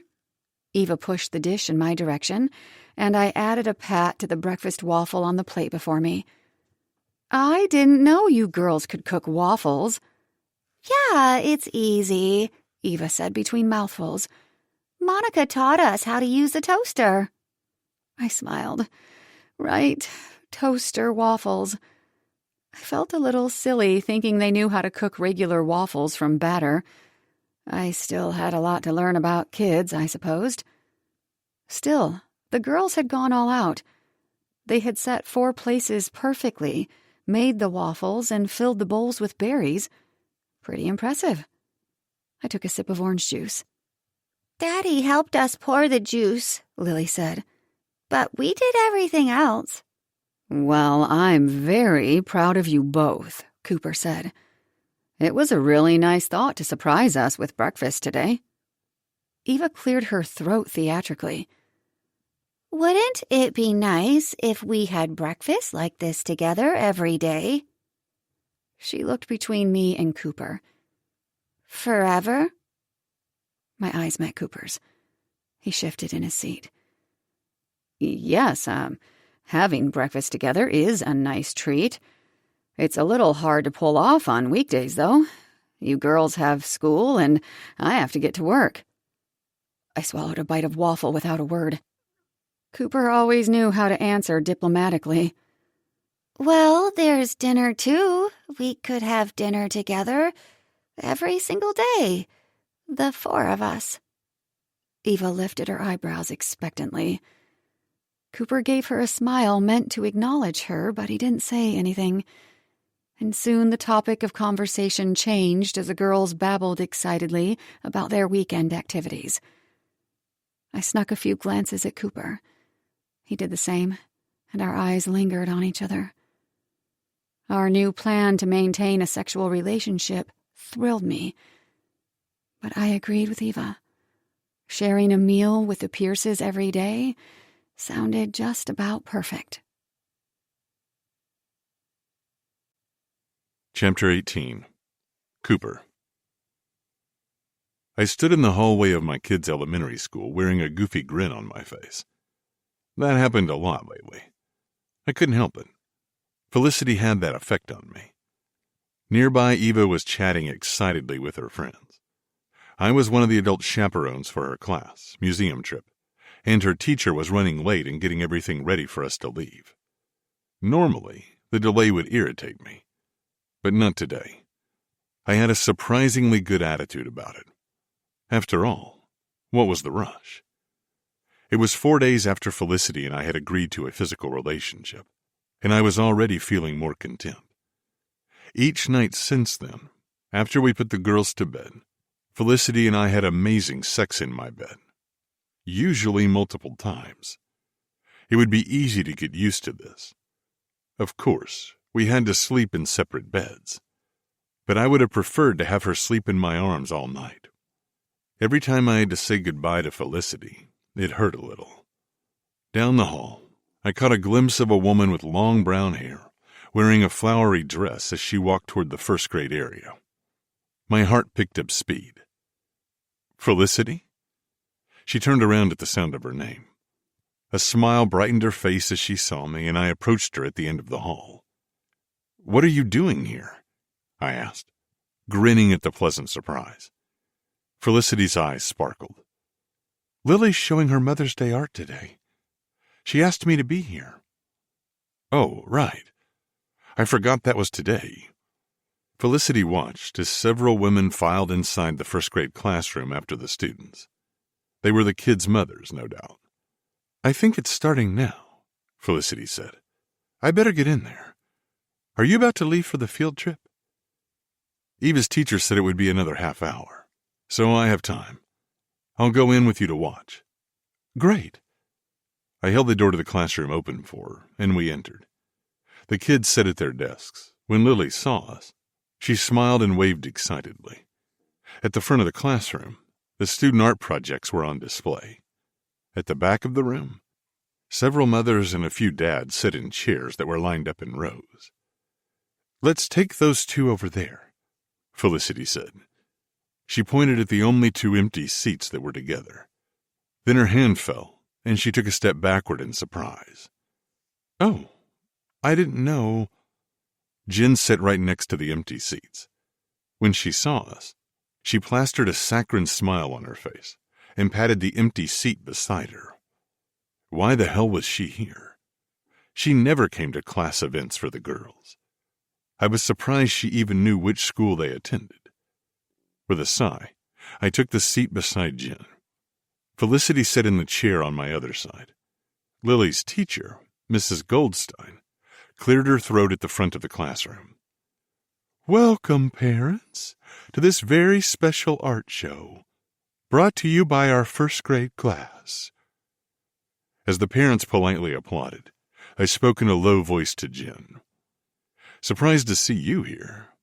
Why did you bother showing up?" Jen sniffed. "I'm Lily's mother, Cooper." She flicked her eyes toward Felicity. "I wouldn't miss this for the world." I snorted. "I bet your attorney advised you to come here and play the part, didn't he?" Jen ignored the question and focused on the first child to display his art, a rather misshapen ashtray. His mother, who I figured was not a smoker, looked thrilled. I put my arm around Felicity's chair, and she moved a bit closer toward me. Jen rolled her eyes. We listened as the next few kids said a few words about their art projects. Finally, it was Lily's turn, and she walked to the front of the classroom to stand beside her project. I could tell she was nervous. I tried to meet her eyes to give her strength and encouragement. "Tell us what you made, Lily," the teacher prompted.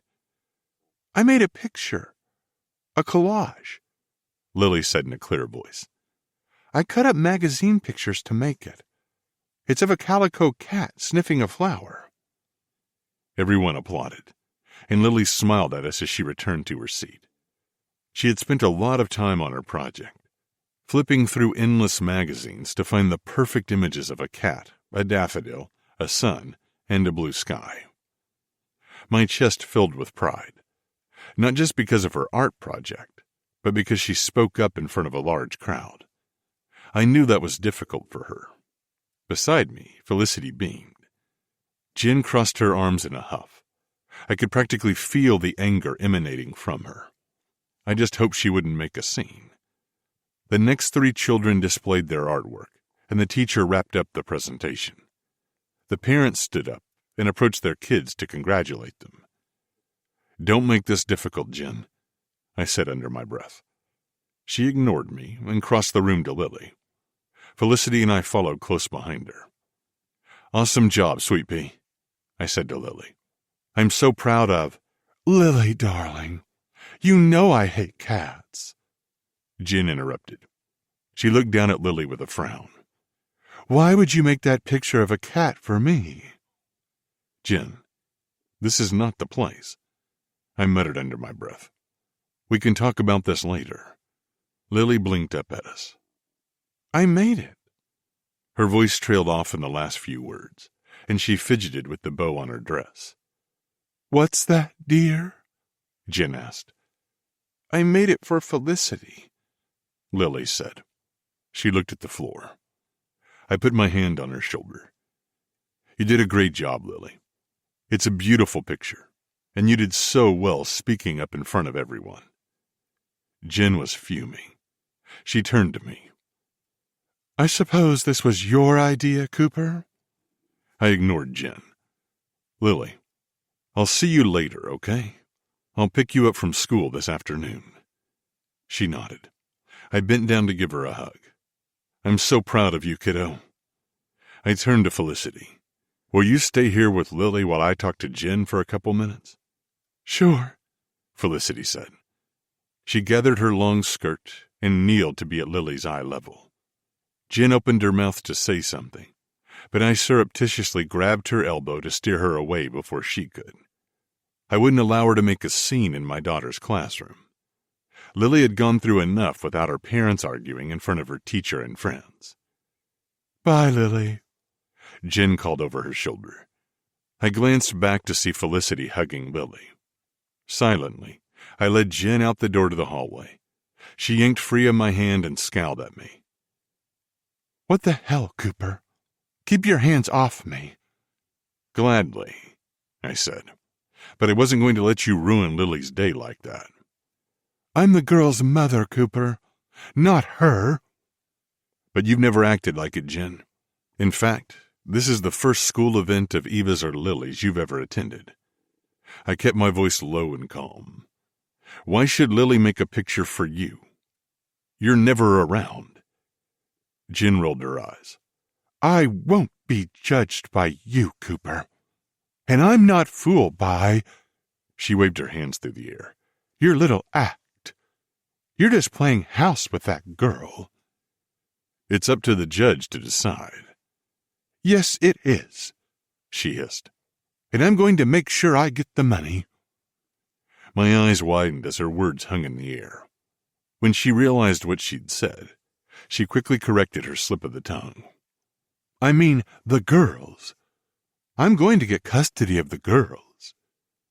I chuckled to myself and took a step closer so I could speak under my breath. "You know, my offer still stands. I can just give you a lump sum. We both know the money is all you want." She sniffed. "That's ridiculous. I'm their mother, and they deserve to be with me." I shook my head. This wasn't the first time she'd refused my offer to pay her off. She wanted ongoing income, and she wouldn't drop the charade.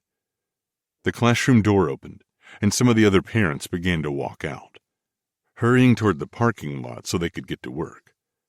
Jen leveled me with one final glare. "See you in court." She stalked off, and my shoulders slumped. Jen had played dirty as long as I'd known her. It was a shame her pride had to get in the way now, when she could just take the money and be done with it.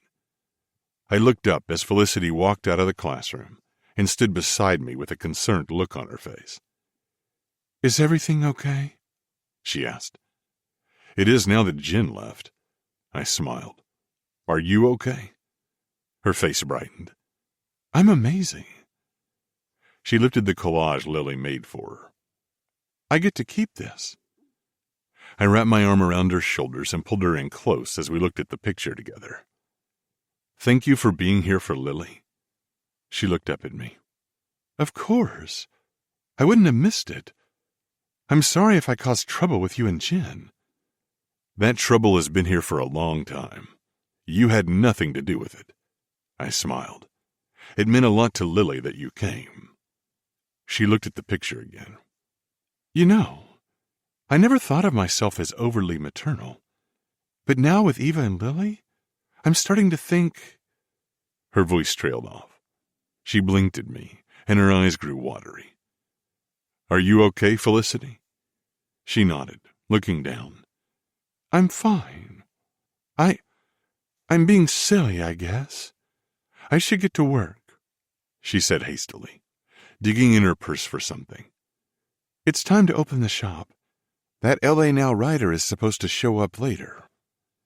I took her hand in mine. "Good luck today. See you at home this evening?"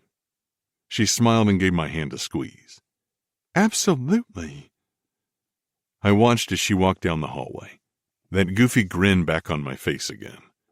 As I headed toward Eva's classroom, I couldn't help but notice the hope welling up inside me.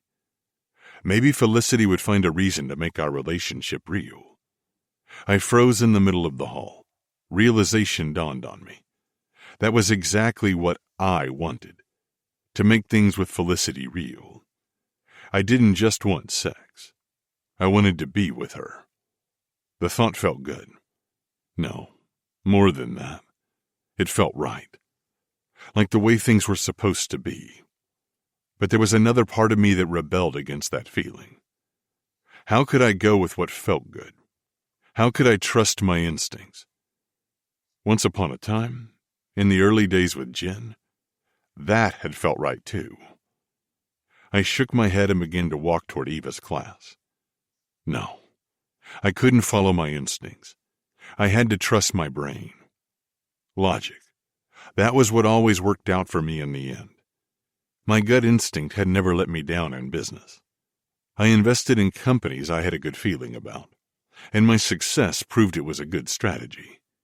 But love was a different story.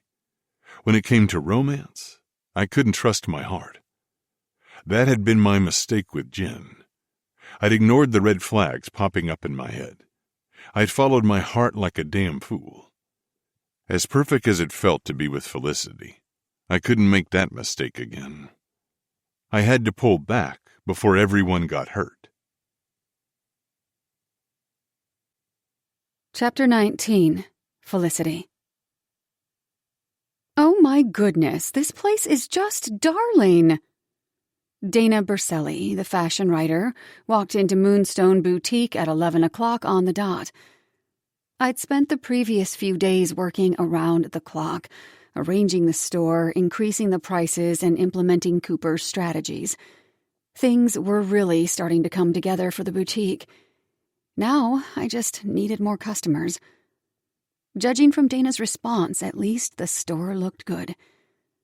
She grabbed a pair of wide-leg linen shorts off the rack and shrieked, "These are gorgeous! The details, the stitching. She looked at me. Girl, you're a hidden gem. I beamed. Thank you. That's my new summer line. Fresh off the sewing machine. Sleeveless shirts, shorts, and dresses, I said, pointing at the various racks as Dana walked through the space. Mind if I take some pictures? She produced a fancy camera from her bag. Not at all. Go right ahead. I suppressed a squeal of excitement. When Dana called me the other day to set up this appointment, she hadn't said she would interview me. She'd said she wanted to see the store. But now that she was taking pictures, an interview seemed likely. And you make everything right here in this store? She asked, moving toward my studio space beyond the sales racks. Yep. This is where the magic happens. I blushed, feeling like a nerd. But Dana didn't seem to think the same. She gushed over the layout of the space. I was glad I'd recently added some potted plants to several corners of the store. The lush greenery really made the store come alive. The ample, natural light gave it a vibrant feeling, especially when paired with the lavender and dusty pink color scheme. The boutique had never looked better. Felicity, I'm loving everything I see here, she said, looking through my collection of bohemian dresses. You've got quite the unique style. California boho meets sustainable classics. Yes, I nodded, thrilled she'd picked up on my branding. That's exactly what I'm going for. Now, she clapped her hands together, show me your adorable children's line. I gulped. This was the section I was most uncertain about. I just started to dip my toes into kidswear, but I'd been able to sew a few pieces in the past week. Despite my relative inexperience in this area, I was proud of what I'd created. I led her to the small section off to the side. She shrieked again. Oh, have mercy! These are just to die for! She picked up a green and yellow playsuit, inspired by Eva's bold color combinations. Then she fawned over a rainbow tulle dress I designed with Lily in mind. How precious! I love them all. Thank you. Felicity, your store is just precious.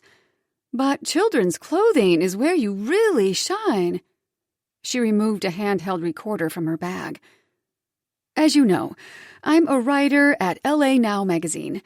I'd love to interview you about your children's section. What do you say? I swallowed. Oh, God. This was really happening. It was exactly what I wanted, but I was also nervous. I put on a confident front and nodded. Of course, Dana. That would be wonderful. Dana smiled and started recording with her device. So, Felicity, how did you get your start in fashion design? I took a deep breath. My mom taught me.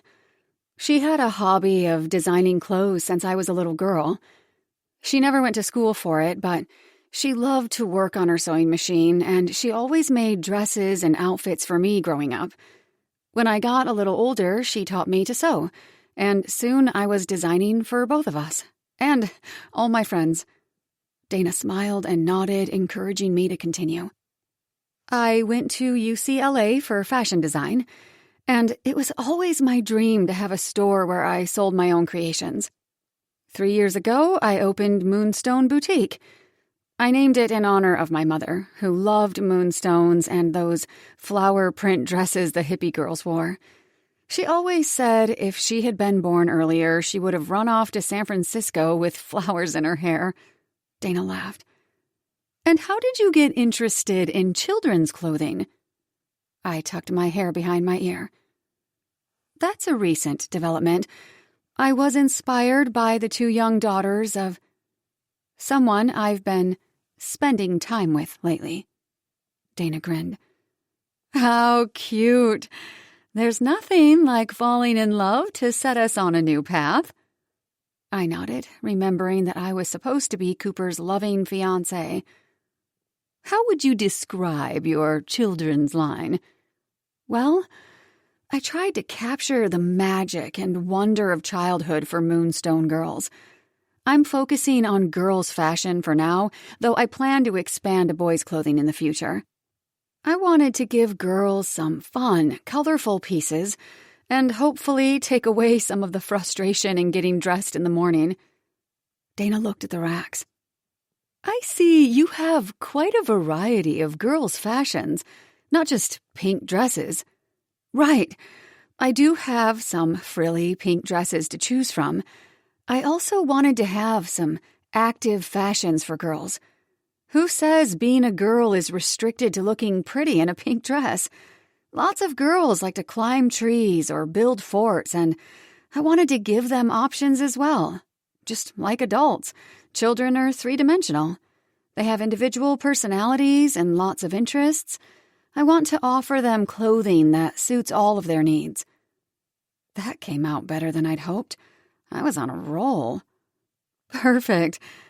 And what does the future look like for Moonstone girls?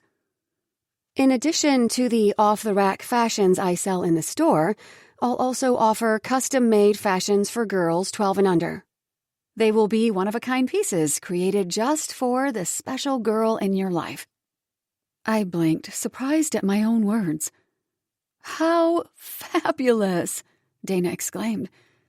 I'm sure there are lots of parents in the city who would love to get their hands on one of your bespoke creations. I smiled, pushing my panic down.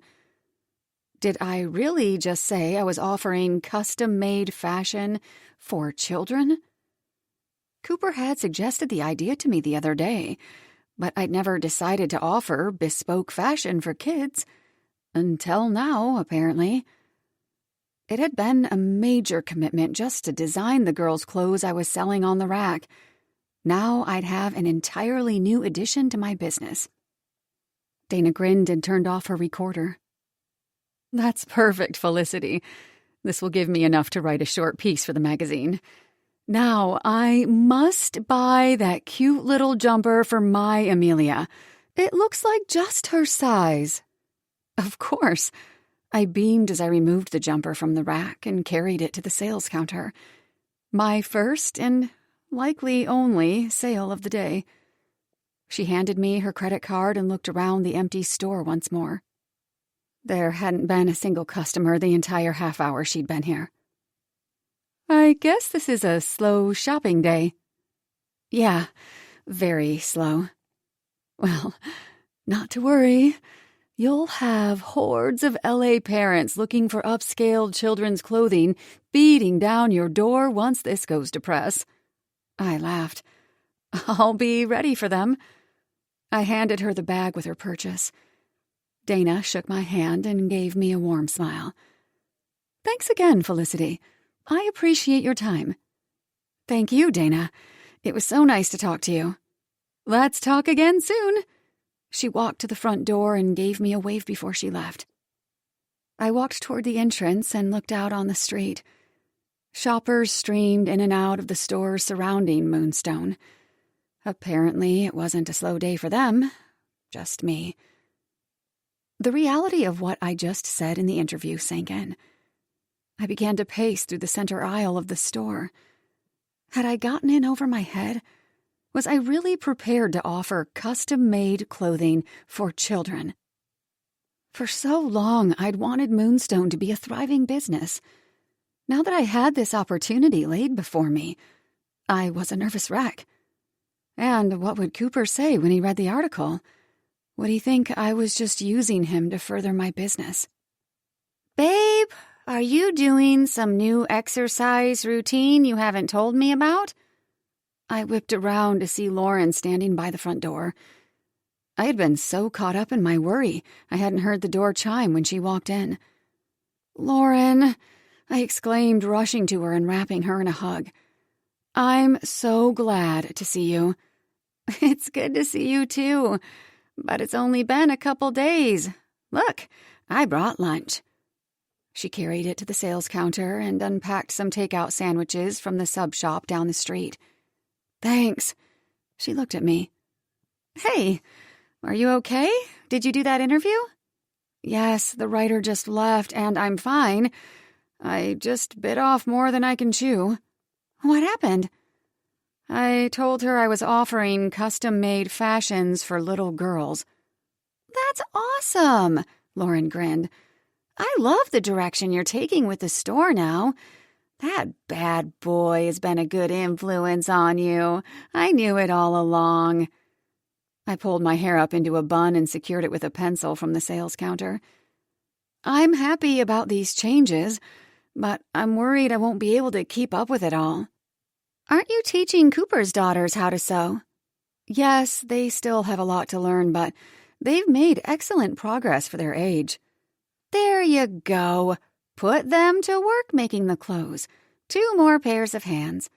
I laughed. You've been here 2 minutes and you're already trying to get me to break child labor laws? She giggled.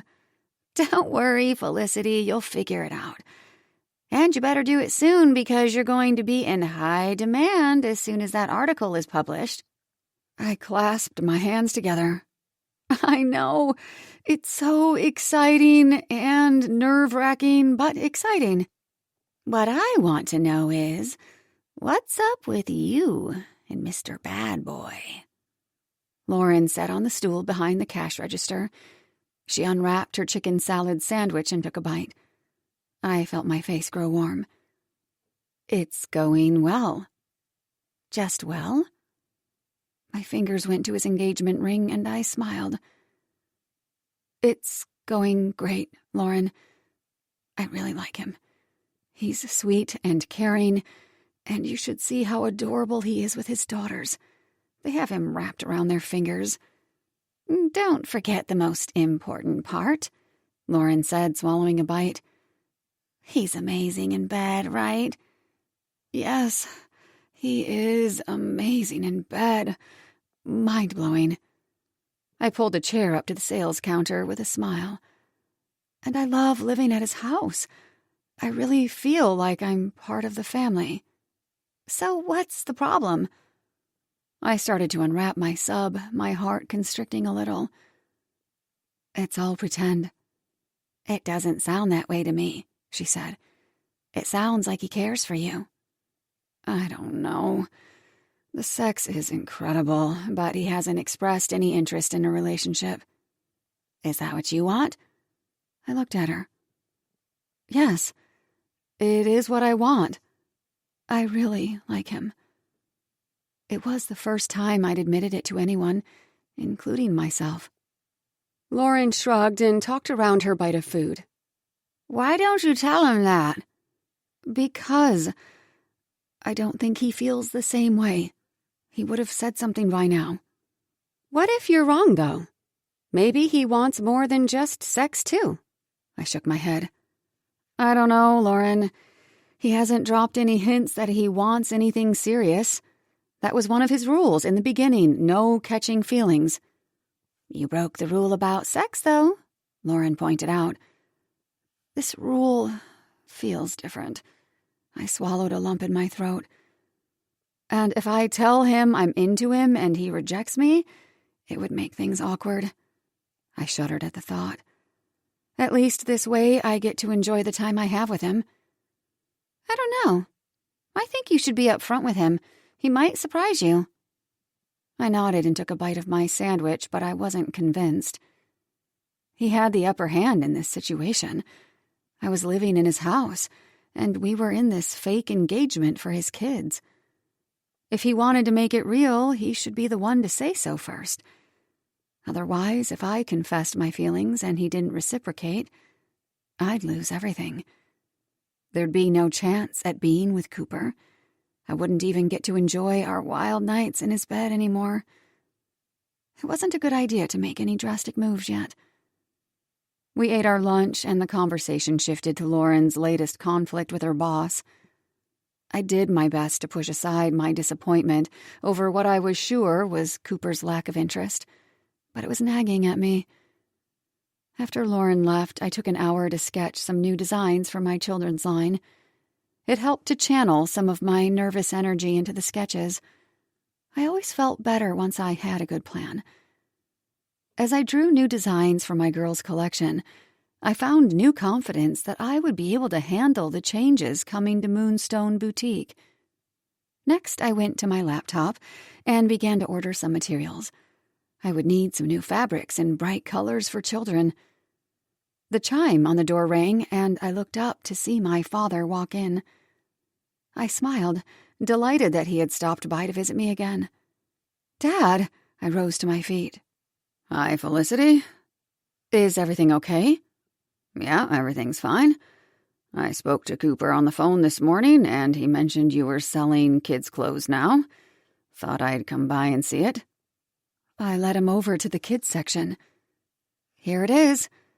I grinned on cloud 9 that my father was showing interest in my work. I never thought I would be designing clothes for little girls, but it's been really fun. Cooper came up with the idea. Dad rubbed his jaw sheepishly. "These look nice, Felicity." "Thanks, and guess what, Dad? A fashion writer from LA Now just did an interview with me this morning. She's going to run an article about the boutique." He lifted his eyebrows. "Really? Well, that's great news." "Yeah, it's a lot of change in a short period of time, but hopefully they're all good changes." My chest tightened to see the frown forming on his face. "What the hell is that?" he asked, pointing straight at Cooper's engagement ring. I looked down at the rock on my finger, and my mouth went dry. "Dad, I can explain," I stammered. "Felicity, it was bad enough that you went behind my back to ask for help from one of my business associates. Now you're engaged to the guy?" "Dad!" He spun on his heels and began to pace angrily across the floor. "This is outrageous. I thought I raised you better than this, Felicity. He's way too old for you, and he has 2 kids, for God's sake. Just when I thought you were finally being responsible and mature, you go and pull a stunt like this. What's the matter with you?" His words stung me to the core. I blinked at him, paralyzed for a moment, then finally found my voice. "We're not really engaged, Dad. It's all fake." "What do you mean, fake?" "We're pretending to be engaged so he can keep custody of his daughters." He shook his head, trying to make sense of the new information. Then he turned to me with disgust. "So you're lying?" "Well, yes, but for a good cause." "I'm shocked at you, Felicity. This is dishonest." "I know, but the judge handling the custody case is extremely difficult. He almost never grants custody to a single father in the cases he presides over. Cooper's custody lawyer told him he'd be more likely to win the case if he wasn't a bachelor." He paused. "So that time I caught you at his house. Have you been living with him all this time?" I nodded. "Yes, for about a month." My shoulders slumped. I hated disappointing my father. Just 5 minutes ago, he had actually looked proud of me. It was the first time in years. He crossed his arms over his chest. "This is appalling, Felicity, and you know it." "Dad, you've met Jen, haven't you?" "Of course I have. Cooper and I go way back." "Did you ever see her act like a loving mother to her daughters?" Dad thought for a moment. "No, I haven't. I know how much those girls mean to Cooper, but Jen—" He shook his head. "She's a piece of work." "Yeah. From what I've seen, she wants very little to do with the girls. She's just after money." Dad snorted. "That doesn't surprise me." "And those little girls deserve to be with someone who treasures them. They deserve to be with Cooper." "Yeah, they do." "So don't you think Cooper deserves all the help he can get?" Dad heaved a big sigh. "I suppose so. But I hate the idea of you getting mixed up in this ruse." He said the word with disdain. "I know you don't approve, but—" I took a deep breath. "Will you keep this secret? If this gets out, Cooper will lose custody for sure." He heaved a sigh. Yeah, I'll keep my mouth shut about it. I exhaled in relief. But this has to end soon, Felicity.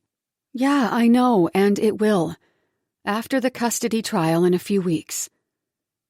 I swallowed the lump in my throat. I hated to think of the ticking clock over my head. Soon I would no longer be a part of Cooper's and the girls' lives. Daddy, can we watch a movie tonight? Eva brought her plate to the sink and looked up at her father. Lily and I can go brush our teeth and change into our pajamas, right, Lily? Lily nodded. Yeah, and we'll go straight to bed as soon as the movie's over. Cooper looked at his watch. Sure, why not? It's still early. But it'll have to be a short movie. Yay! The girls cheered and ran out of the room. Be right back, Eva shouted from the staircase. Cooper and I exchanged a smile. He rinsed the plates off and began to put them in the dishwasher. So the interview with Dana went well today? I told him a little about it earlier, but this was the first time we'd been alone tonight. Very well, except for the part where I said I designed custom-made fashion for children. Talk about jumping in head first. He grinned. I think that was a wise business decision. I bet you won't regret it. I cleared the table and brought the remaining dishes to the sink. Let's hope not. I leaned against the counter and took a deep breath. After Dana left, Lauren brought lunch over. Cooper smiled. That was nice of her. Yeah. And then I had one last visitor this afternoon. Oh yeah? Who? My dad.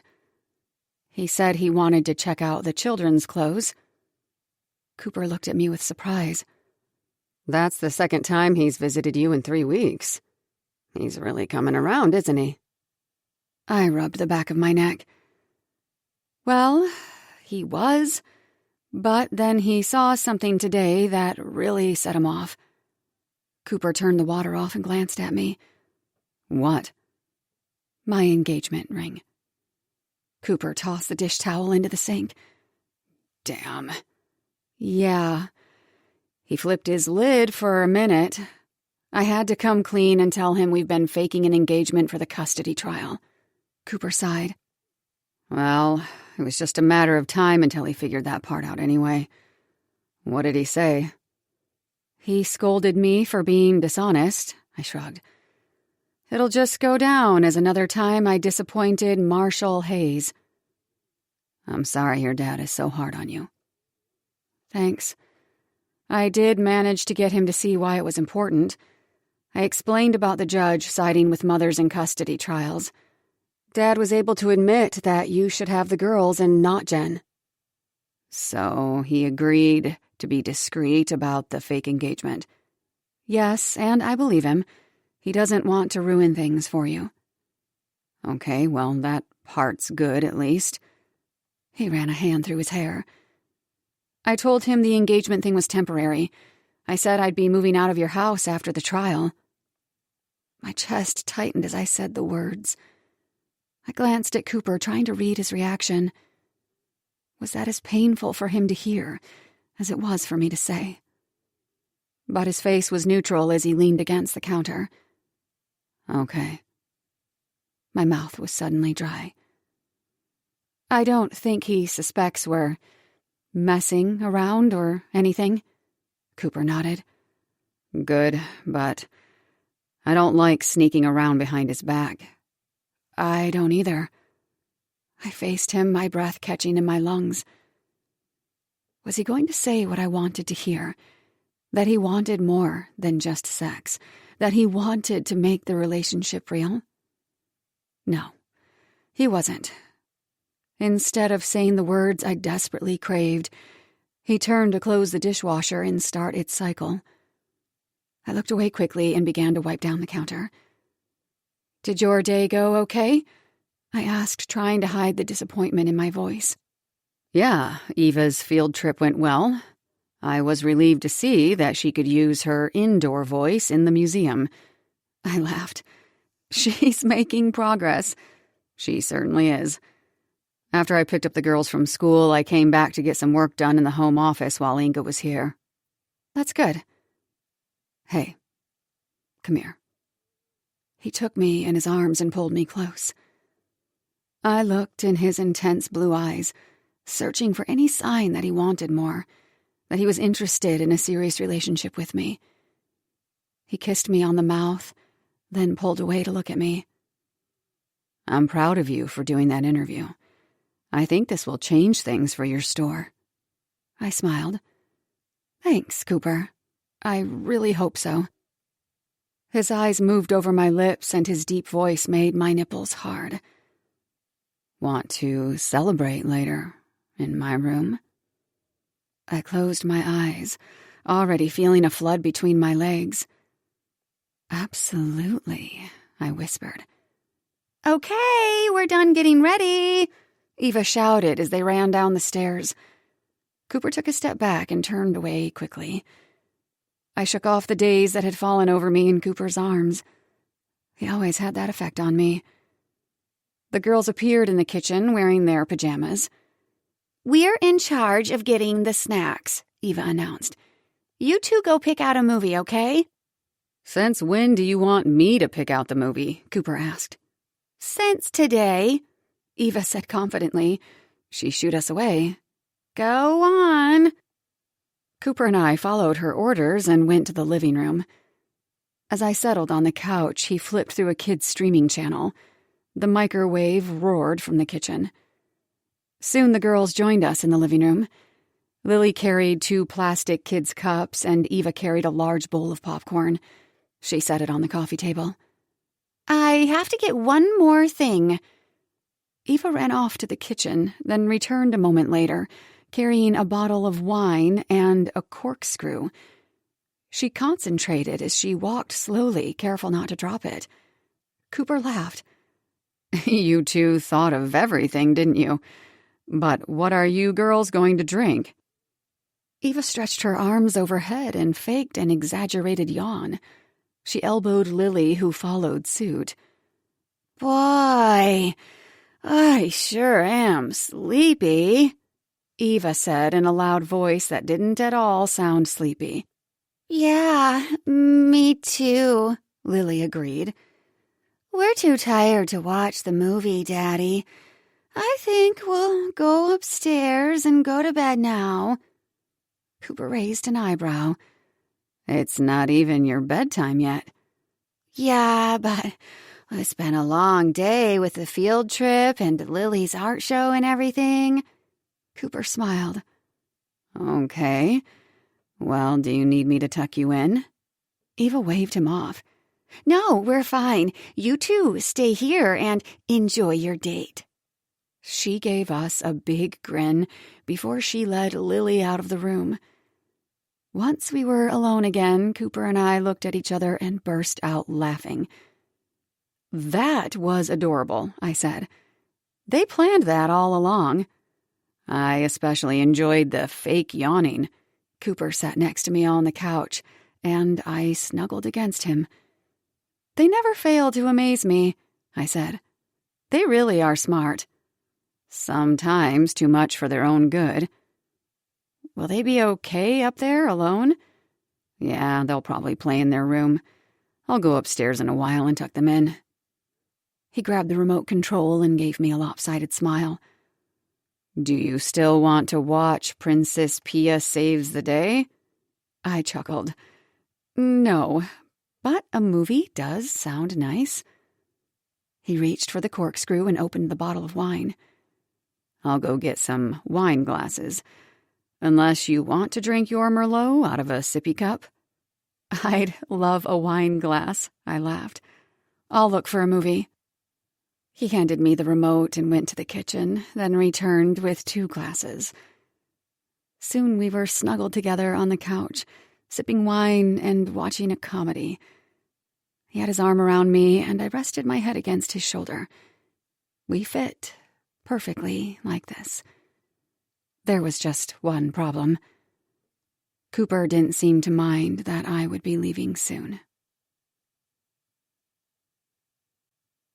Chapter 20. Cooper.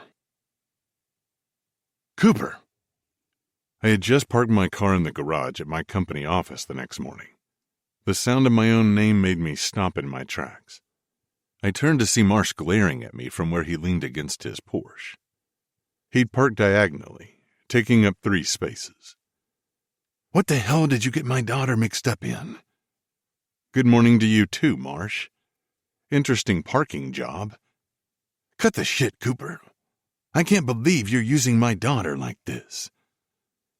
We were standing near the sidewalk at the front entrance of the parking garage. 2 of my employees walked past, sneaking peeks at the scene Marsh was creating.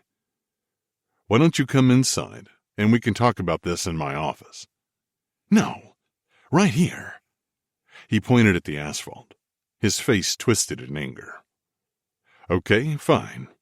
I laid it all out for Felicity as part of our business agreement. She knew what she was getting into. She's an adult, and she can make her own decisions.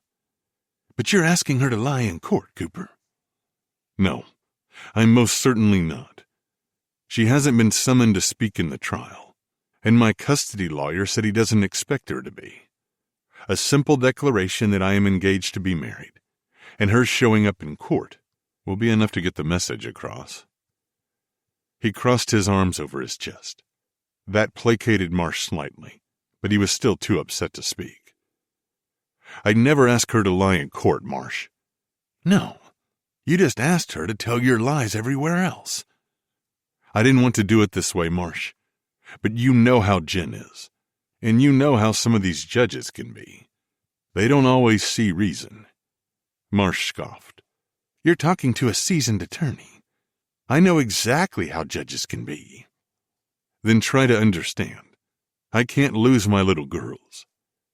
I raked a hand through my hair, feeling uneasy at the very thought. Jen is not a good mother to them, and who knows where she would drag them to. She might run off to Europe with a new boyfriend for all I know. She might bring shady guys around. I just can't let that happen, Marsh. Everything I've done has been for Eva and Lily. I can't lose them. Marsh let his arms fall at his sides. Fine. I won't say anything if she doesn't have to testify. But if she's at risk of committing perjury, I'll put a stop to this whole thing. I can agree to that. Marsh squared his shoulders and opened his car door. I've got to get to work. See you, Marsh. He ignored me, slammed the door behind him, and sped off out of the garage. Shit. Now my closest friend was pissed at me. I stepped out of the garage and into the sun to head toward the office once more. But as I turned my head before crossing the street, a movement in the corner of the garage caught my eye. Trying to be subtle, I shifted my eyes to get a glimpse of a man wearing a black jacket and baseball cap. He walked stealthily around a parked car. Why did he look familiar? I didn't break my stride, but something was off about this, and I was pretty sure I had seen him driving behind me on the way to work. At the next block, there was a loading alley just before my building. At the last second, I made a quick detour, ducking behind the corner where I would be out of sight. I waited for him to appear. Seconds later, he passed in front of the alley. I emerged from my hiding place, startling him. I got right up in his face, and he took a step back until he was cornered against the wall. You want to tell me why the fuck you're following me? His eyes went big for a second. Then he concealed his surprise. I don't know what you're talking about, man. I'm not following anybody. He had pasty skin and shifty, beady little eyes. A real slime ball. The guy couldn't be any more suspicious. Why were you driving behind me? And why were you hiding in the garage? He raised his hands. I don't know you. He started to walk off, but I took a step toward him and grabbed him by the collar. Stop fucking around. What are you after? I demanded. His face contorted in fear. Let me go, man. Let me go. I tightened my grip on his shirt. Not until you tell me. Okay. Jen hired me. To do what? To keep an eye on you. Now let me go, okay? He looked so pathetic and scared I let go of his shirt. I didn't back up, though. What's she trying to get on me? But instead of answering me, he twisted away and ran off toward the parking garage. Fucking hell. I thought about chasing after him, but what was the point? He couldn't tell me anything that would be of use. With a sigh, I entered the building and headed straight for my office, fumbling with my phone as I walked. My divorce attorney answered my call just as I closed my office door behind me. "Nick, I've got a situation," I muttered. I told him about the sleazeball following me. "Sounds like a private investigator," Nick said. "Just be vigilant. Don't do anything that would jeopardize the custody case. So keep doing what I'm doing. Felicity needs to be vigilant too." "Okay." I looked out the window behind my desk. It might be a good idea to hire a PI for our side too, you know? I clenched my jaw. Is that necessary? It couldn't hurt. I sighed. Fine. Got any contacts? I'm not exactly up to speed with the PI market these days. Nick assured me he would take care of it, and we hung up. I shook my head, staring out the window. Jen was not making this easy. A real private eye? Like in the movies? Later that evening, after we had put the girls to bed, I sat at a table in Felicity's sewing studio. I told her about the unsavory character following me, and about the run-in with her father. She took the news in stride, or maybe she was too focused on her work to care that much. Yeah, it's nuts. I never would have thought Jen would stoop this low. Felicity cut some green fabric from a bolt and began to position a pattern over it. When she didn't say anything, I went on. I mean, if she has the money to hire a private investigator, why does she need more from me? I have no idea, Felicity mumbled. Anyway, we have to be perfect in public. There's no room for mistakes now that this guy will be watching us. Felicity's brow furrowed as she cut out what looked to be the front piece of a kid's shirt. She began to pin it to another piece, holding several pins in between her teeth. Okay, she said, between her clenched teeth. Something about the way she hardly looked up from her work bothered me. One little slip-up could mean the end of my custody case. Felicity didn't respond. She bent over her work so that I could no longer see her face. Maybe it was the stress of the whole situation, but I was starting to get irritated. Felicity, are you listening to me? She looked up. Of course I'm listening. She looked back down and finished pinning the shirt. Because you seem a little distracted, I said with a sarcastic edge to my voice. I'm telling you this is really important for the custody case, and you don't seem to be taking it very seriously. She stared at me for a long moment, taken aback by the anger in my voice. Cooper, I am taking it seriously. I'm just stressed out about all this work I have to do for the new children's line. But I can work and listen at the same time. I heard every word you said. I looked away. Okay. I just hope you understand the gravity of all this. She took a step toward me and reached for my hand. I completely understand how serious it is. Felicity, if this guy finds out that we faked our engagement, it's all over. I'll lose the custody case. I drove a hand through my hair. I'll lose the girls. Don't worry, she assured me, looking me in the eyes. He won't find anything. I'll make sure my I's are dotted and my T's are crossed. The tension in my shoulders loosened a bit. Okay, thanks. That's all I want. Of course. I nodded. I'll let you get back to work. She gave me a smile, then returned to the garment she was pinning. She was working around the clock now, and I hoped that she wasn't pushing herself too hard. Downstairs in my study, I paced back and forth. My nerves were on edge. Finally, I poured myself a whiskey and sat at my desk, staring into the amber liquid. It was just the type of thing my dad would have done. When the going got tough, he withdrew and poured himself a drink. I never wanted to turn into my father.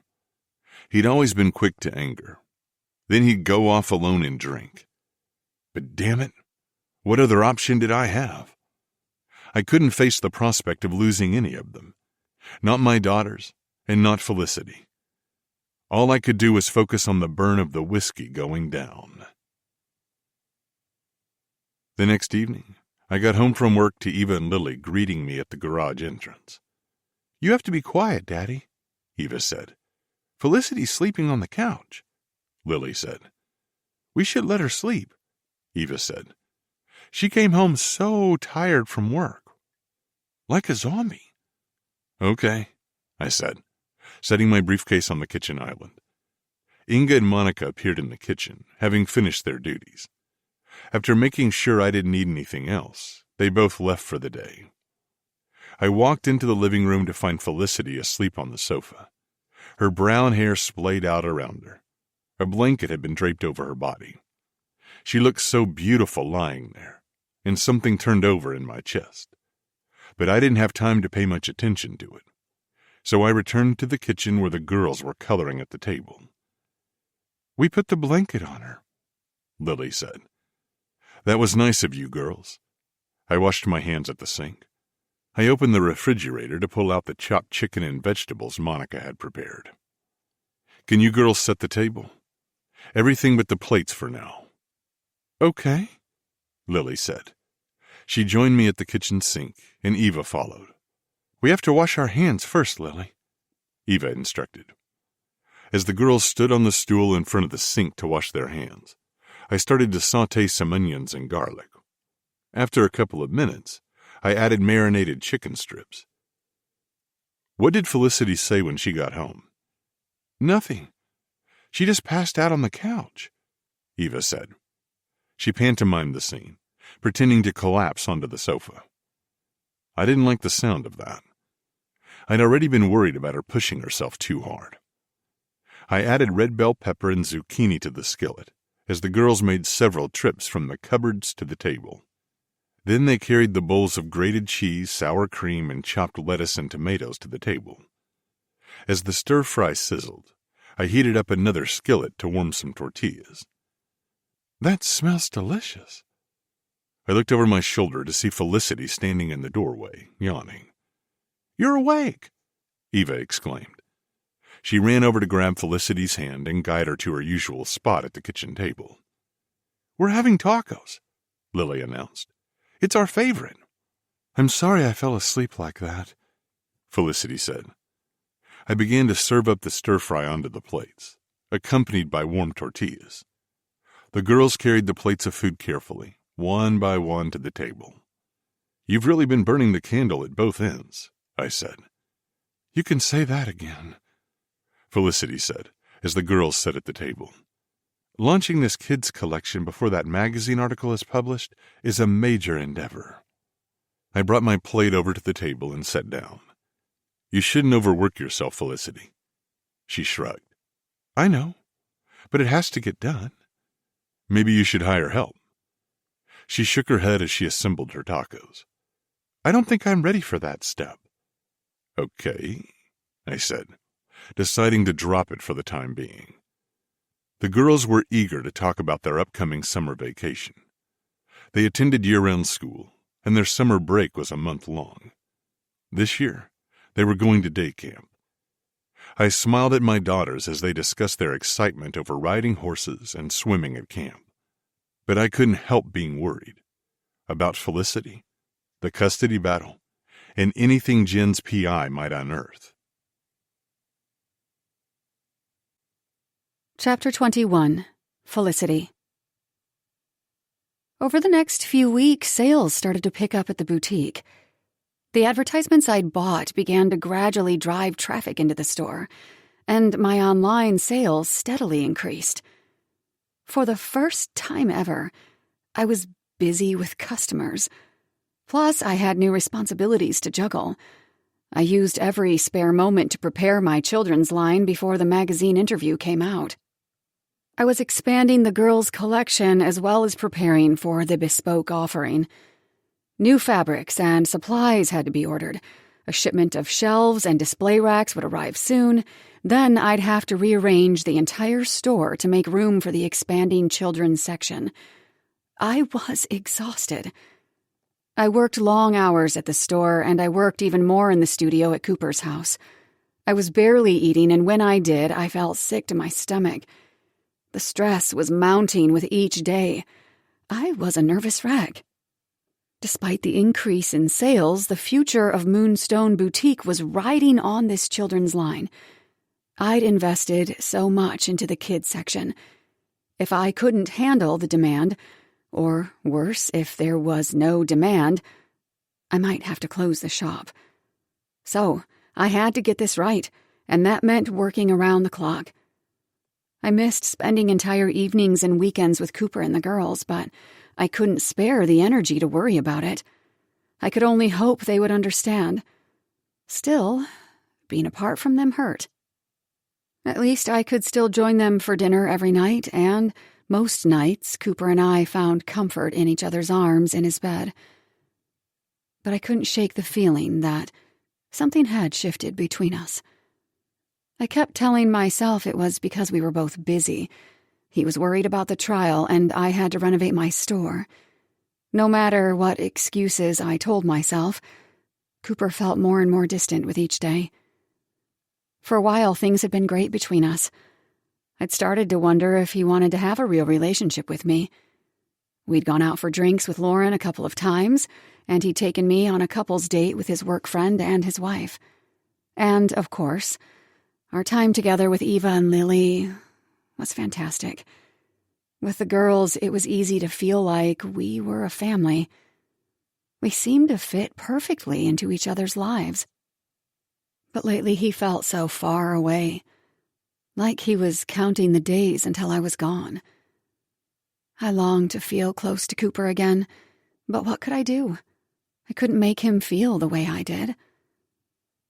It was the middle of the afternoon, another busy day at Moonstone. I just finished designing a new dress in toddler sizes when the door chime sounded. "Welcome to Moonstone Boutique," I said cheerfully, pushing away my worries. I was a little surprised to see a man standing there, but I shrugged it off. Guys sometimes came in to buy something for their wives or girlfriends.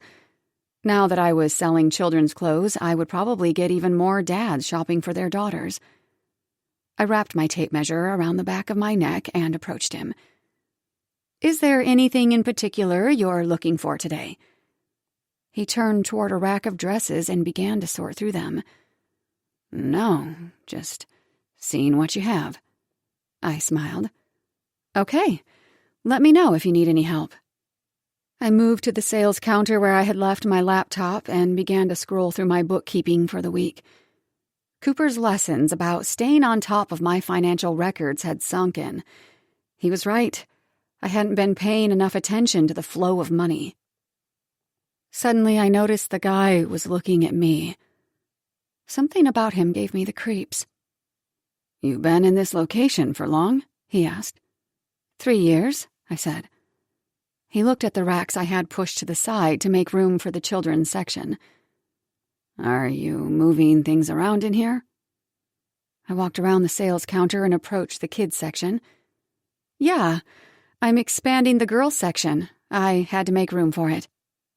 "What made you decide to do that all of a sudden?" I looked at him. Why was he asking all these questions? I swallowed, suddenly wishing I wasn't alone in the store. "Just turning over a new leaf." I put my hand on the rack and fidgeted with a hanger. Suddenly, it all clicked. This guy was the private eye. And my engagement ring was off my finger. I had taken it off because the diamond had a tendency to snag the fine linen and silk I was working with today. His eyes darted to my left hand. I quickly hid my hands behind my back where I clasped them together. The guy noticed my movement and gave me a smile. He had seen everything. "I didn't catch your name," I said, keeping the panic out of my voice. I took a step toward the door. He looked at me. "The name's Drew." "Lovely to meet you, Drew. I'm afraid that I'm closing early today. Sorry about that. I crossed the space toward the front door. I opened it, waiting expectantly for him to leave. He grinned at me as he breezed past. No worries. I'll stop by another time. I slammed the door behind him and locked it. Shit. I raced to the cash register, my heart pounding. I retrieved the engagement ring from the drawer and returned it to my ring finger. Cooper's going to kill me. I grabbed my phone and dialed his number as my pulse raced. Hey, what's up? He answered. Cooper, I have to tell you something really bad. I winced. He drew in a sharp breath. Okay, just tell me. I'm pretty sure that private investigator was just here at Moonstone. It was some creepy guy I've never seen before, and he started asking me a bunch of questions. Did he have beady eyes that were too close together? Yes, exactly. Fuck, that's him. He paused for a second. Well, I guess it was bound to happen. It's not that terrible if he just stopped by to check out your store. I swallowed. No. The terrible part is that I wasn't wearing my engagement ring when he came by. What? I just took it off for the afternoon because it snags the fabric I was working with today. Are you fucking kidding me right now? My stomach twisted. I'm sorry, Cooper. I just needed to take it off for a few hours. I didn't know that guy was going to come to the store. Jesus, Felicity. This is exactly what I warned you about. We have to put up a perfect front in public now that this guy is following us. I know, I'm sorry. There was a sinking feeling in my core. My dad yelled at me for wearing the ring. Now Cooper was angry with me for taking it off. He scoffed. I don't think you're taking this engagement seriously, Felicity. Please don't start with this again, Cooper. I promise I'm taking this seriously. You know how much I care about those girls. And you, I silently added. Besides, it's not like he took a picture. It would just be his word against mine. The last part I blurted out quickly, hoping it would help, but knowing it probably wouldn't. You don't know if he took a picture or not, Cooper said. I'm sure he has some hidden camera. He may be a bargain basement private investigator, but I'm sure he at least has some cheapo camera you didn't see. Tears pressed against my eyes. I didn't want to mess up Cooper's custody case, and I hated to disappoint him like this. What can I do to fix this, Cooper? He was quiet on the other end for a while. I don't know, he said flatly. I don't know if it can be fixed. I fought back the tears. I couldn't believe this was happening. I'm sorry, Cooper. I know. Listen, I've got to go. I'll see you tonight. Before I could say goodbye, he hung up. Defeated, I set my phone on the sales counter and returned to my chair at the sewing machine. I didn't know what had changed between Cooper and me, but something had. It wasn't just Drew seeing my empty ring finger. It wasn't only because I was working long hours. It was more than that. Cooper had withdrawn, turned colder. And I wanted more than anything to return to the closeness we shared before. But instead of getting closer, I'd driven a bigger wedge between us. I had screwed everything up. Not only was he furious with me, but I might have cost him the custody case. If this Drew guy took a picture of my hand without an engagement ring, it might be enough to sway the judge, especially since Judge Graves was already looking for a reason to grant custody to Jen. If Jen's attorney could make a convincing argument that we faked the engagement, well, Cooper would be right. Everything would be lost. All because of me. I buried my face in my hands and let a sob rack my body. The front door was locked and no one looking in through the front windows could see me where I was sitting. I gave up my strong front for the moment. Finally, I let the tears flow. 20 minutes later, I'd cried all the tears that had built up inside me for 2 weeks. I went to the bathroom to clean up the eye makeup that had run down my cheeks. I looked in the mirror. It's going to be okay, I said to my reflection. Everything's not lost yet. But I wasn't sure I believed my own words. In the front of the store, I unlocked the door in case a customer appeared. Then I returned to my design space. I had planned to design and sew 2 more pieces today. Taking a clearing breath, I sat at my sketchbook, my pencil poised against the white page. I stared at that white page for a long time. Nothing was coming to me. Was it really possible for Cooper to lose his custody case because I wasn't wearing my ring? Yes, it was possible. It might be the final piece of evidence in the case Jen's attorney was mounting against Cooper. My stomach twisted in knots. Cooper couldn't lose custody of his daughters. That was unthinkable. Eva and Lily mattered most in all of this. And Cooper losing custody would hurt them the worst. They had all but given up on having a relationship with their mother. Even at ages 6 and 8, they knew she wasn't a good influence in their lives. My heart went out to them. I had been fortunate to have a loving mother who was always there for me. I couldn't imagine if Mom had been cold, heartless, and aloof, if she had never made an effort to be part of my life, never shown any interest in my achievements or who I was as a kid. Well, I could sort of imagine it, because my father had been like that. But my mother had made up for the cold way my dad treated me, and Eva and Lily had Cooper, who I was sure was the best dad in the world. They couldn't be torn from the only loving parent they had. It would be a disaster for the girls to move in with Jen. And it would destroy Cooper to lose his daughters. They were the light of his life. I shuddered to think who he would become if they were ripped from his care. Jen would disappear with them. He would rarely be able to see the girls, if at all. He would crush his spirit, and I would never be able to forgive myself. Surely there was something we could do. Looking down at the white page, I realized my hand was shaking. I closed my sketchbook and put my drawing supplies away. I wasn't going to get any more work done today. I locked the doors and left through the front entrance. I longed to call Lauren and spill my guts to her, but she was visiting her parents in Seattle for a week. She just arrived there today. I didn't want to intrude on her family time. I walked on the sidewalk slowly, the late afternoon sun beating down. My favorite sandwich shop was 2 blocks away. A dry turkey sandwich was about the only food I had an appetite for at the moment.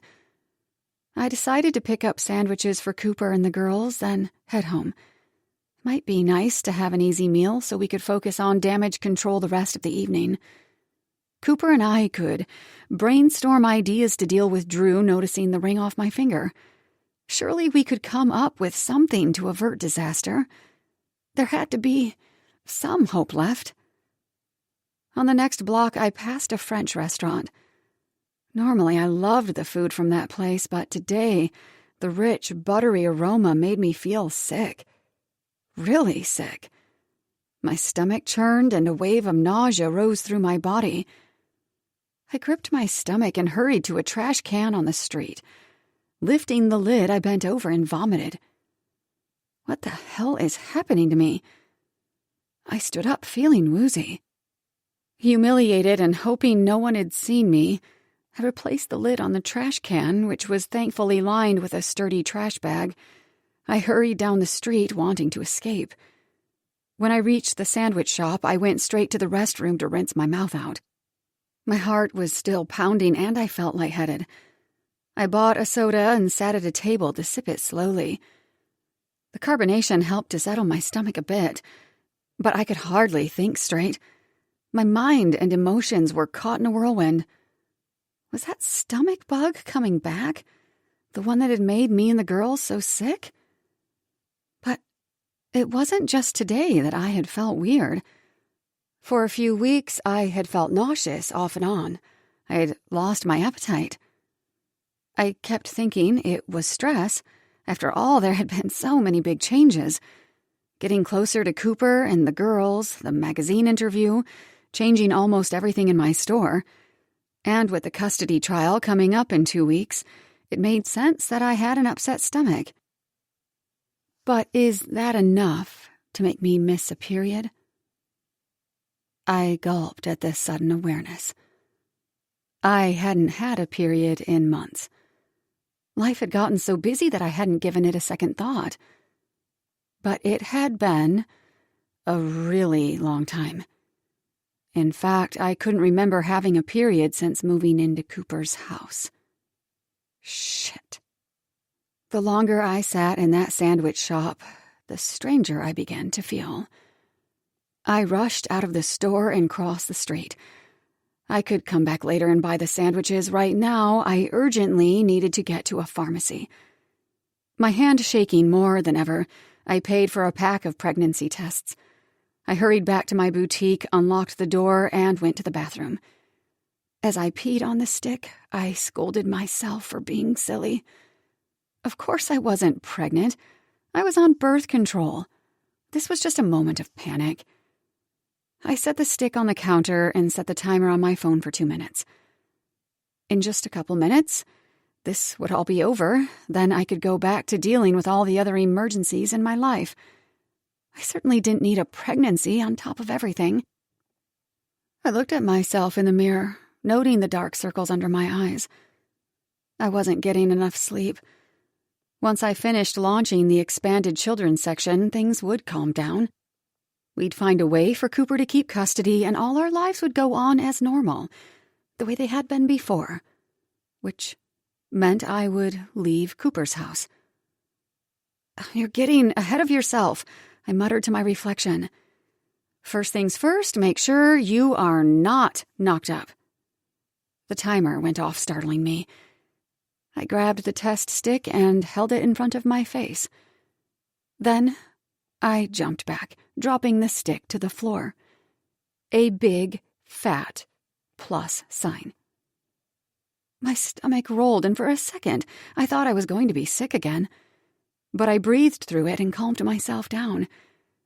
Tearing open the package of another test stick, I repeated the process, and was met with another pink plus sign. I didn't bother to take the third test. I knew the first 2 tests were right. There was no sense in trying to deny it any longer. I was pregnant by Cooper Pierce. In shock, I threw away the evidence, washed my hands, and left the bathroom.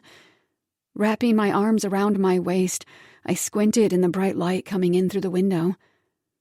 How did this happen? And what will I do? I sat in my chair and stared at the empty store for a while. My eyes didn't really fix on anything, and I just sat there, blinking. Rising to my feet, I walked to the front door and stepped out on the street. Thankfully, I had enough sense to lock the door behind me.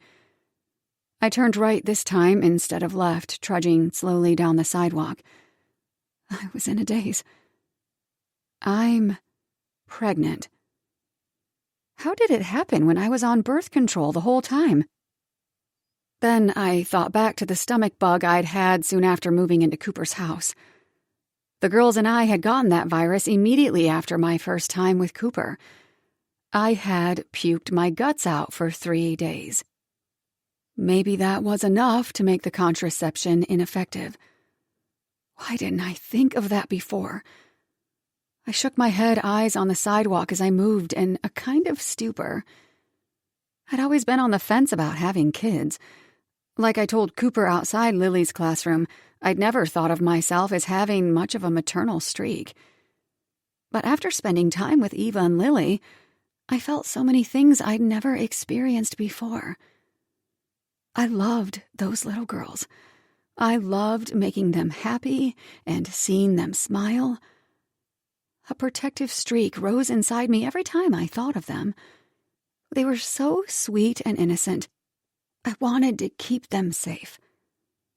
Now that I had a life growing inside me, I recognized that protective streak again. I felt a new sense of hope, despite my panic about how I'd make it work.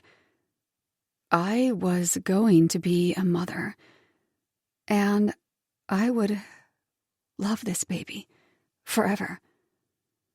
I looked up to see I had walked several blocks, and on the next block stood a birth center. I had driven past it 1,000 times and barely noticed it. But today, the sage green sign out front looked warm and welcoming. I opened the front door and stepped inside to make a prenatal appointment. The receptionist was friendly. She seemed to sense my anxiety, and her soothing manner calmed my nerves a little. I walked out holding an appointment card. A doctor would see me tomorrow, which was a relief. Outside, the sun was low in the sky and cast long shadows on the sidewalk. But I wasn't ready to go home yet, if I could still call Cooper's house home. I wasn't ready to face him. He was angry with me about the ring, and I understood why. But every time I disappointed him, it caused me pain. What will he say when I tell him? Will this be one more disappointment for him? He'd already told me he didn't want any more children. His 2 daughters were enough. This was the worst possible timing with the custody trial 2 weeks away. How could I tell Cooper when he had so much to worry about already?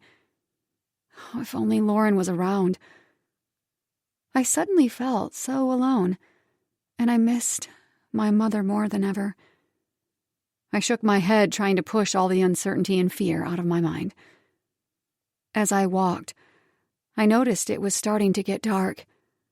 Suddenly, I realized I was late getting to Cooper's house. We had planned to discuss the appearance of the PI. Now, Cooper would probably think I was flaking out on him. Or, worse, he would be worried about me. And I had left my phone back at Moonstone, so I couldn't let him know I'd be late. I turned around and headed toward the store. It took me a while to walk back, and then I had to go inside and grab my purse and laptop. My phone was dead, so I couldn't text him. By the time I was in my car and driving toward his house, it was almost the girls' bedtime. He would be worried or angry or both. But if I told him why I was so late, that would be one more thing for him to worry about. And not just a minor worry, either. This was a bombshell. I would have to wait a few days to tell him this news. I just hoped he would be able to understand when I did. Chapter 22. Cooper. The girls were almost as worried about Felicity as I was. As I got them ready for bed and read their bedtime story, they kept asking where she was and if she was coming back. All I could say was that she was busy with work and she would be home soon. But after I closed their door and headed downstairs, my mind got carried away. I texted her yet again, but there was no response. Damn it. What kind of game was she playing? She knew how tense I was with the custody trial and this sleazeball following us. And now, he had likely gotten photographic evidence that she wasn't wearing her engagement ring. No doubt Jen's attorney would use it to argue that the engagement was a big ploy to keep custody of my children. I'd been upset with Felicity on the phone earlier, but I knew taking her ring off at work had been an honest mistake. It was a mistake that could cost us dearly, but she couldn't put her life on hold for me. Once the initial shock had worn off, my anger had too. I was disappointed and worried out of my mind about the court case, but I wasn't planning to yell at her tonight. What was done was done. Now we just had to focus on damage control. If only she would come home. Where the hell was she? The past few weeks she had arrived home a little later from her store than usual, but she rarely missed dinner with me and the girls. And if she did, she always called to let me know. She'd never been home this late. Why the hell wasn't she answering her phone? I paced back and forth through the living room, glancing out the dark windows and hoping to see her headlights. What if she had been in an accident? What if she was lying on the side of the road? If she wasn't home in the next 5 minutes, I would start making calls. Police, hospitals, whatever it took. It wasn't like her to disappear without a word.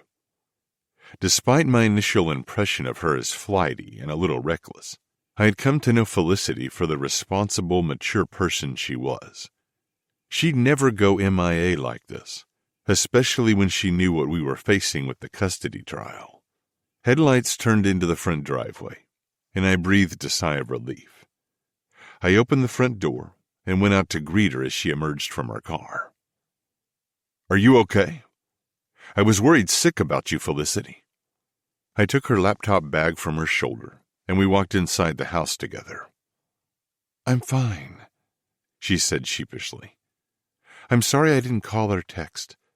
I didn't have my phone with me when I was out, and when I went back to the store to pick it up, it was dead."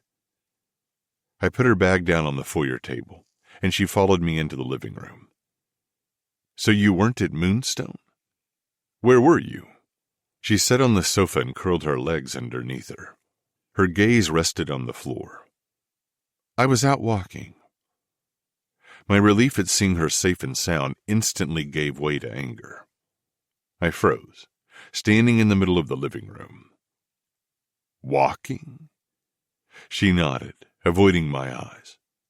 "Yeah, I went for a walk through the neighborhood around Moonstone." I raked a hand through my hair, the frustration building in my chest. After everything that's happened, after my ex-wife's private investigator got a picture of your hand without the engagement ring, you decided that would be a nice time for a stroll. She chewed on her bottom lip. "I just needed some time to collect my thoughts. I guess I wasn't thinking clearly. I'm sorry I'm so late." I turned away for a moment, trying to calm myself. Anger was mounting quickly, and jealousy. I looked at Felicity, searching her face for something. "Were you with a man, Felicity?" She finally looked at me. "What? No, I wasn't with anyone. I was walking alone." I narrowed my eyes at her, expecting to find some clue in her expression that would give her away. Felicity looked nervous, her brow furrowed as she looked up at me. She opened her mouth to speak. I held my hand up to stop her. "Save it. I don't believe you." She frowned. "What do you mean you don't believe me?" I folded my arms across my chest. "I think you're lying." The words tumbled from my mouth, hot and angry. "Your body language gives away your dishonesty. Why else would you lie to me, unless you were messing around with some guy?"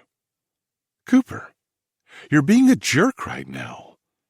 Look, you got so upset with me when I told you about the ring. I needed some time to process all this." "I got upset because you're not taking this seriously." Her mouth tightened. "I am taking it seriously, and I don't appreciate being accused of lying, Cooper. Maybe you shouldn't fly off the handle at me for an honest mistake. Any seamstress would take off her ring if it was snagging the fabric." "I'm done listening." I looked at her, consumed by jealousy. The thought of another man touching her made me sick to my stomach.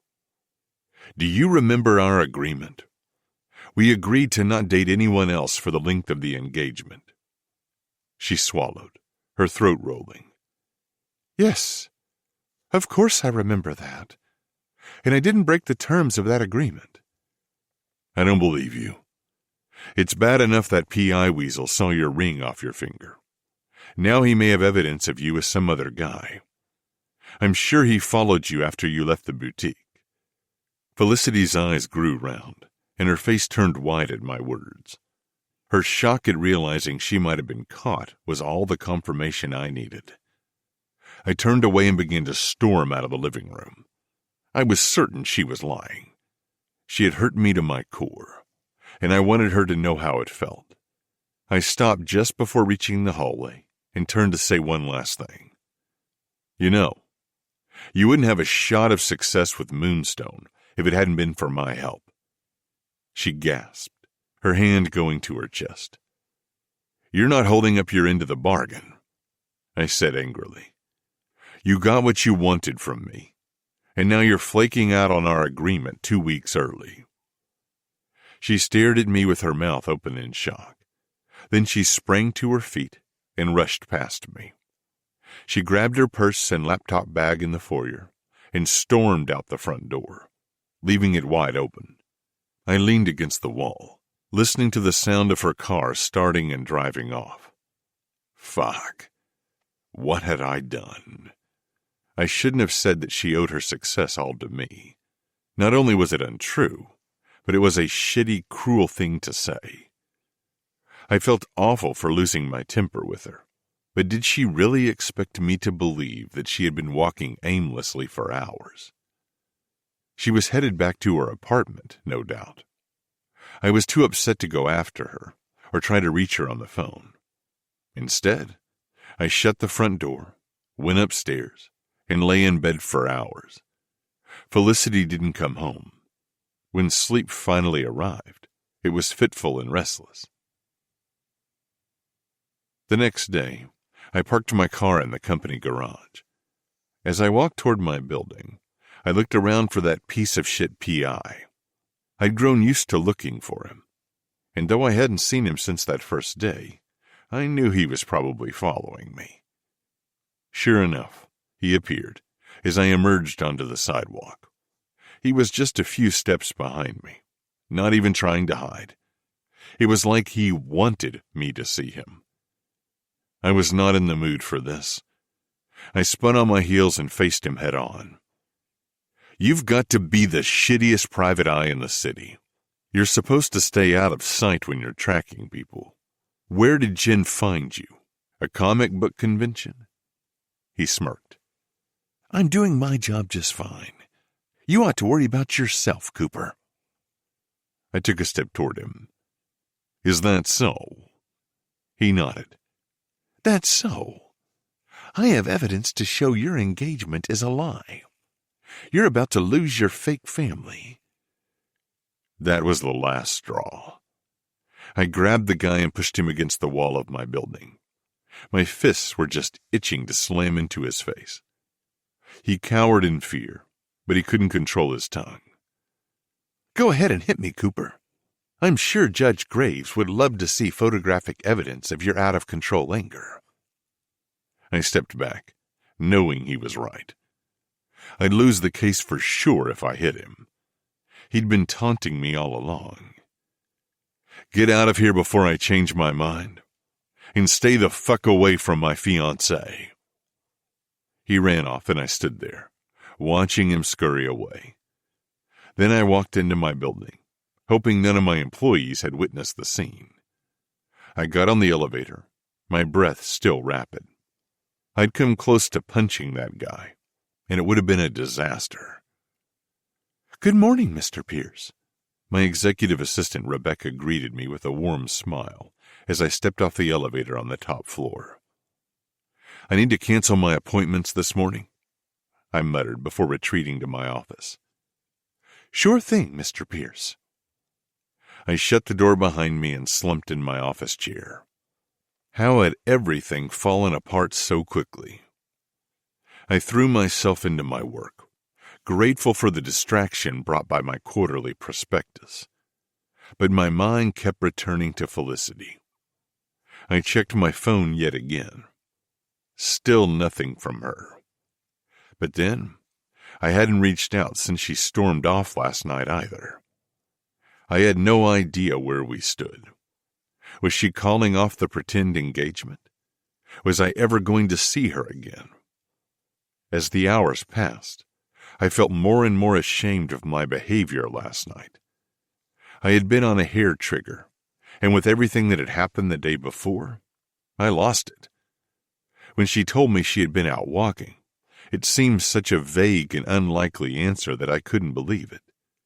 By the light of day, it still struck me as odd that she had disappeared for hours with her only explanation being that she had gone for a stroll. But on the other hand, Felicity wasn't the type to mess around like that. Even though we weren't technically in an exclusive relationship, she had signed the contract and agreed to not date anyone else. If nothing else, she wouldn't sabotage the engagement for the sake of Eva and Lily. Still, though, her behavior was strange, My mind swam with confusion. I worked through lunch. Rebecca brought me a sandwich, which I ignored, and a cup of strong coffee, which I gulped down. Soon Rebecca buzzed my line and told me there was someone here to see me. "Reschedule," I said. "But it's your fiancé." "Felicity." The dark cloud over my head began to lift. "Send her in, please." A moment later, there was a soft knock at my door. "Come in," I said. Felicity walked in, looking as radiant as ever in a long black skirt that hugged her curves and a white blouse. God, she was beautiful. "Hi," she said.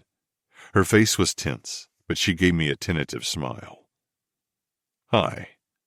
I stood up and walked around my desk, gesturing toward the leather sofa near the window. She sat down, looking uncertain. I eased into the armchair at her side. She took a breath and looked up at me. "I want to apologize for storming out last night," she said, "and for disappearing without a word before that. I know you were worried about me, and I should have sent a text."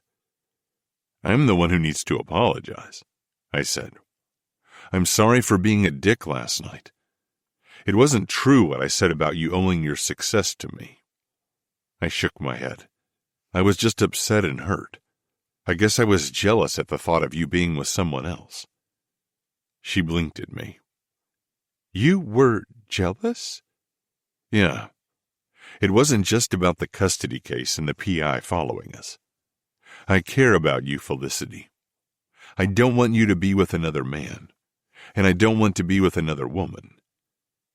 Her eyes lit up. "I don't want to be with another man either, Cooper. And I wasn't." I searched her face again, and this time I knew she was being honest. She leaned forward to grab my hand. "The truth is, I was feeling overwhelmed last night. I went for a walk to clear my mind, and I lost track of time. I was alone the whole time." I squeezed her hand. "I believe you, Felicity. I was an idiot last night for accusing you of that." "It's okay. We're both under a lot of stress right now." I started to lean in to kiss her, but I stopped. She looked like she wanted to say something else. Felicity drew a big breath that filled her chest. She opened her mouth to speak. Then her phone rang in her purse. She frowned as she retrieved it. When she saw the screen, she gave me an apologetic smile. "I'm sorry. I have to take this. It's the furniture delivery company." "No problem." I watched her as she took the call. The sunlight from the window fell on her brown hair. She seemed to glow in the warm light. Once again, I was mesmerized by her beauty. She ended the call, dropping her phone in her purse and looking sheepishly at me as she stood. "I have to be at the store in 10 minutes to receive the delivery. They weren't supposed to come this early. I'm sorry, Cooper." I waved her off. "No big deal. We can talk later." "Should I come to the house this evening?" "Yes, I'd like that." "Okay. See you tonight." She gave me a smile before hurrying out of the office. I watched her go, feeling a little better. At least we were talking now. Maybe we could get through this rough patch. But then what? I wanted her to stay forever, but Felicity was planning to move out after the custody decision was made.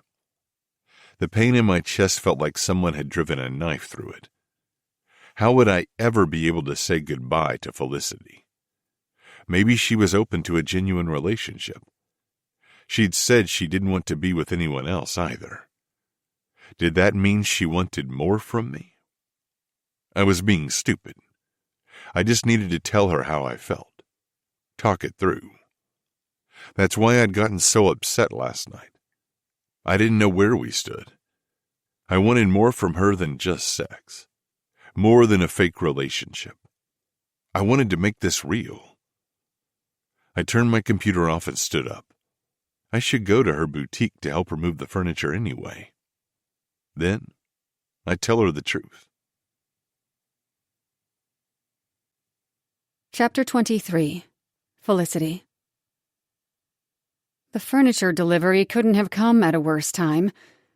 I was just about to tell Cooper I was pregnant. Now I'd have to keep this bombshell to myself a little longer. But still, we'd made progress. Cooper had said he didn't want to be with anyone else. Did that mean we were exclusive? I was confused, and I needed to talk to him about it. I rushed back to Moonstone Boutique to unlock the doors, my emotions nearly overwhelming me. The delivery men arrived at the rear entrance of the store soon after I did. The two guys quickly unloaded the furniture, racks, and stands for the bespoke children's section. I needed the new pieces to display a small variety of fabrics for customers to choose from, as well as information about how the process worked. Some of the furniture would be used for my off-the-rack girl section, too. As they worked, I consulted my order form, comparing it to the items they delivered. The temperature in the store suddenly felt stifling. I tied my hair into a bun and fanned myself with the paperwork. "Everything looks good," I said. I watched as they moved the last piece to the front of the store. "Great," the older of the two men said. "We just need your signature and we'll be on our way." Of course. I followed the guys to the parking area in the back and waited for them to get the tablet from their van. Outside, the bright sun made me feel dizzy. A fresh wave of nausea rose in my stomach. Great, not this again. But this time, I felt unsteady on my feet. I braced myself against the doorframe and shut my eyes, willing myself not to faint. "Whoa," the younger guy said. He grabbed me just before I lost my balance. "Let's get you inside." He helped me through the door. The world was spinning, and I held onto his arm to steady myself. He pulled a chair over, and I sat down, glad to be off my feet. "Ma'am, are you okay?" He looked at me, worried. I think I'm okay," I said, but I wasn't certain. I felt disoriented and scared. I blew out a shuddering sigh, trying to collect myself. The older man approached me with a bottle of cool water he'd retrieved from his van. He twisted the cap open and handed it to me. "Thank you," I smiled at him gratefully. The water revived me, and I took a few sips. "No problem," he said, giving me a smile. "My wife had terrible morning sickness her whole first trimester. Not just in the morning either, all day long." I blinked up at him. How did you know?" He lifted a shoulder. "You have that same look she did. I guess they call it a glow." A clatter from the front of the store startled me. I looked up to see my father standing near the front entrance. He had knocked over one of the new display cases. Apparently, he had entered from the front, overheard the man's words, and reacted out of surprise. Dad stood there glaring at me. I squeezed my eyes shut in frustration. I was fed up with being scrutinized. My head had stopped swimming, and I wanted to finish up with the delivery men before my father flipped out. "I can sign that form now," I said. The younger man handed me the tablet. I scrawled my signature on the screen, thanked them again, and they left. I took another sip of water and rose to face my dad. "Felicity, are you pregnant?" he asked. "Dad, Jen already has a private eye following Cooper and me. I don't need you spying on me, too." "I wasn't spying on you. I came by to see if you needed help with your delivery." "How did you know I had a delivery?" "I saw you mentioned it on Moonstone's social media," he answered irritatedly. Despite the tense situation, I felt a tug of joy at his interest in my store. His furious expression quickly stamped it out, though. "Answer the question," he pressed. I paused, unsure of what to say. I couldn't tell my dad the news before I told Cooper. That didn't feel right. I'd rather not say until I have a chance to discuss it with the father first. So it's true. He shook his head in disappointment and anger. Disgust, even. Dad, it's bad enough you agreed to pretend to be Cooper's fiancé, but now you're sleeping with him and having his baby? Jesus, Felicity. His face turned red and his nostrils flared. I braced myself for a lecture, but this time he was too angry to say much, and I didn't know what to say at all. You know, maybe I should blow open this entire farce for your own good, he said. Maybe it's time the truth came out. No, Dad, wait. But I was too late. He flung the front door open with so much force I was afraid he would break it. Then he stormed out. I leaned against the wall and let myself slide down to the floor. This was the last straw in a series of disasters, and just when I had started to gain my dad's approval. I looked so angry I couldn't imagine he would ever forgive me. And worse, he threatened to expose the engagement as a fake, which would destroy Cooper's chances at the custody trial. I buried my face in my hands as the tears streamed down my face. Cooper and his daughters were the best things to ever happen to me, and I was on the brink of losing them all. Just as my sobbing began to calm down, a new worry entered my mind. I'd nearly fainted. I wasn't sure if that was a normal pregnancy symptom. I'd never heard of it happening to anyone I knew. What if something was wrong? My stomach twisted on itself as I worried about my baby. My shoulders shook as I let myself wallow in misery.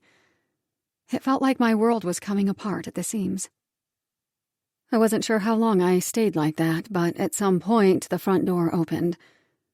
Dread moved through me. Now a customer would see me completely undone, crying on the floor of my store. But Cooper's soothing presence washed over me instead. Without a word, he sat beside me on the floor and wrapped his arms around my back. I curled against him and sobbed. It's going to be okay, Felicity. Whatever it is, it's going to be okay. I looked up at him. His blue eyes met mine, and for a second I almost believed him. I wanted so badly to lose myself in those eyes. I wanted to trust that as long as we were together, everything would work out. But everything had fallen apart. I wasn't even sure that Cooper could fix this. No, it isn't. My dad figured it all out. His jaw tightened. He knows we're sleeping together? I sniffed. Yes, and he said he might blow open the farce of our engagement. There was so much more I needed to tell him. Like how my father had figured it out. I wanted desperately to tell Cooper I was pregnant, but I just couldn't bring myself to admit it yet. I knew he would get upset and maybe even accuse me of doing it on purpose. I still felt woozy and overwhelmed, and I just couldn't handle any more stress. I'd tell him about the baby soon, just not right now. He threatened to tell the judge we're lying? Cooper asked, his voice tight. I nodded. He didn't say those exact words, but that's what he meant. Cooper's free hand clenched into a fist. He gazed off into the distance, his eyes becoming hard. I know this is the last thing we need right now, I said. I tried to stop him, but he just stormed out. Shit. Cooper lifted his arm, removing it from its place around my back. He stood up and helped me to my feet. I have to go talk to him before he does something crazy. I nodded, wiping the tears off my face. Are you going to be okay here alone? He asked. I came over to help you with the furniture delivery. He looked at the furniture the guys had unloaded. I don't want you moving all that by yourself. I gave him the best smile I could manage. I'll be fine. I won't be moving any of it today. It can wait. Okay, I'll see you back at the house later.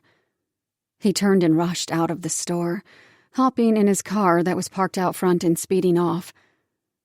What a mess. Now that my father knew everything, he was going to use it against me. I just hoped he had the decency to not tell Cooper about the pregnancy. I'd made it clear I wanted to tell Cooper myself. But Dad had never been one for respecting boundaries. My stomach growled, and I realized I'd skipped lunch. I dug in my bag, finding a protein bar, an apple, and a bag of dried fruit. I devoured it all, washing it down with some milk from the mini-fridge. Then I washed my face in the bathroom. I wanted nothing more than to crawl under the covers and hide from the world, but I didn't have that luxury at the moment. I had a prenatal appointment to get to. I sat on the exam table at the birth clinic. I had just gotten an ultrasound with the technician, and I was waiting for the obstetrician to talk to me. It was amazing to hear the heartbeat and see the little blur on the screen. I was still early in the pregnancy, 10 weeks, but it was thrilling to think I would be a mother in a few months. But when I thought of how I had almost fainted, panic welled inside me. I had only discovered my pregnancy a few days ago, and already I was so attached to the life growing inside me. The door swung open, and the obstetrician, a woman with beautiful silver hair and a warm smile, entered the room. She introduced herself as Dr. Temple, and I nervously shook her hand. "Good news, Felicity," she said. "Your ultrasound looks great." I closed my eyes and exhaled. "Thank God. I was so worried after what happened earlier this afternoon." She nodded. "I understand your concern, but it sounds like a case of dehydration and low blood sugar. How have your stress levels been?" I fidgeted with the paper gown I was wearing. "Pretty bad. I'm going through some major changes with my small business and, well, a lot of changes in my personal life, too." Dr. Temple gave me a sympathetic look. "That sounds like a lot to deal with. I encourage you to do what you can to manage your stress. Reach out to the people who care for you for support. Try to rest as much as you can, and you may find that frequent small meals help maintain your energy levels." I bit my lip. Keeping stress levels down would be tricky. "I'll do my best." She patted my knee. "Good to hear. You'll be fine, Felicity. The baby and all your vitals are perfectly normal." "The tech said it's too early to know the sex." "Right, but at your next ultrasound, we should be able to tell. By the way, this is for you." She handed me a copy of the ultrasound image. Gazing at the black and white image of my baby, I felt tears pressing against my eyes once more. Dr. Temple said goodbye and left me to change into my regular clothes. Recalling the earlier incident with my father, I moved quickly. I grabbed my purse and checked out at the front desk. If I hurried, maybe I could get to Cooper before Dad broke the news of my pregnancy. Chapter 24. Cooper. I parked outside Marcia's law firm, my ears ringing and my heart pounding. But Marcia's car wasn't here. I pounded my steering wheel in frustration. My phone pinged with the text. "Marsh. Where the hell are you?" Cooper. "At your office. Where are you?" Marsh. "At your house." Cooper. "Monica will let you in. Wait in my home office. I'll be there in 15. 13 minutes of white-knuckle driving later, I pulled into my driveway. Felicity had just texted me asking if I'd found her dad. I fired off a response that we were both at my house before I hurried inside. Marsh stood in my study, his face red and furious. "What the fuck, Cooper? I trusted you. And now you're screwing around with my daughter?" It wasn't a question. It was an accusation. Betrayal was written all over his face. "Marsh, just keep calm here, okay?" She's not one of those women you used to pick up at bars, Cooper. She's my daughter, and she's 20 years younger than you. I rubbed the back of my neck.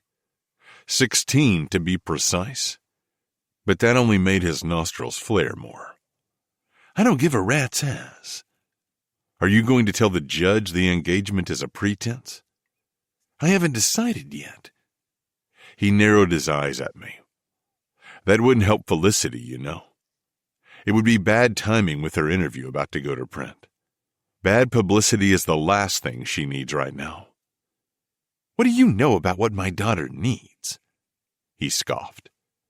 I know what her business needs, and I know she deserves success. Don't talk to me about what she deserves, Cooper. Felicity deserves to be with someone her own age. He leveled me with a defiant look. Someone who loves her for who she is. I do love her for who she is. I froze. It was the first time I had admitted I loved Felicity. I never even admitted it to myself before now. But it was true, and it felt damn good to finally say it. But my declaration just made Marsh angrier. He glared at me and took a step forward. You're selfish, Cooper. You're trying to tie down my 26-year-old daughter when she's in a completely different phase of life from you. This isn't about love. You just want to give your kids a ready-made mother and make your own life easier. My mouth fell open. I was stunned at his accusations. No, that's not it at all. If you really love Felicity, you wouldn't treat her this way. You wouldn't use her to keep your kids. You would give her freedom to live her life on her own terms. You just want to tie her down. I stood there staring at him. I was speechless. I knew I loved Felicity. I didn't doubt my feelings for her. I cared for her as she was. I wasn't interested in her just because she would make a good mother for my children. I was in love with her. I'd fought against it all this time, but I couldn't deny it anymore. But maybe Marsh was partly right. Perhaps I was doing the wrong thing by trying to tie her down. Maybe she deserved to start a family of her own with someone her age. More to the point, maybe I didn't deserve someone like Felicity. Marsh and I stared at each other, each waiting for the other to make the next move. Finally, Marsh spoke. But I guess it's too late for all this anyway. I frowned. What do you mean? He drew a breath, as if reluctant to tell me something more. We both looked up to see Felicity walk in the room. Dad, I think it's time for you to leave. Marsh looked between her and me. He seemed to want to say something more, but he clamped his mouth shut. With one last glare at me, he stalked out of the room. Moments later, I heard Monica close the front door behind him. I crossed the space to take Felicity into my arms. I held her for a long moment, and she rested her head against my chest. Is he going to expose us to the judge? She asked. He hasn't made up his mind yet. She sighed. I guess he's going to do some careful consideration, she said sarcastically. Yeah, it sounds like he could go either way. After a moment, she looked up at me. I'm sorry my father is butting into our business. I gave her a wan smile. Marsh has always been a control freak. She chuckled. You should have seen him in his 30s. He had to micromanage everything in the house when I was a kid. She looked down, sadness crossing her face. I don't know how Mom put up with it. I caressed her cheek. Maybe his redeeming qualities made up for it. She nodded slowly. I guess so. As much as he drives me crazy, he does have a caring side. He just doesn't show it much. I know. He does want the best for you, Felicity. He cares about you. He just has a strange way of showing it. Yeah, like trying to control who I spend my time with. I nodded. Felicity hadn't told me the details of how Marsh had figured it out. but I didn't bother asking. The guy was a master at reading the room. His sharp eye picked up on everything. He'd probably seen the way Felicity looked at me, or heard the way my voice changed when I talked about her. He was good at putting two and two together. "Are you okay with your father knowing about us?" She lifted a shoulder. "I guess it doesn't matter, since it's done now. I just hope he doesn't say anything to the judge." "Me too." "Thanks for coming to the store earlier," she said. "It helped, having you there." She gazed up at me, and once again I was made speechless by her beauty. She pressed herself against my torso and parted her lips, making my cock punch up in my pants.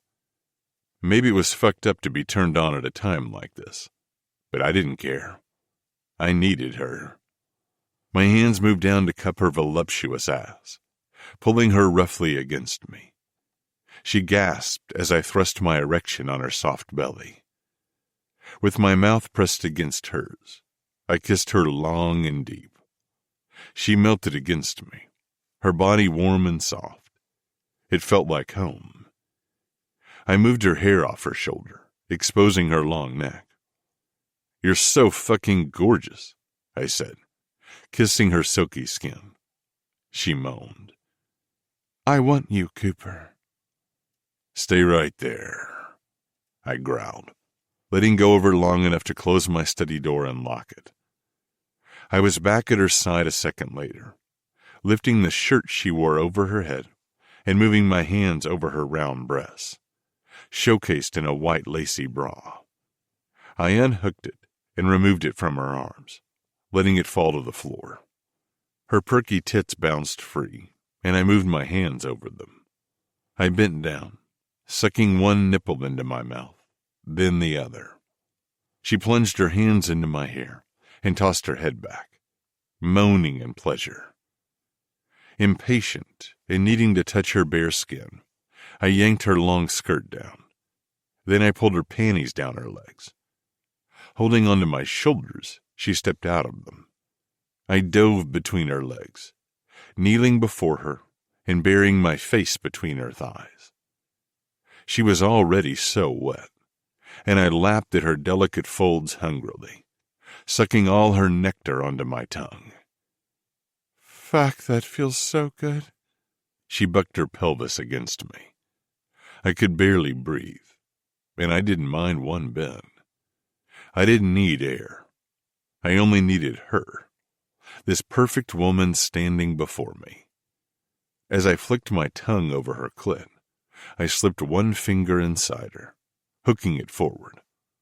I knew it would drive her crazy, and it did. She dug her nails into my back, and her muscles began to contract around my finger as she whimpered. "That's it, baby," I murmured against her skin. "Come for me like a good girl." I sucked her flesh, and she closed her eyes, losing herself as she surrendered to the orgasm. She braced herself against me, her legs gone wobbly. When she came down from her peak, I stood. Sweeping her into my arms, I carried her to the leather sofa. She was still recovering from her climax. I watched her catch her breath as I removed my clothes. I shrugged off my shirt, but as I began to unfasten my belt, she moved her hands to mine. She looked up at me with a naughty smile. "Allow me." Tugging her legs underneath her, she perched on the edge of the sofa as she undid my belt and pants. She pulled them slowly over my hips, and the weight was agony. I wanted to be inside her already. Teasingly, Felicity tugged the boxers down. I stepped out of the clothing and stood before her, my dick hard and bobbing in front of her face. She licked her lips, then wrapped them around the head of my cock. "Fuck," I moaned, as she took my length in slowly, inch by inch. As she swallowed down as much of my shaft as she could, her eyes moved upward to meet mine. The sight of her looking at me with my dick in her mouth nearly made me blow my load right then. but I managed to hold back. I drove my hand into her hair, holding her head in place. If she moved much more, I'd lose it. As I released my grip, she wrapped her hand around the base and moved her mouth to the head. I was breathless, and I took a step back, letting my cock slip out of her hot, wet mouth. I sat beside her on the sofa and moved her into my lap. She straddled me, wrapping her arms around my neck. Grabbing her curvy hips, I thrust my erection against the dripping folds between her legs. She arched her back, pushing her perfect breasts in my face, and I took one of her nipples gently between my teeth. I guided her to my cock and pushed my hips upward, entering her tight little pussy. Her eyes were big as she looked at me, her eyebrows knitted in concentration. "Does that feel good?" I whispered. "Uh-huh." She bit her lip, and I pushed all the way in, making a loud moan escape her throat. She began to ride me, her tits bouncing against my face as I held her close. But I needed to be deeper. I took over the movement, and she held on to me as I thrust inside her over and over. I couldn't get enough of her. I wanted to be as deep inside her as I could. With a swift movement, I lifted her off my cock and placed her on her back on the leather. She looked up at me, her mouth curling into a smile as I positioned myself over her delicate body. I pumped inside her folds, and she squeezed her eyes shut for a moment. As I began to thrust deep inside her, she opened her eyes again to look at me. My hands roamed over her breasts and stomach, her face and neck. I committed every detail of Felicity to memory. Her legs wrapped around my waist, pulling me closer and allowing me deeper access. I didn't stop. I couldn't stop until I filled her up completely. Her mouth opened in a circle as she fell over the edge into orgasm once more. I watched her face as she came, knowing I'd never see anything as beautiful as this in my life. Her pussy muscles began to milk my cock, and I couldn't hold back any longer. I groaned as I came to, shooting my warm release inside her walls. Panting for air, I rested my head against her chest. Her heart beat against my ear. My dick was still inside her, and she caressed my head, running her fingers through my hair. I never wanted this moment to end, but before long, she squirmed underneath me. "I can't breathe," she said with a smile. "Oh, sorry." I got up and gave her a hand to help her sit up, which she accepted. I handed her a box of tissues, and she cleaned up. She stood and reached for her bra. I snuck peeks at her as we both dressed, sad to see her gorgeous flesh being covered up once more. She was quiet, and I wondered what she was thinking. When we were both dressed, I stood before her. "Are you okay?" I asked. She nodded and gave me a small smile. "Yeah. I'm just worried about my dad blabbing to the judge." "Same here. I'll call my lawyer and see what he advises." "Okay." She looked up at me. "You have to win this case, Cooper. Jen can't win. Those girls belong with you." I brushed her hair out of her face and moved it behind her shoulders. "I know. I'm worried about it, but I have faith that we can figure this out. There's got to be some way to still win this." "Yeah. Let me know if I can help in any way. I mean that." "Thanks. I will." "Well, I'm going to get some work done in the studio upstairs," she said. "I don't feel like going back to the boutique today." "Okay. I'll try to get some work done too. Inga will be here soon after she picks up the girls from school." Felicity stood on her tiptoes to give me a quick peck on the cheek. "See you later." "Bye." I watched her walk out, my throat tight. I wanted to tell her the truth, that I loved her, that I wanted to be with her for real. But I just couldn't bring myself to say the words. Not after what Marsh had said about tying her down. With a heaviness in my chest, I straightened the cushions on the sofa. Then I ran upstairs for a quick shower to clean up. Soon, I was back in my study. Alone with my thoughts for the first time since my conversation with Marsh, a dark feeling sank in. Pouring myself a glass of whiskey, I pondered my situation. There was no way to know what decision Marsh would make. If he decided to tell the judge, it would be disastrous. Was he really that petty? Would he want to sabotage my custody case just because I was sleeping with his daughter? Sadly, I could see him doing it. He had no problems hurting people he thought had hurt him. As I sipped the liquor, Marsh's words rang in my ears. Felicity deserves to be with someone closer to her own age. What if he was right? I'd planned to tell her the truth of how I felt, to profess my love for her, and ask if she wanted to try this for real. But maybe it was wrong to tie her down. A tightness took hold of my chest and wouldn't let go. I must have lost track of time at some point, because the girls' voices roused me from my thoughts. "Daddy?" The girls ran in, all hopped up from their after-school snack. "Daddy, we didn't know you were home," Lily said. "Felicity is asleep again," Eva announced. "She's sleeping at her sewing table upstairs." "That's okay. We'll let her rest," Eva pouted. "But we wanted to work on our sewing projects with her." "I know, girls. But you have to remember that Felicity is very busy now with her store. She's been working a lot lately, and she's tired." Lily blinked her long lashes up at me. "We miss playing with her." "I know, Lily. I'm sorry." I ran my hand over her head, smoothing her blonde hair. "Why don't you two see if Inga can play with you outside in the backyard? I'm going to get some work done, and then we'll have dinner together. Deal?" "Deal," Eva said. Lily nodded, but she was disappointed. They ran out of the room, calling for Inga. I slumped in my office chair. Tension mounted in my gut. Marcia's angry face appeared in my mind's eye, his words haunting me.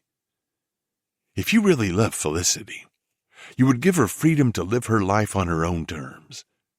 You just want to tie her down." Fuck. He was right. Her business was starting to take off. I'd helped her with Moonstone just as I'd promised, and she had almost completed her end of the deal by pretending to be engaged the past few months. In 2 weeks, she'd go to the custody trial at my side. After Judge Graves's decision, her part of the deal would be over. I couldn't expect any more from her. Asking her to stay with me and be my girlfriend would complicate her life. It would mean she'd be tied down to a guy in a different stage of life. It could mean she might become a maternal figure to my daughters. Permanently. She'd have to take on a lot of responsibility. Felicity deserved a big white wedding. Judging by the way her face lit up whenever the topic was mentioned, that was what she wanted. She'd probably want kids, too, though she'd said she was on the fence about becoming a mother. I saw how she acted around my girls. She would want children of her own when the time was right, and I couldn't give her what she wanted. Ever. After Jen, I just couldn't take the risk. I couldn't trust myself enough to commit to someone long-term, and I couldn't have more kids just to worry about them being ripped away from me. She would never be satisfied with what I could offer her, and she shouldn't have to settle. I couldn't ask that of Felicity. I couldn't let her put her life on hold for me and my daughters. I couldn't bear to watch her grow to resent me over the years because I was a chicken shit, because I was afraid of commitment after my divorce. No matter how much I loved Felicity, I couldn't ask her to stay. I loved her too much to let her make that decision. Didn't they say if you love someone, set them free? I loved Felicity more than I loved any other woman, more than I thought possible. I had to set her free. Chapter 25, Felicity. The interview in LA Now changed everything. The article was published 3 days after my dad found out about Cooper and me. And the very next morning, there were people lined up to get into Moonstone Boutique when I arrived to open the store. Suddenly, I was swamped with customers. I was working long hours before, but that had been a walk in the park compared to my new life after the interview. Out of nowhere, my store was flooded with parents ordering bespoke fashions for their little girls. The adult clothing started to sell more, too. Once mothers stopped in the store to shop for their daughters, they often found something for themselves. 3 days after the interview was published, I had a large list of custom orders to make. I worked on designing and sewing in every free moment I had at the store. But it was hard to finish the pieces. Nearly every time I sat down at my sewing machine, another customer came through the door. I barely saw Cooper and the girls. I was working around the clock trying to do everything. I missed them and I hated letting them down, but the boutique needed me now more than ever. Wednesday night, I got home after the girls were in bed. When I walked in the front door, Cooper was coming down the staircase after tucking them in. "Hey, stranger," he said, his face neutral. None of the old warmth was there. "Hey." I set my bags on the front table. "I saved you some dinner. It's in the microwave if you want it." "Thanks," I said. "I haven't eaten since breakfast." I kicked my shoes off. "The girls were asking about you. They hardly see you anymore," Cooper said. "I know. And I hate that I've been getting home so late. It's just a lot to manage with all the new customers at the shop. The trial is on Monday, you know." I swallowed the lump in my throat. "I know." "We'll have to sit down soon and go over some details. I want you to know what to expect in the courtroom." I nodded. "Okay. I can get home early on Friday, if that works for you." "Sure." He rubbed his jaw and looked away. "Well, I'll let you eat. I have some work to do." "Okay," I said quietly.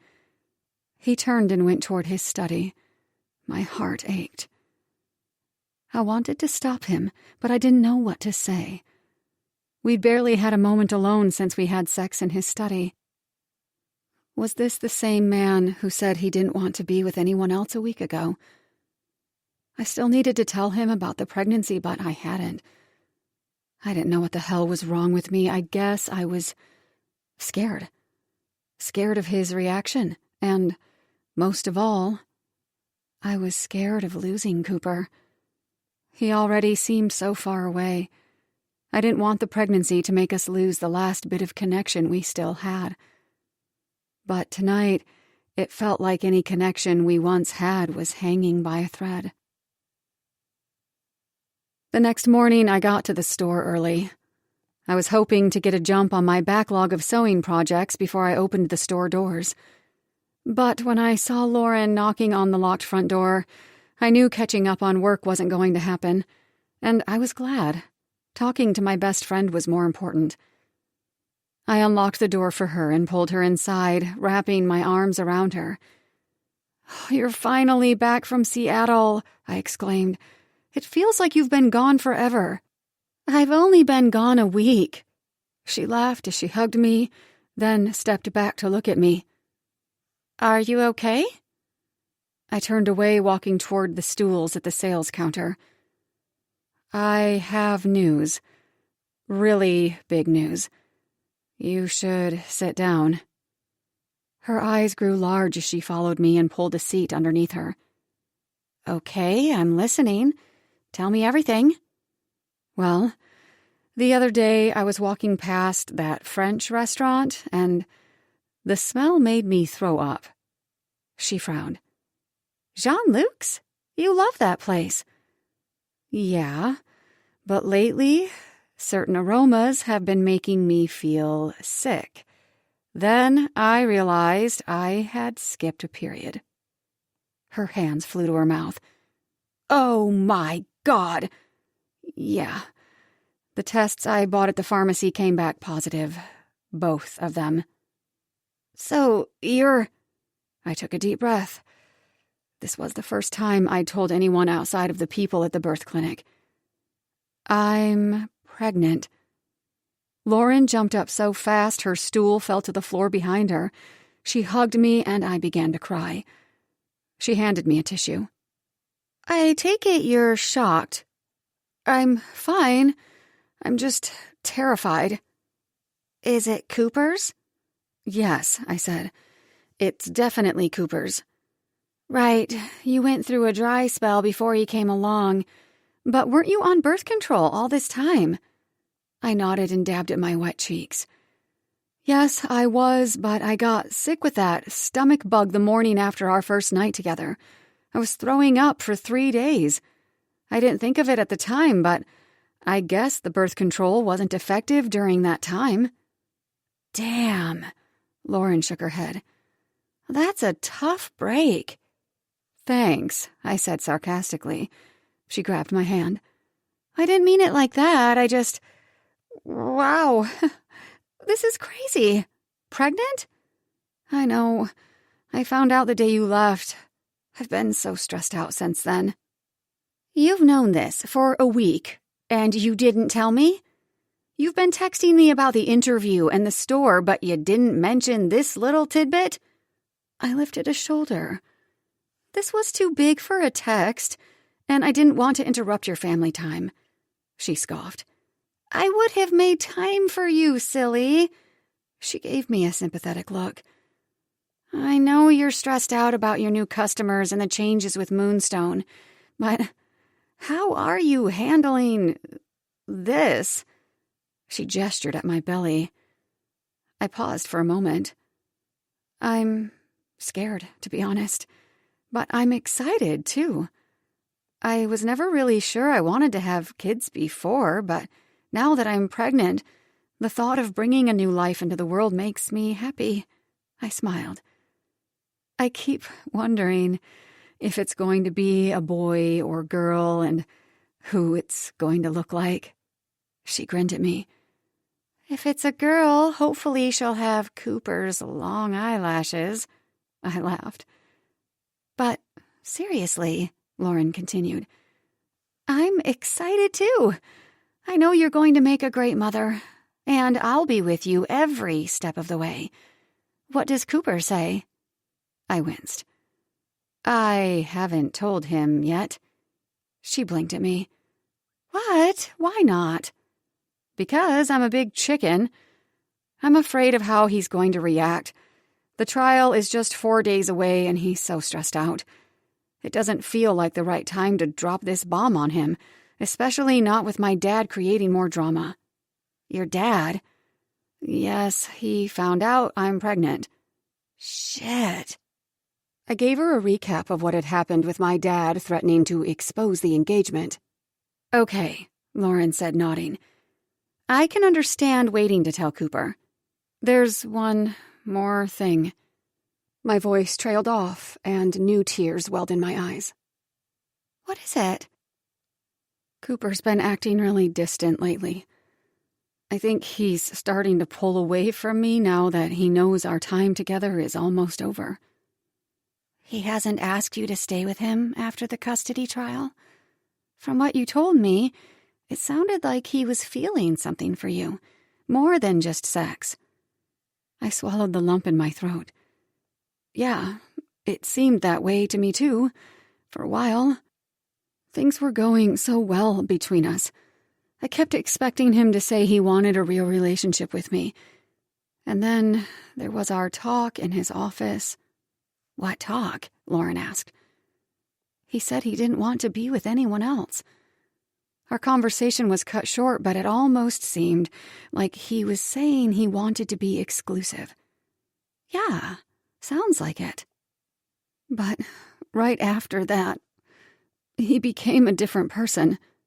My voice cracked as another sob moved through my chest. It's like he doesn't care about me at all anymore. Lauren squeezed my hand. I'm so sorry, Felicity. That sounds really confusing. Yeah, just when everything was going so great, he got all cold on me. It was so strange. I blew my nose into a fresh tissue. It's like he's biding his time until I move out of his house and he's rid of me. Is it really that bad? It feels that bad to me. I feel like an unwelcome guest in his house. I know the girls still enjoy my company, but Cooper, not so much. Tears rolled down my face. And I'll have to say goodbye to the girls, too. I'm going to miss them so much. I know you are, sweetie. Maybe you can still visit them sometimes. Yeah, that would be nice. But everything will be different, I sighed. That's the understatement of the year. With this baby, everything will be totally changed. You don't think he'd want to have a relationship with you now that you're pregnant? No. My chest ached as I said the words, but deep down I knew it was true. I don't think he's going to take the news of my pregnancy well. He's already said he doesn't want more children. He may resent me for giving him another one. Well, if he's like that, screw him. It takes two to tango. He could at least help you raise the kid.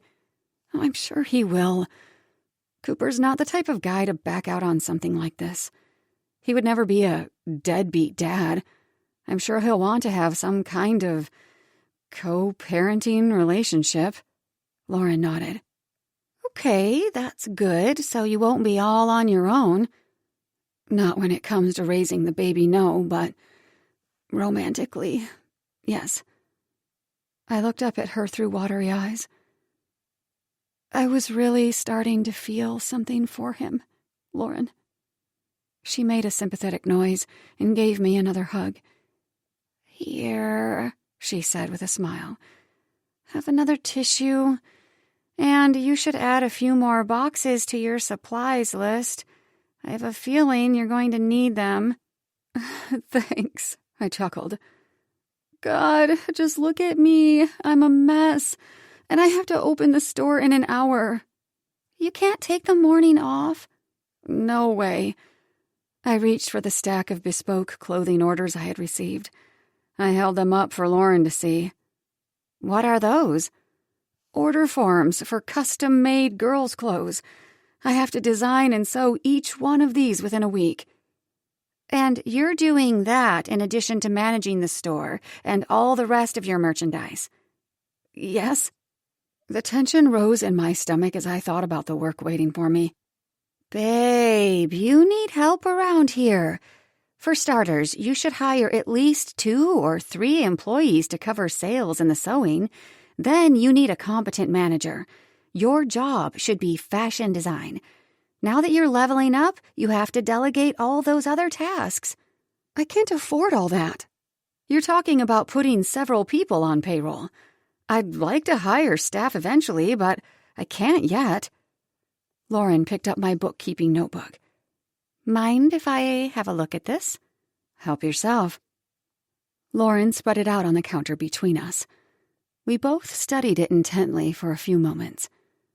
See? Lauren finally said, pointing excitedly to the profit I had made the past few days. That number is huge. You can definitely afford a few employees, even without factoring in Cooper's financial investment.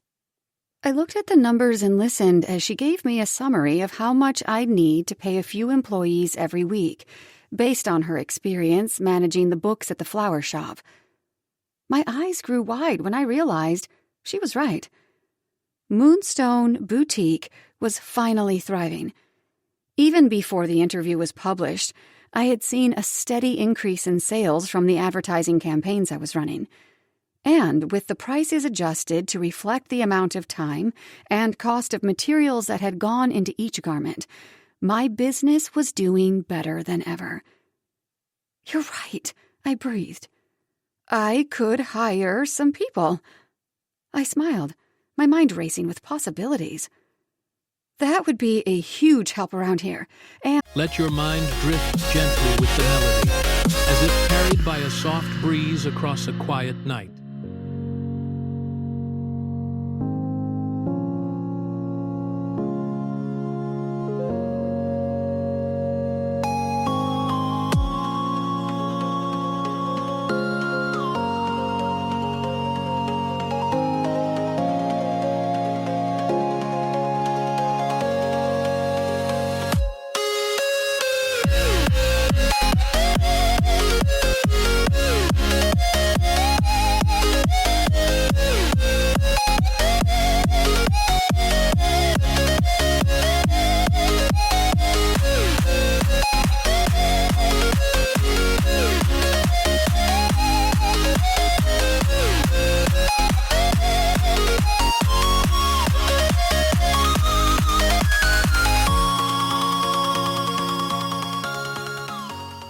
and I'd be free to do what I love most of all, designing.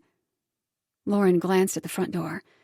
3 customers had lined up outside, waiting for me to open the store. She laughed. "Yeah, you're going to need some help around here." I blew my nose and grabbed a handheld mirror to check my eye makeup, then turned to my friend.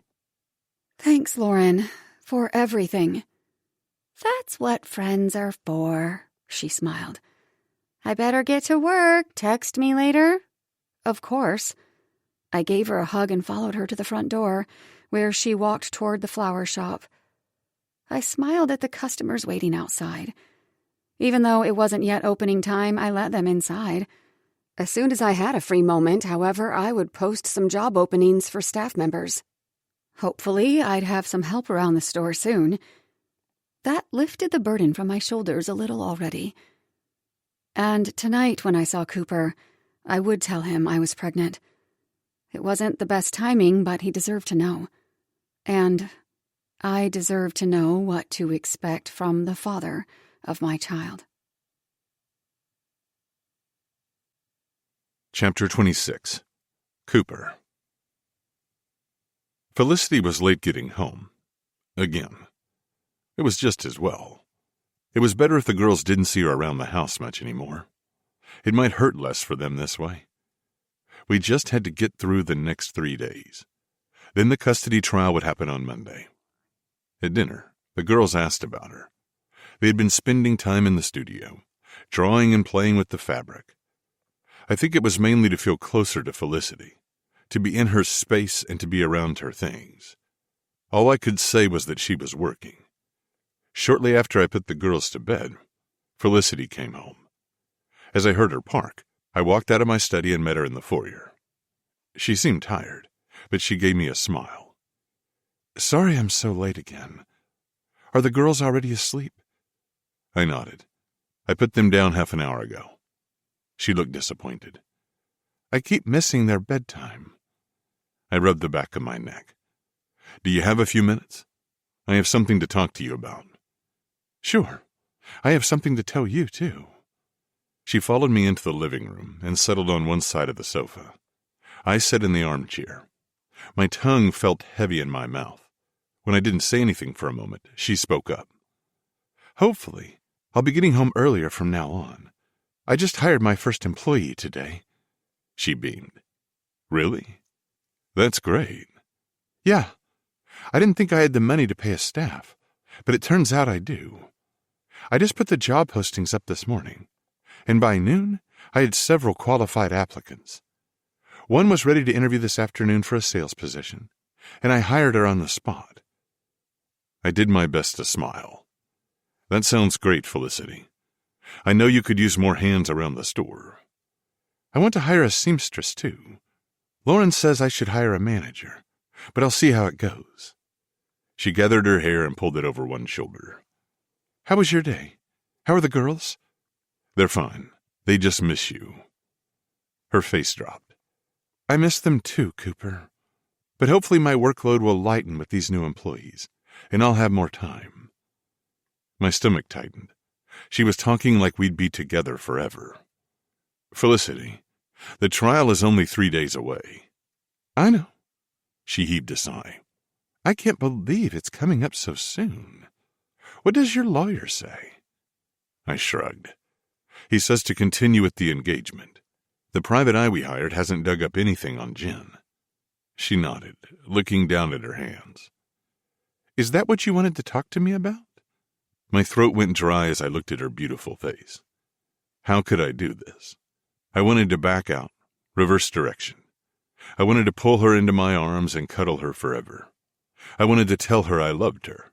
Instead, I had to break her heart. Felicity, I truly appreciate all your help with the girls in the custody trial. You've gone above and beyond everything I asked of you, and you've made a difference in their lives. She blinked at me, uncertain of where I was going. I drew a deep breath. Everything inside me was screaming for me to stop, but I had to continue. For the remaining time we have together, I think we should return to the original terms of our agreement. She stared at me. What do you mean?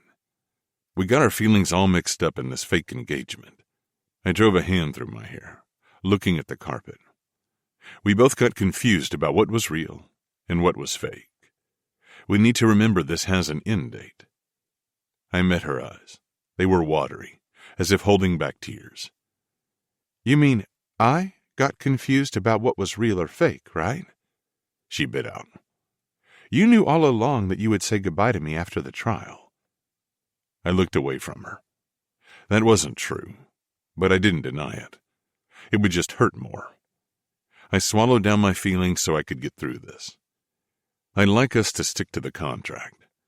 I need you to go to the trial on Monday wearing the ring and play the part. But we can't do anything more than that. And after the judge's decision, we have to return to the way things were before. You mean you want me to leave? Tears were rolling down her face now, and she wiped them away angrily. You're kicking me out of your house. As soon as I fulfilled my obligations to you, you want me gone. I'm not kicking you out, Felicity.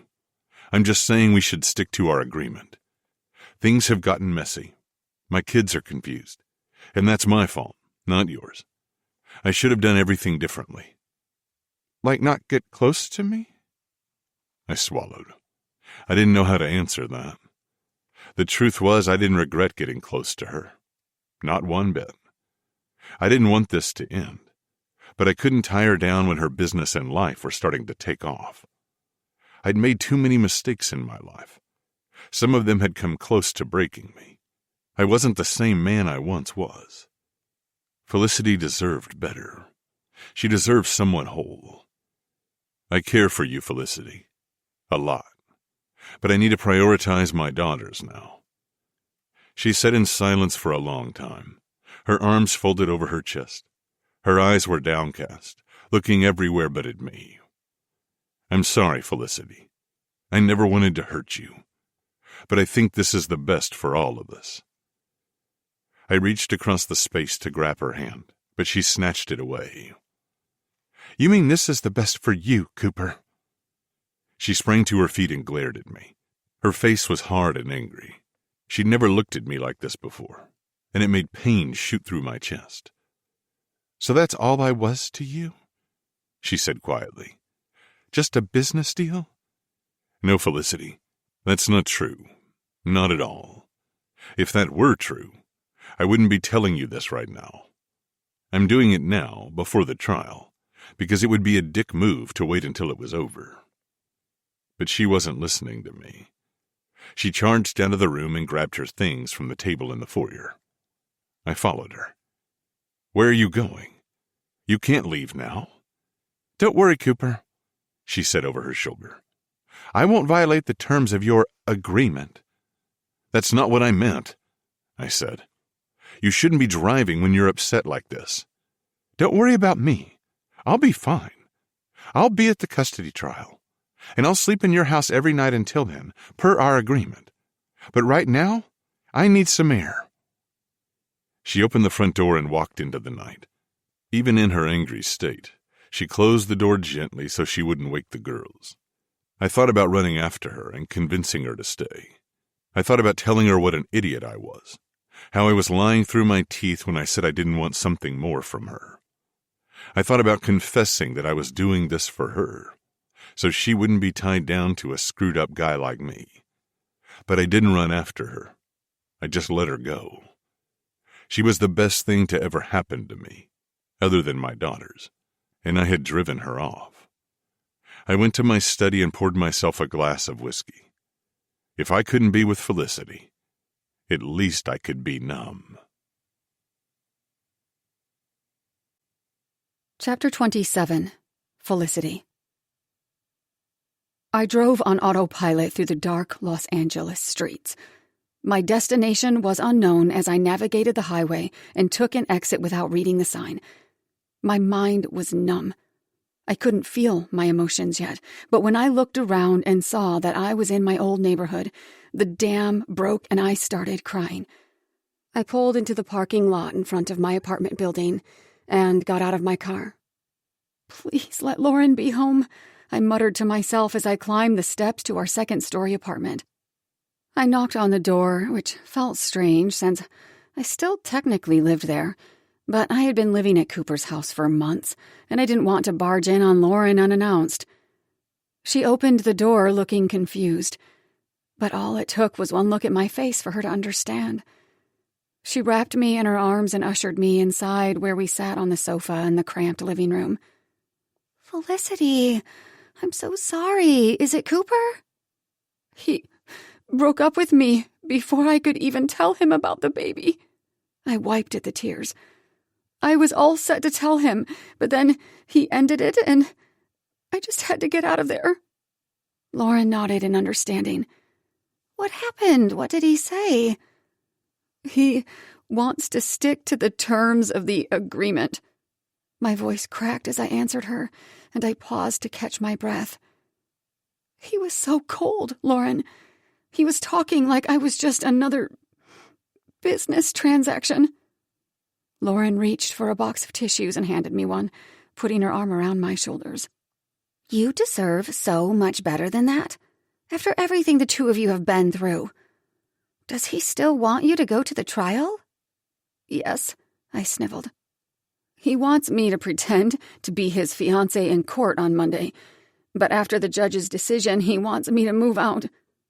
Wow, Lauren murmured. That is cold and strange. I thought you guys were getting so close. It sounded like the four of you were starting to become a family.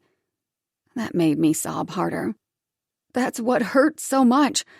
It did feel like we were becoming a family, and then Cooper just stomped it all out. She narrowed her eyes. So, he was just using you for sex? It seems that way. I shook my head in confusion. I guess he was just having a good time with me, and then he got bored. What else could it be? Lauren folded her arms over her chest. I don't know. It doesn't make sense, especially since his daughters love you. I was so stupid, Lauren. I was hoping he would ask me to stay, to move in with him and the girls. I laughed bitterly. I thought he might be falling in love with me. Oh, what an idiot. Of course he wasn't. He was just using me. She squeezed my hand. You're not an idiot, Felicity. He was sending you a lot of mixed messages. You're not stupid for thinking there could be more. Guys like him don't go for girls like me, I said. Not for the long term. I was nothing but a good time to him. Lauren chewed on her bottom lip. Do you think it has something to do with your dad finding out? I don't think so. Cooper and my dad are friends, but Cooper's not the type of guy to let him run his life. I don't think he would break up with me just to make my father happy. No, probably not, Lauren agreed. And now, I'll have to tell him I'm pregnant even though he doesn't care about me. My hands flew to my abdomen, the reality of my situation sinking in. I'll be tied to Cooper for the rest of my life, I whispered. I'll never be able to get over him and move on. I'll have to see him whenever the kid goes to visit. I sank into the couch cushion, wallowing in despair. You'll get over him, Lauren said. It will take some time, but you're not going to spend the rest of your life pining away for this guy. I won't let you. I met her eyes. I don't know, Lauren. I really love him.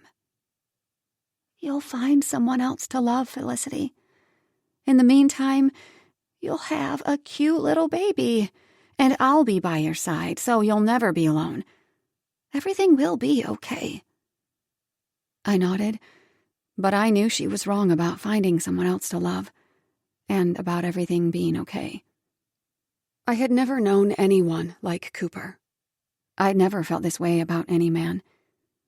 Deep down, I knew there would always be a gaping hole in my heart where he once was. Chapter 28. Cooper. Each minute that Felicity was gone felt like an eternity.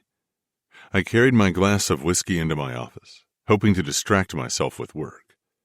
But as soon as I powered on my computer, I knew it was a lost cause. I shut it off immediately. I couldn't focus on work now. I went up to check on the girls. They were sleeping soundly, and I pulled the covers over Eva.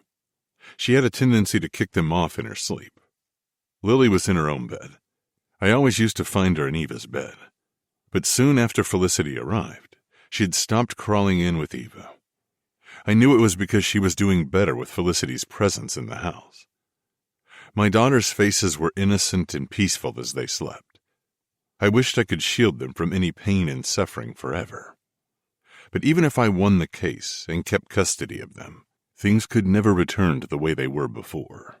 The girls had bonded with Felicity, and I had told Felicity to leave. What the hell was wrong with me? I left the room and closed the door softly behind me. I picked up the whiskey I had set on the hall table and trudged toward my bedroom. But first, I poked my head into the sewing studio, flipping the light switch on. The girls had been drawing in here. I picked up their latest creations and unfolded the papers. Fuck. My heart constricted to see my daughter's love for Felicity depicted in crayon. Happy scenes of the girls together with her. Quickly, I looked away from the drawings.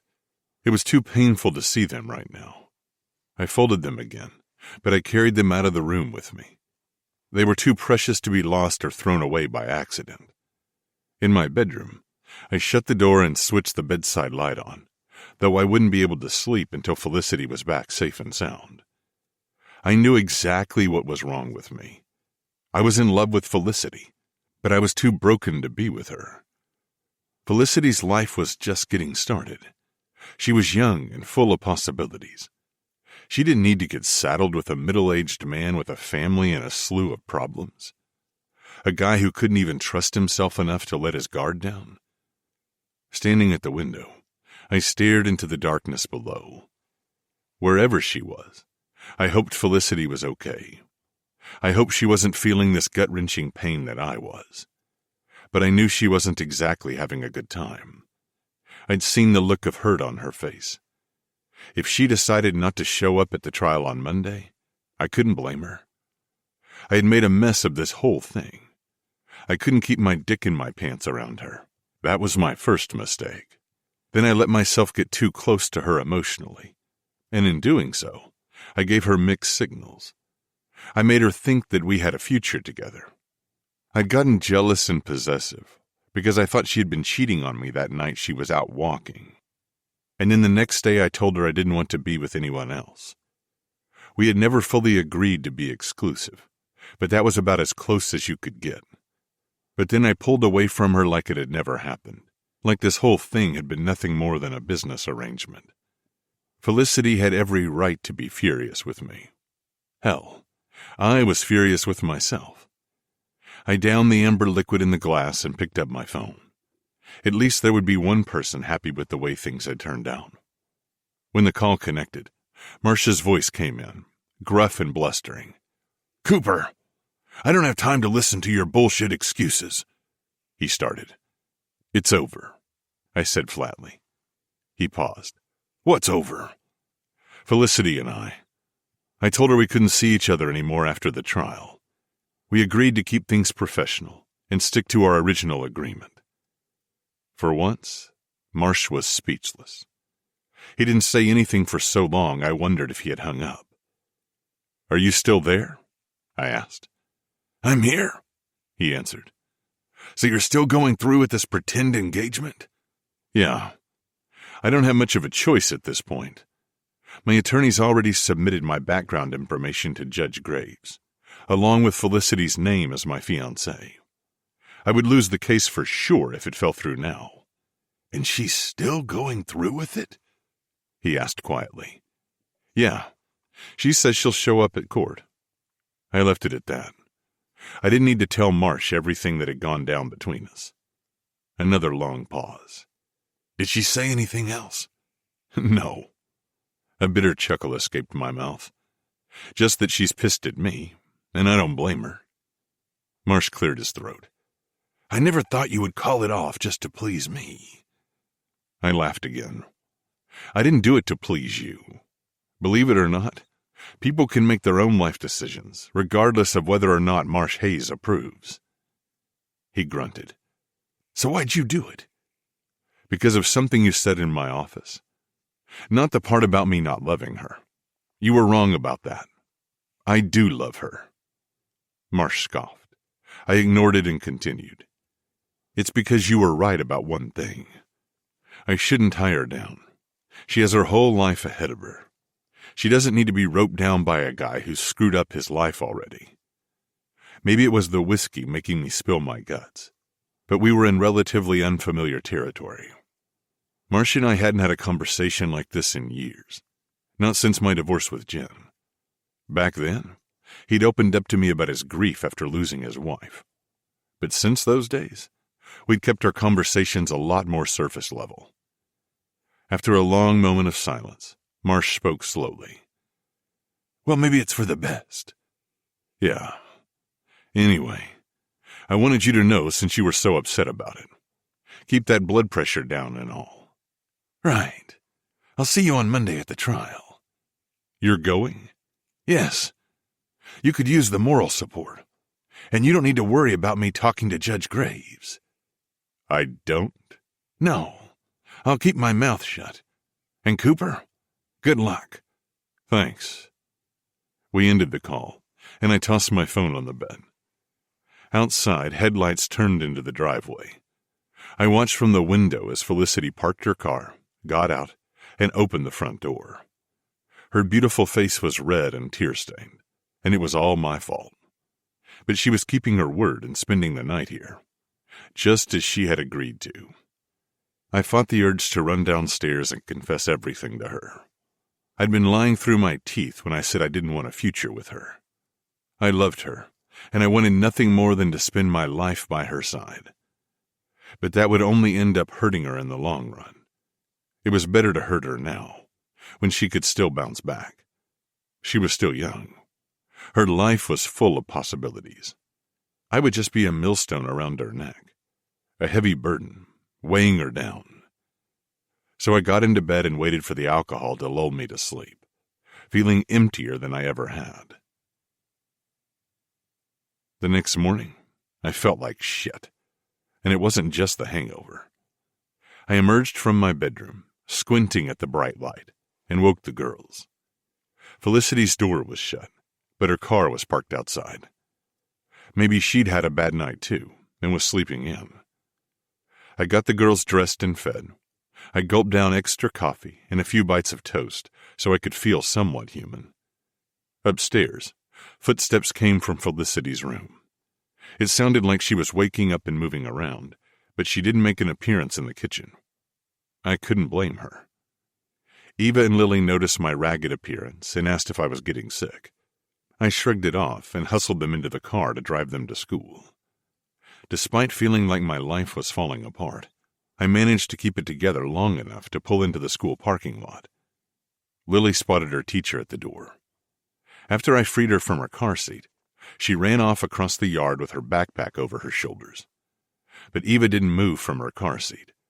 She studied my face as I leaned on the open back door, waiting for her to get out. Okay, your turn, Eva. Have a nice day at school. She eyed me suspiciously.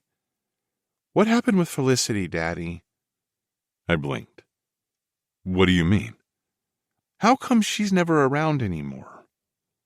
She's busy with work, I muttered. Eva gave me a skeptical look. Clearly she wasn't buying that line. And even when she is at home, everything's different with you guys. I took a deep breath and looked at her.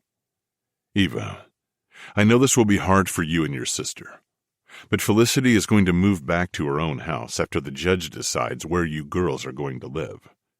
I'm sorry for all the changes at home, but I want you to know everything I've done has been for you and Lily. I regretted telling her so much, but Eva was so smart. There was no sense in hiding things from her. She would figure it all out anyway. She tilted her head sideways. But you don't want Felicity to leave, do you? I rubbed the back of my neck. Eva, this is grown-up stuff. I've told you too much already. She rolled her eyes. Come on, Daddy. You can tell me. She pressed her hand to her chest dramatically. Well, as you figured out from the beginning, Felicity moved in to help me. If the judge thinks I have a girlfriend, then... My voice trailed off. I couldn't believe I was telling my daughter this. Then it will be easier for me to keep you and Lily living with me at home. I know all that, Eva said impatiently. She squinted at me. But you like her, don't you? I nodded. Yeah, very much. And she likes you. I looked at her. You think so? Believe me, I know. I chuckled. Eva was smart, but she was 8. She didn't know about adult relationships. You want to be with her, and she wants to be with you, Eva explained. Grown-ups are so silly sometimes. I chuckled and glanced over my shoulder at the school. Aren't you going to be late for class? Nope. My teacher's not even outside yet. That means we're early. Eva shrugged. You've got everything figured out, don't you? Yes, I do. So listen to me, Daddy. I've never seen you smile as much as when you're with Felicity. And I've seen the way she looks at you. If you can't see it, you're blind. She threw her hands into the air in frustration. I don't know what happened, she continued, but now you're both acting all sad and weird. You guys are perfect for each other. Like, way more perfect than Ariel and that prince guy. I laughed. I'm serious, Daddy. Like 2 peas in a pod, but... She pressed her finger to her lips, thinking. I think you must have said something wrong. Something that made her sad. Yeah, I admitted around the lump in my throat. I messed up. So, go make it better. Tell her you're sorry and stuff. I scratched the stubble on my jaw. You don't think it's too late? It was ridiculous to ask an 8-year-old for relationship advice, but here I was. No, but you better hurry before some other guy finds her. Felicity is the full package, Dad. I chuckled at her choice of words. You can't expect her to wait for you forever, Eva added. I nodded, letting my daughter's words sink in. As pathetic as my situation was, maybe Eva really did have the best advice for me right now. Lily and I love Felicity. We don't want her to leave. She doesn't want to leave either. Plus, me and Lily want Happy Dad back. Happy Dad? I asked. Yeah. She circled her hands through the air, gesturing toward my face. This is sad, grumpy Dad. When Felicity is around, everyone's happy. We're like one big happy family. I nodded, suddenly speechless and choked up. Eva hopped out of the car and gave me a hug. I've got to go, Daddy. My teacher's waiting for me now. I hugged her tight. Thanks for the advice, kiddo. Eva ran off toward the school and shouted over her shoulder. Anytime. I watched as she raced toward a cluster of her friends. Within seconds, she was laughing hysterically at something. I smiled. I was so lucky to have both my daughters. And maybe it wasn't too late to make our family complete. Eva was right. Grown-ups could be silly sometimes. Or maybe it was just me. As I got in my car and pulled away, I realized I'd been a fool. I'd let the past dictate my life. I'd made some bad decisions with Jen, but that didn't mean I couldn't love again. Sure, there was risk. I had hurt Felicity. She might not take me back. Even if she did, a million things could go wrong that might end up hurting both of us down the road.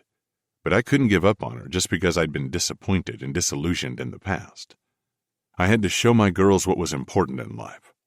Sometimes you have to take a risk for something important. You have to put your heart on the line for the people that matter, even if you might end up hurting like hell. Pulling onto the highway, I picked up speed. I couldn't hide my true feelings for Felicity anymore. Not from myself, and not from her. I had to fix things with Felicity, the only woman I'd ever truly loved. Chapter 29. Felicity. I woke up feeling wretched. I had cried myself to sleep in my bedroom at Cooper's house, knowing that I would soon be leaving his home. When I finally dragged myself out of bed after sunrise, I knew I couldn't go downstairs without putting on some makeup to hide the evidence of my crying spells. Plus, I was still dealing with morning sickness. Oh, the smell of coffee turned my stomach, but luckily I didn't throw up this time. I washed my face and got dressed, trying to convince myself everything was going to be all right. I wasn't looking forward to seeing Cooper, but I at least wanted to see the girls. My time with them was dwindling, and I didn't want them to remember me as the sad girl with bloodshot eyes. But by the time I had slapped on a little concealer and mascara, they were already getting into Cooper's car. Hearing the vehicle pull away almost made me start crying again, but I composed myself.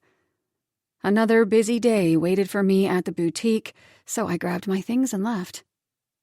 My new employee was in her car in the rear parking area waiting for me when I drove up. Katie, a sweet fashion enthusiast a few years younger than me, climbed out of her sedan and waved at me. I got out of my car and went to unlock the back door of the boutique. "Hi, Katie. I'm not late, am I?" She gave me a bright smile. "No, you're right on time. I just wanted to get here early." "Great," I smiled at her.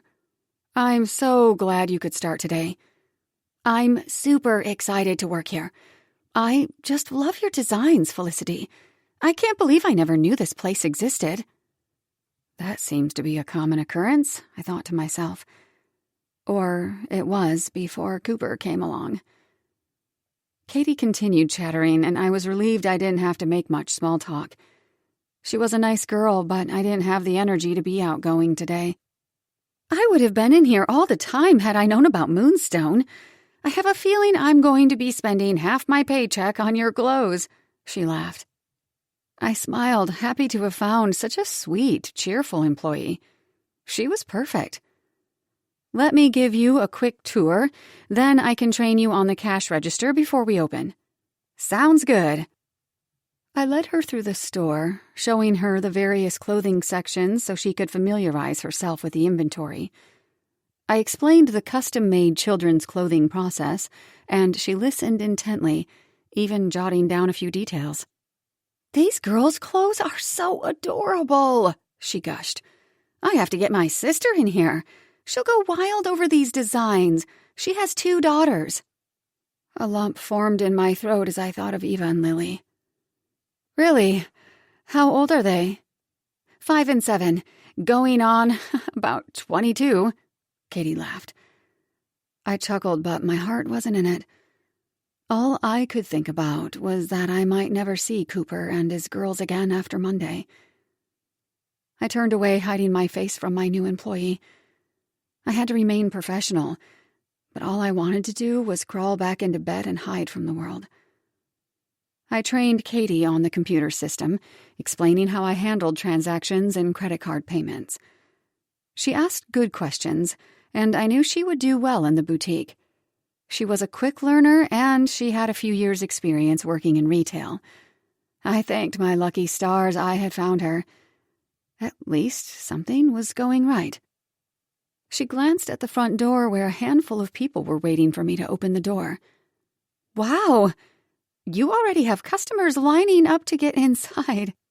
I smiled. "Yeah, but that's a recent development." I turned to her, noticing she looked a little nervous at the small crowd forming. "Katie, I'm confident you are going to handle this just fine." She grinned. "Thanks, Felicity. I'm just so happy to be here. I love this place already." She threw her arms around me in a quick hug, and I smiled. I needed that hug more than I'd realized. "Are you ready to get started?" She nodded. "Ready." I went to the front door and opened the store for the customers. They all went straight to the girls' collection. I busied myself nearby as they browsed. Katie stepped forward to answer any questions and assist them with the custom order forms. I filled in any gaps in Katie's knowledge, but she had paid close attention. 2 hours later, after I supervised Katie at the sales counter for several transactions, it was clear she was getting the hang of this. I retreated to my sewing space, ready to tackle the projects I had waiting for me. I was so grateful for my newfound success. Hiring an employee was a big step for me. So much of this would never have been possible without Cooper's help. Of course, I was the one who had put in the long hours. This entire store had been a labor of love for me.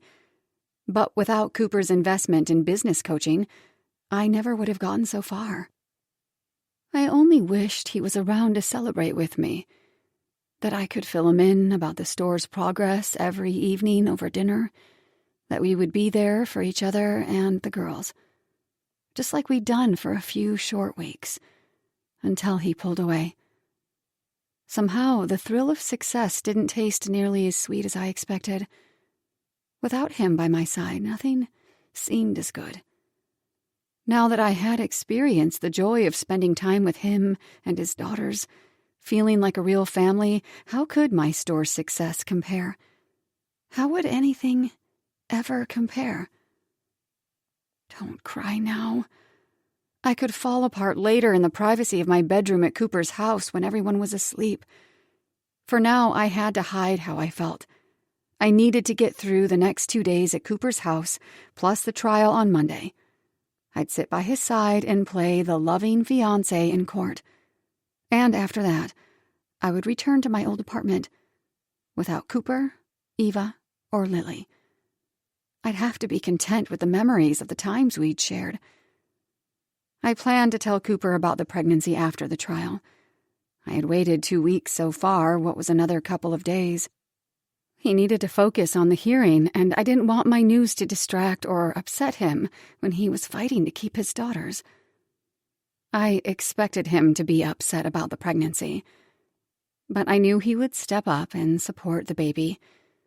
He'd probably want to be in our child's life, too, because that was the kind of guy Cooper was. He was there for everyone he cared about. Too bad he didn't care enough about me. Tears threatened to spill down my cheeks, and I wasn't sure I could hold them back any longer. I stood up from my design table. I needed to get to the restroom before I started sobbing in front of everyone. But a sudden movement outside the glass front door caught my eye. The door flew open, and Cooper charged in with a bouquet of flowers clutched in his hand. He was breathing hard, and his eyes were wild and intense. Everyone in the boutique stopped what they were doing to gape at him. He scanned the room, then zeroed in on me. He crossed the space with determination and stood before me in the middle of the store. His blue eyes locked on mine, making my stomach do somersaults, and he took my hand. "Felicity, I made a terrible mistake. I haven't been honest with you. I told you that I wanted to go our separate ways after Monday, that we got too close to each other, and that we needed to split up to protect my daughters. It was all a lie." My heart was racing. What was he doing? I was totally confused. But I was also aware of Katie and the customers watching the scene unfold before them. "Cooper, maybe we should talk about this in private," I murmured. He shook his head stubbornly. No, right here, right now. I don't care who hears me. I nodded in a daze. Okay. The truth was that I didn't trust myself not to screw everything up again. I made so many mistakes in my past that I stopped believing in love. But that's stupid. That's like not believing in the air we're breathing. I do love you, Felicity. I've loved you for a long time. I love you too, Cooper. The words tumbled out without a second thought. But why did you say all that the other day? Why did you pull away from me? Because I was an idiot. He took a breath and spoke in a lower voice. I thought that because I misjudged Jen all those years ago, I couldn't trust myself when it came to love. So I kept telling myself everything with you was only temporary. But I couldn't deny how I felt. I knew how special you were that first night I met you sneaking into your dad's party. He grinned, and I couldn't help but smile at the memory. And when you came to live with me and the girls, you made me the happiest man alive. I nodded. You made me happy too, Cooper, which is why I was so confused when you grew distant. I'm sorry for being such a jackass for so long. I thought I was protecting myself and my kids, when really I was hurting everyone involved. And I thought if I was honest with you, I'd tie you down. Your life is just beginning. I figured you'd be settling to be with a messed up guy like me. I've been through a lot of shit, and I thought you deserved someone better. Someone who's not so broken. I blinked at him. Are you serious? Cooper, you're not broken. And I've been through some shit too, you know. Just because you've been through a divorce doesn't mean you're damaged goods. He chuckled. I know. But a few days ago, my history felt like a big wall between us. He squeezed my hand and searched my face. But I'm ready to knock down all those walls. I want to be the man you deserve, Felicity. I want you to stay with me and the girls, if you can forgive me. He looked down at the flowers he held, as if he'd suddenly remembered them. These are for you. He handed me the bouquet. They were my favorite, daffodils and purple tulips. He had remembered what I told Lily weeks ago. Not even Lauren knew I loved this combination. These are for you, too. He handed me 2 folded papers he pulled from his pocket. I found these last night in your studio at home. I unfolded them and gasped at what I saw. Eva's crayon drawing depicted me, with long brown hair, sitting at a table working at a sewing machine. 2 little blonde girls worked beside me on their own smaller machines. Small red hearts floated through the air. I looked at the second paper. Lily had drawn a peach-colored house to match the stucco of Cooper's home. In the front yard, Cooper, Eva, Lily, and I all held hands and smiled. At the top, in big, uneven kid letters, Lily had written one word: family. I was speechless. Through the tears in my eyes, I looked up at Cooper. He went down on one knee, taking my hand in both of his. Felicity, you make me happier than I ever thought possible. I want to spend my life with you. Would you do me the honor of marrying me? For real. He took out a velvet box from his pocket and opened it to reveal a diamond ring.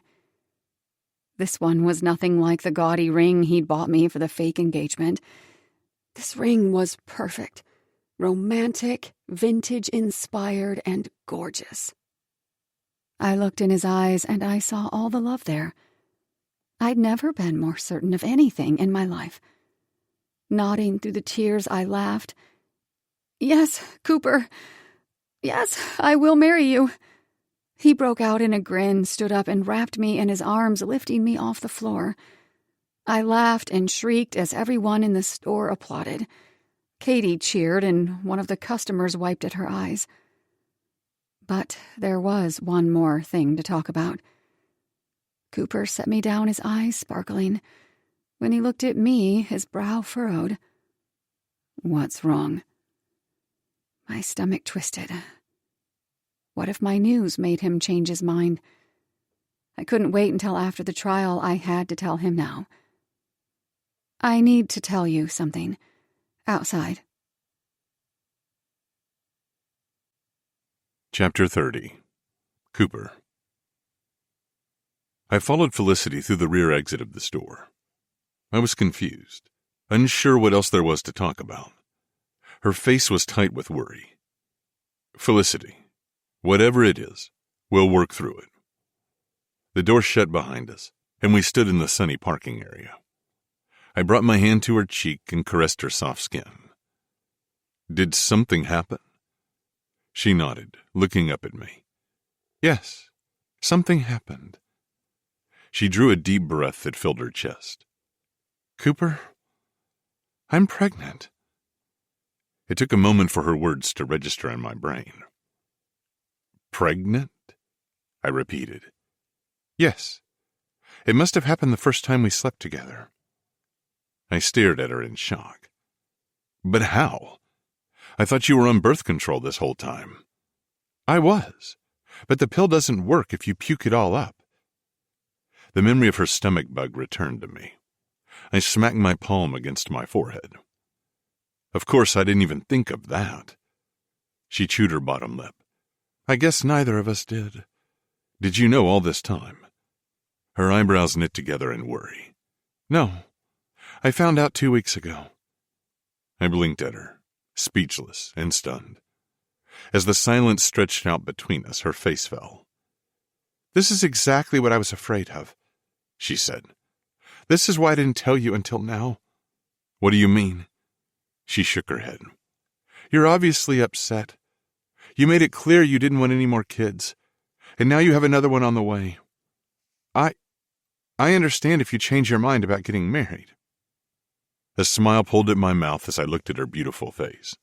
Then I started to laugh. A chuckle at first, then it developed into a full belly laugh. She frowned. "Are you laughing at me?" I wrapped her in my arms and pulled her against my chest. "Yes, but in the best possible way. You're adorable, and I love you." I paused to look down at her. "And we're having a baby." She squinted up at me. "So you're not mad?" "No, I'm not mad. I'm thrilled you're pregnant, Felicity. I can't wait to have a baby with you." I bent down and kissed her. As I pulled back to look at her, she smiled. "Really?" "Really. I'm sorry you felt you couldn't tell me sooner." I stopped to recall the events of the past 2 weeks. But I understand why. I was pulling away from you. It explains a lot, actually. But none of that matters now. What matters is that we're going to be together. You, me, the girls, and now a new baby. I grinned at her. "But you said you didn't want any more kids." I shrugged. That was before I could admit what you meant to me. I was afraid to commit. And if I'm being honest, I was afraid of getting hurt and disappointed again. But a very wise soul helped me to see how stupid that was. "Who was that?" "My 8-year-old. Felicity laughed. "Eva really is some kind of sage." I nodded, my mind racing. She and Lily are going to be so happy to have a new baby brother or sister. I took her hand in mine. But most of all, they're going to be thrilled that you're staying with us. "They couldn't be any happier than me." She stood on her tiptoes and wrapped her arms around my neck.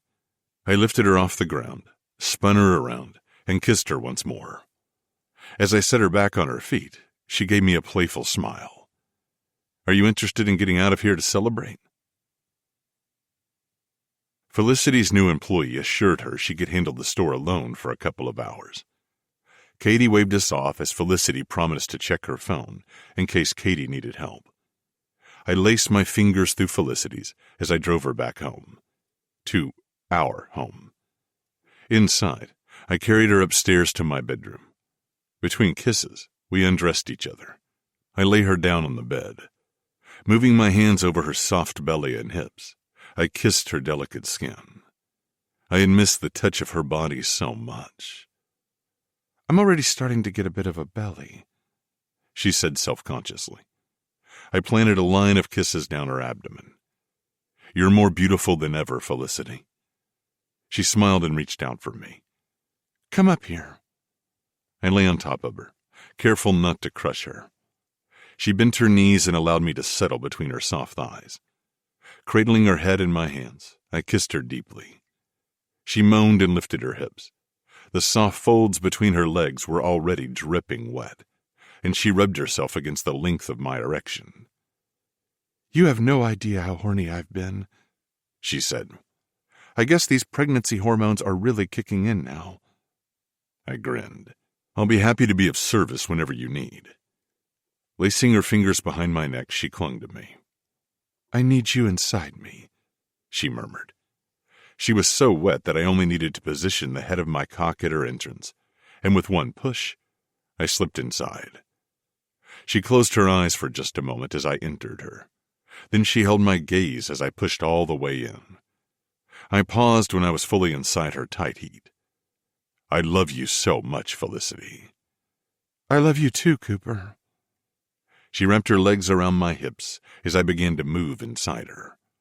A tiny whimper escaped her lips, and I paused. I'm not hurting you, am I? She smiled, her eyelids heavy. No, it feels wonderful. Her back arched upward, pressing her breasts against my torso. I moved one hand over her curves, sucking one nipple and then the other into my mouth. My hand traced the shape of her body, over her hips and thighs, then up to caress her face. She was finally mine, and I wanted to explore every bit of her body. Felicity writhed underneath me, and I knew she was getting close. She dug her nails into my back and clenched her muscles around my cock. I kissed her breathlessly, and she gasped into my mouth. Cooper, yes, she murmured as she lost herself in orgasm. Her muscles contracted around me, milking my cock. I couldn't hold back any longer. My body tightened and tensed before it surrendered its release deep inside her. We were still for several moments. I rested my head on her chest, and she moved her fingers through my hair as we both caught our breath. Finally, I rolled off her and lay on my back.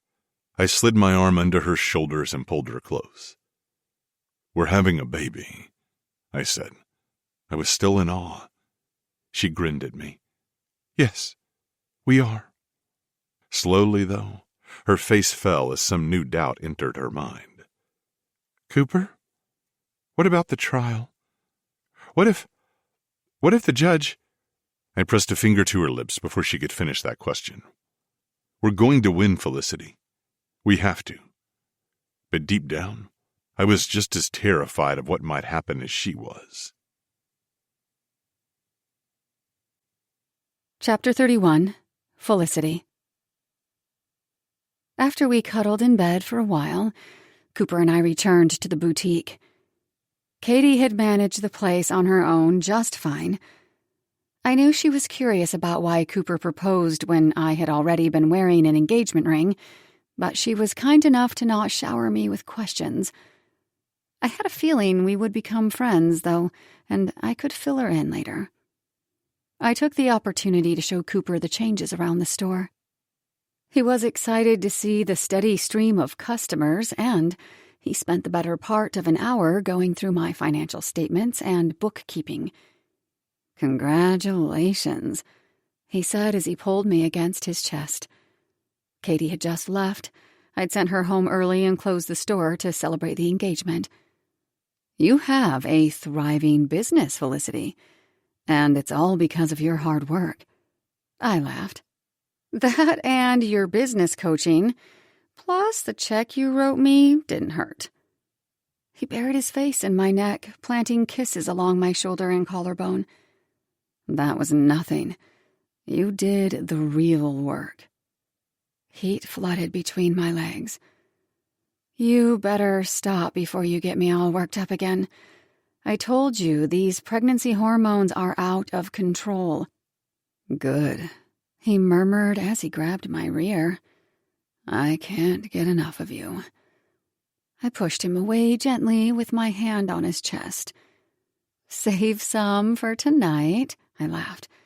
You can show me exactly how much you've missed me. He growled in frustration, but he backed off. Are you ready to go home? The girls will be waiting for us.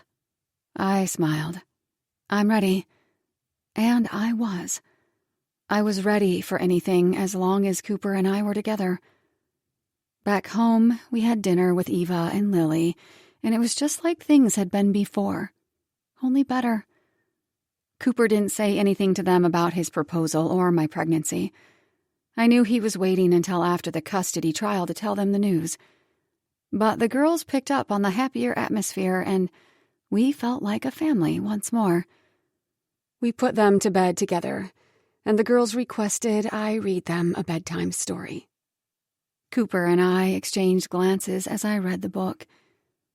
I felt like a teenager again, sneaking peeks at him. I just couldn't stop smiling. We kissed them goodnight and left their room. In the hallway, I turned to him. I fidgeted with my hair, pulling it to the side over one shoulder. I guess I should still sleep in my own bed tonight.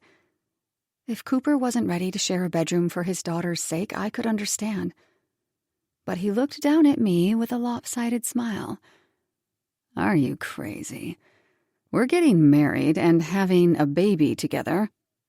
He took my hands in his. I want you with me tonight. I want you every night. I grinned as he took my hand and led me to bed. Good morning, beautiful. I opened my eyes to see his gorgeous face smiling at me. A goofy grin spread across my face. It was the first night we had slept together, and I felt giddy. For a moment, I worried that it had all been a dream. Maybe I was still dreaming. But as I took in his sparkling blue eyes, I knew it was real. He scooped me up in his arms and cuddled me, taking my hand in his. I looked down at my new engagement ring. It was perfect, just like Cooper, and we were getting married. So you like that ring better than the first one? He asked. Yes. Don't get me wrong, the first one was pretty, but it was a little, well, gaudy. I laughed. Yes. He grinned. I chose that one so the judge would be able to see it from his bench. He'd be able to see that rock from outer space, Cooper. We laughed, and he tickled me. With a happy sigh, he moved his hands over my abdomen. You're going to be such a good mother, Felicity. I hope so, I said. I'm a little nervous about it. You'll be fine. You're already so great with Eva and Lily. I squirmed against him in excitement. It's going to be so much fun. I have a lot of work to do in the next few months. I'll have to hire more staff and train a manager to take care of everything while I'm on maternity leave. You've got time to figure that out. And, by the way, I noticed in your records how many repeat customers you have now. That's a good sign, Felicity. It means your success will be sustainable. I sighed happily. I can't believe how well everything is working out. Now we just need the trial to go our way tomorrow. It will, he said before he kissed me. I snuggled against his body. It will be so cute to see the girls with the baby. Do you think they'll want a little brother or a little sister? Cooper thought for a second. It won't matter. Lily will fall in love with the kid no matter what, and Eva will be happy to have someone new to take under her wing. I giggled. You're right. The bedroom door swung open, and Eva and Lily walked in the room. At first I panicked, pulling the covers up even though we were both wearing pajamas. But Cooper remained calm, and I followed suit. Eva and Lily froze in surprise as they realized I was in bed with Cooper. Then Eva moved closer with Lily following. They stood at the foot of the bed. "Good morning, girls," Cooper said with a smile. He sat up in bed, and I did too. "You're up early." No, you're just late, Daddy, Eva said. We always get up early on Saturdays to watch cartoons. "Right," Cooper said sheepishly. They were silent for a moment. Lily looked between Cooper and me. Do you two love each other? She asked us. Cooper grinned. "Yes, very much so." I nodded beside him. "Yes, I love your dad." Eva tilted her head and looked at me. Felicity, does this mean you're going to stay forever? I smiled at her. "I have no plans to leave." Eva and Lily exchanged excited looks. Then Lily came closer to me. Are you going to be our mommy? I hesitated, touched by her sweet, innocent question, but unsure how to answer. I spoke gently. "Well, Jen will always be your mother, but I love you both very much, and I will be here for you in any way that you want." Lily thought about that, then her face lit up. Okay. She climbed on the bed and crawled into my lap, lacing her arms around my neck. I held her close, smoothing her blonde hair and kissing her head. Eva surprised me by climbing up next to her sister and reaching her arms toward me. I hugged and kissed them both, my heart filling with joy. I'm glad you're going to stay, Felicity, Eva said. Lily nodded her agreement. "Me too," I said, laughing through the tears that made my vision watery. "So happy." Eva gave her dad a knowing smile, but she didn't say anything. "All right, you hooligans," Cooper said. "Who wants pancakes for breakfast?" Me! Eva and Lily shouted in unison. Oh, good, you're still alive. Lauren answered my phone call sarcastically. I've been texting and calling you like crazy. I stood in the kitchen, leaning on the island. I'd taken the opportunity after breakfast to call Lauren on my cell. Cooper was playing with Eva and Lily in the living room, and Inga had just arrived for her shift. I was dying to tell Lauren my news. "Sorry, I've kind of had my hands full." Please tell me they've been full with something besides work. They have. Cooper came to the store and apologized. I knew it, Lauren said. He called the flower shop early and requested that bouquet. When he came to pick it up, he was super excited. What did he say? That he got distant and pushed me away because he was jaded after his ex-wife, basically. But, he said, he loves me and he wants to try this for real. And, Lauren, I held out my left hand to admire my new ring. He proposed. Lauren squealed so loudly I had to hold the phone away from my head before my eardrum burst. Oh my God! Like proposed? For real this time? I grinned. For real this time. He did it in the middle of the store with everyone watching. Hang on, I'll send you a picture of the ring. I snapped a picture on my phone and texted it to her. Felicity, that's a gorgeous ring. And it's the perfect style for you. He picked that out by himself? He did, and it means so much more than that giant rock I was wearing before. This is amazing.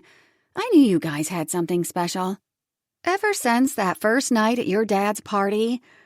Congrats, girl. You deserve it. She paused.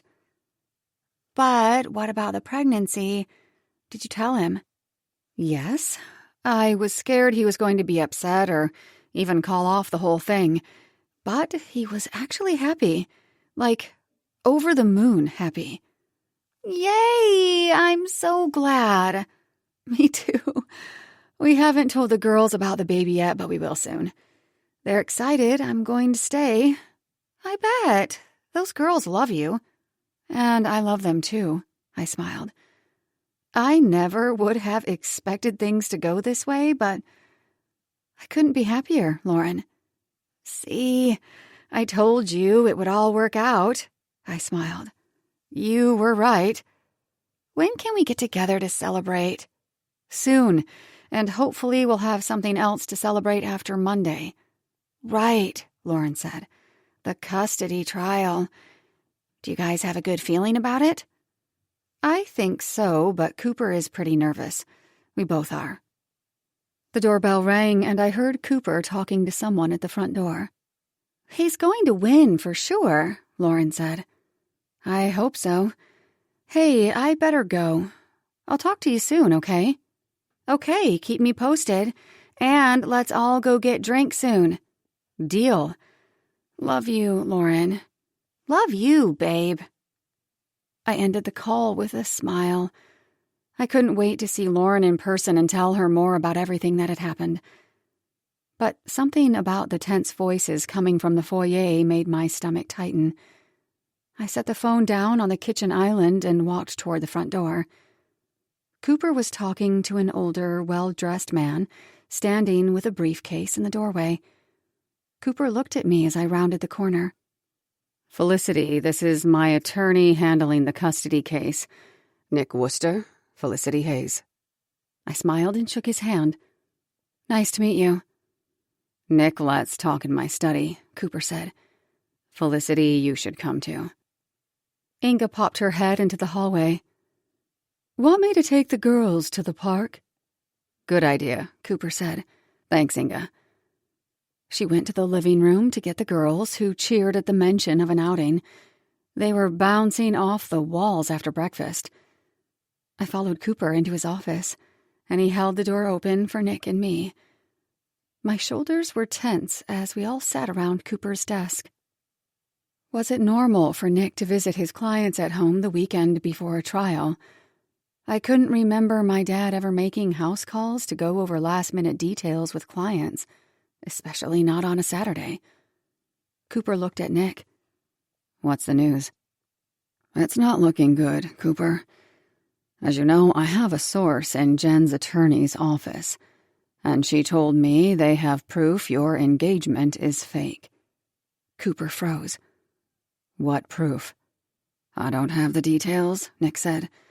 All I know is that a witness has been summoned to testify, and there are some pictures. Well, we already know about the pictures, Cooper said.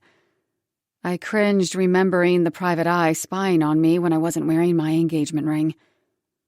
But this is the first I've heard of a witness being called to testify for Jen's side. Cooper's jaw tightened. Do you have the name? Ruth Fulton. She's an employee of Marsh Hayes. I gasped. My father's executive assistant? All at once I felt sick and furious. My father was surely behind this. He must have told Ruth what happened with Cooper and me. I thought you said Marsh wasn't going to say anything, Nick said. Cooper shook his head, his eyes dark. That's what he told me. Well, apparently, Ms. Fulton is planning to testify that you and Felicity faked the engagement to win the case. Cooper leaned back in his seat. Fuck, he muttered under his breath. I swallowed. This was bad. What do you advise? Cooper asked Nick. Nick heaved a sigh. There's only one option. You'll have to tell the judge the truth before Jen's lawyer drops this bombshell. Fine, though I doubt Judge Graves is going to take that news well. Cooper leaned forward to scrub his face with his hands, then looked up at Nick between his fingers. Do you think we have a shot in hell? Nick paused, then lifted his briefcase from the floor to the desk and popped it open. I have some ideas for your opening statement. Let's discuss them now. My heart sank. Nick didn't answer the question. This was really bad. Nick began to coach Cooper on what to say. I knew Cooper was taking the news badly, but he remained calm and collected enough to listen attentively. Nick also gave me some advice on what to say if I was questioned. When I was no longer needed, I excused myself. Curling my hands into fists at my sides, I charged through the house. In the kitchen, I snatched my phone from the island and angrily punched my father's phone number. It rang twice, then he answered. "Hello, Felicity?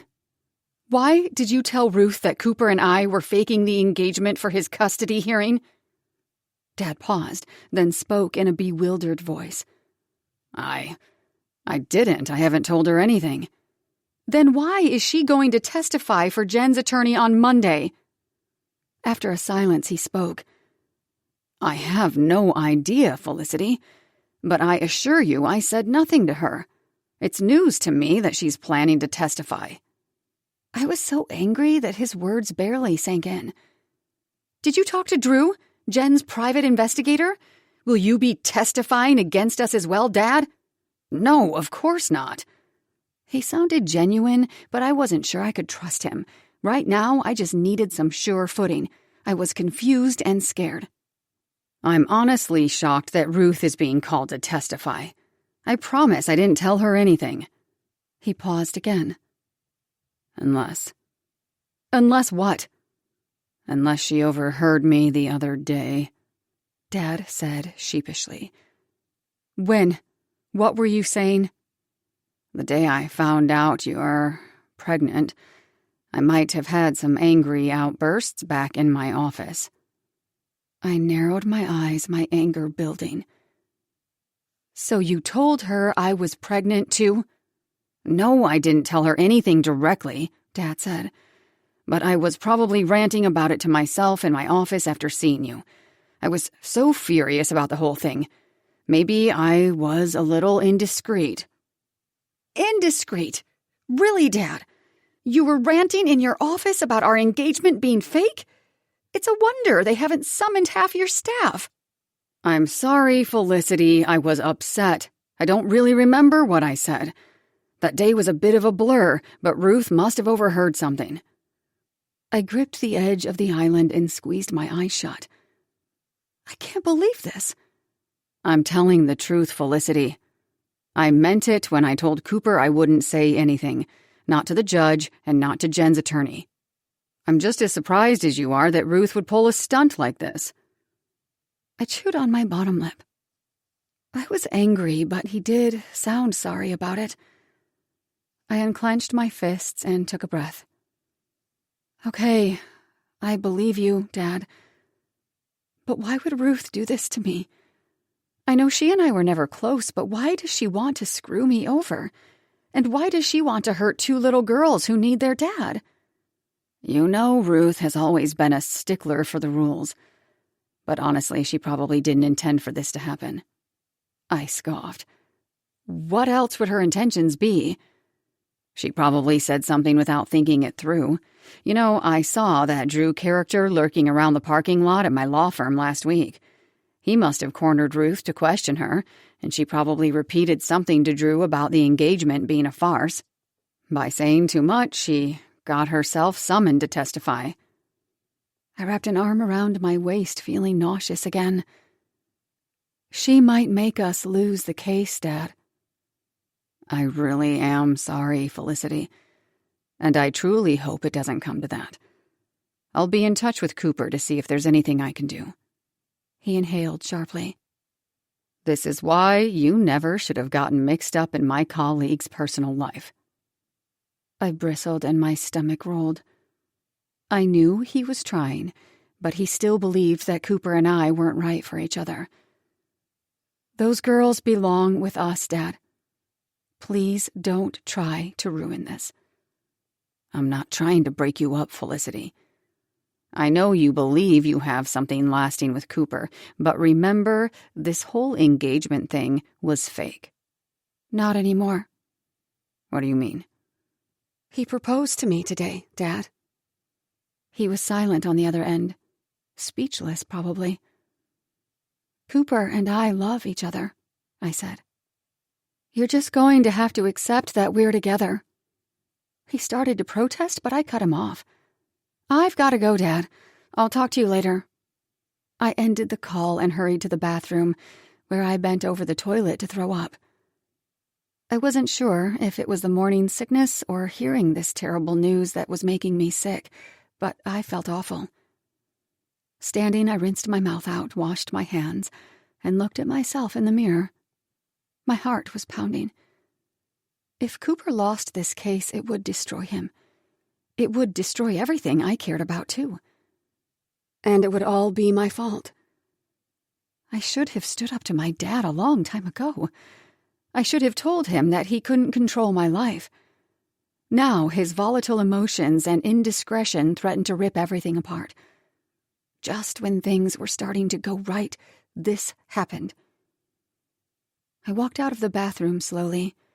Cooper's and Nick's voices lofted through the hallway. Nick said goodbye and left, and Cooper closed the front door behind him. I walked into the foyer, and Cooper's eyes met mine. His brow was furrowed with worry. He reached for me, and I moved to him. We held each other in silence, each of us hoping for a miracle. Chapter 32. Cooper. "It's going to work," Felicity whispered to me. "It has to." On Monday afternoon, I sat in the courtroom between Nick and Felicity. I wiped my palms on my pants and gave Felicity a smile. She has been nothing but supportive all weekend, brainstorming ideas and approaches with me, listening, offering suggestions, but above all, knowing she was there for me meant everything. Marsh had called to apologize about Ruth. I knew he regretted what had happened. Though I was pissed off at him on Saturday, my anger had subsided. Marsh was a good guy deep down, and he just wanted what was best for his daughter. I could understand that. I knew he wasn't trying to hurt me or the case. Unfortunately, his indiscretion had done exactly that. I met Felicity's gaze and reached for her hand to squeeze it. She wore her new engagement ring, the real one. The love in her eyes somehow made me feel like everything would work out, even if my brain was telling me there was no way I could win this case. Being with Felicity made me feel like we still had a shot. She gave me hope. I had avoided looking at Jen's side of the courtroom, but I snuck a peek now. She sat next to her lawyer. She had done her best to look competent, wearing a tailored suit with her blonde hair curling down her shoulders. She stared straight ahead, paying me no mind. Behind her, her two brothers glared at me. Jen's older brothers thought their sister could do no wrong. They had never liked me, and the feeling was mutual. Based on the mean-spirited way they treated Eva and Lily, including cruelly teasing Lily about her shyness, I had hoped to never see them again after the divorce. But the biggest go-to-hell look thrown my way came from Jen's mother, Jackie. She'd been a thorn in my side during my time with Jen. I'd always suspected Jackie was a toxic influence on Jen, encouraging her to be a social climber. I wouldn't have been surprised if Jackie had pushed Jen to go after full custody and the ample financial support. Looking away from Jen's family, I scanned the rest of the courtroom. Ruth sat in the back, clearly uncomfortable and regretful. Marsh sat in the row behind us.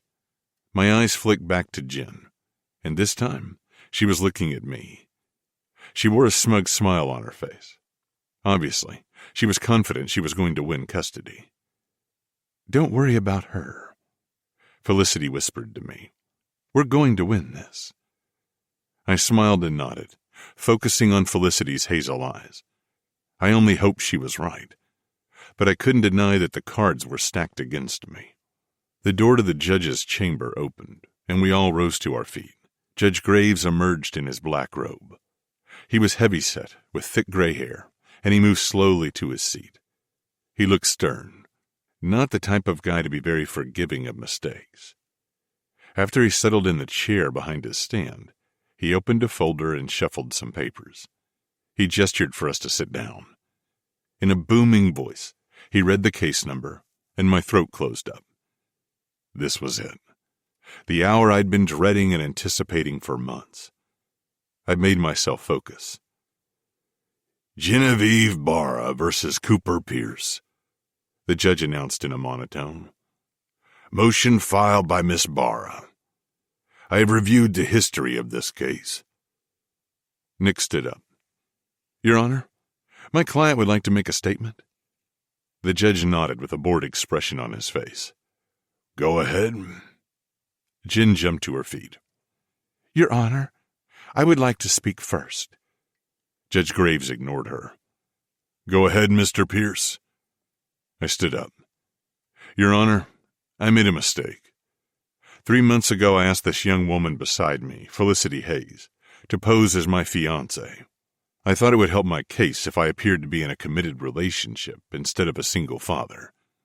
I was reluctant to do so, but I felt it was my only recourse to protect my children. I know it was wrong, and I apologize for the deception. Before I could continue, Judge Graves raised his hand to stop me. Mr. Pierce, I do not appreciate parents who attempt to lie in court to win custody. He leveled me with an angry glare. Jen's attorney stood up. Your Honor, we have further evidence of Mr. Pierce's deception. Beside him, Jen was gloating. Your Honor, I continued, the arrangement with Miss Hayes began as a way to assure custody, but it is no longer a deception. I have since fallen in love with Felicity, and our relationship is now genuine.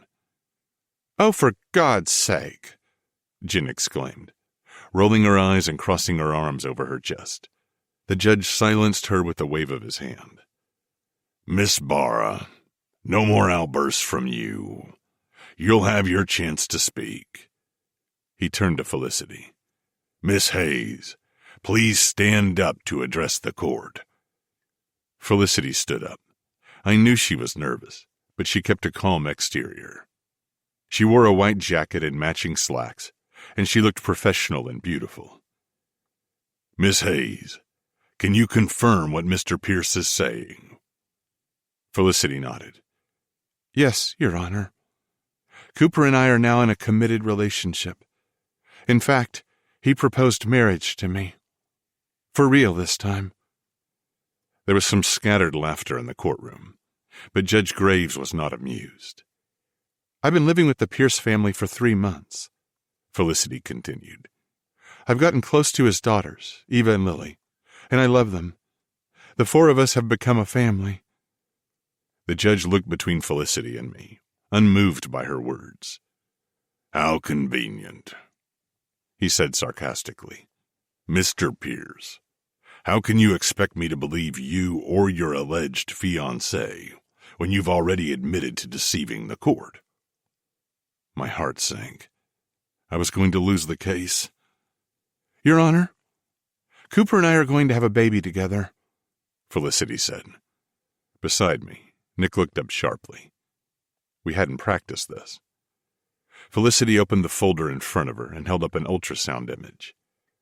We're planning to get married soon, before the baby arrives. I assure you, our relationship is real, and Eva and Lily will have a home full of love if they stay with us.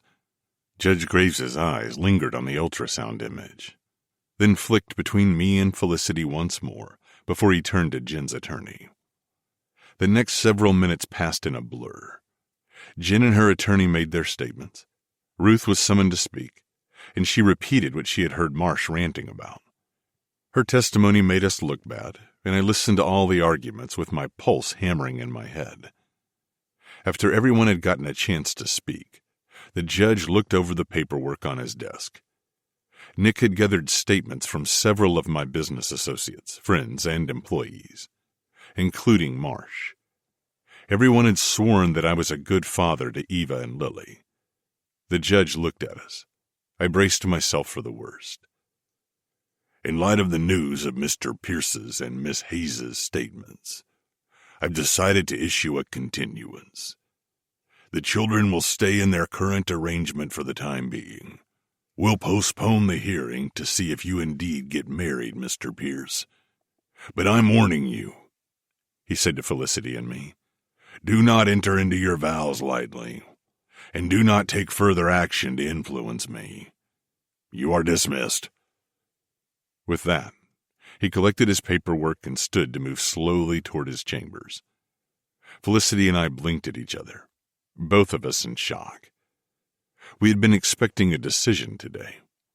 As painful as it was, I assumed Judge Graves would grant custody to Jen, and now he would decide later.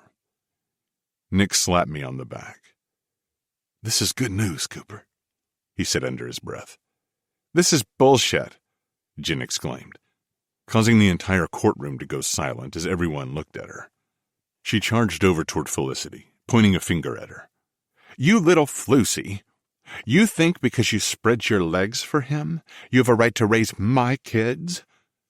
I took a step forward, ready to intervene if Jen got any closer. "Back off, Jen." Jen's attorney was behind her, trying desperately to shut her up. "Jen, don't say another word," he warned. But Jen ignored him and directed her fury to me. "And you got her pregnant to spite me. You just want to keep me from my money." "Jen, stop," her lawyer said, nervously looking toward the judge's chambers. "That's enough," Judge Graves bellowed. Everyone froze, and all eyes turned toward him. I had been so dumbfounded that I didn't notice he was standing on the door to his chambers.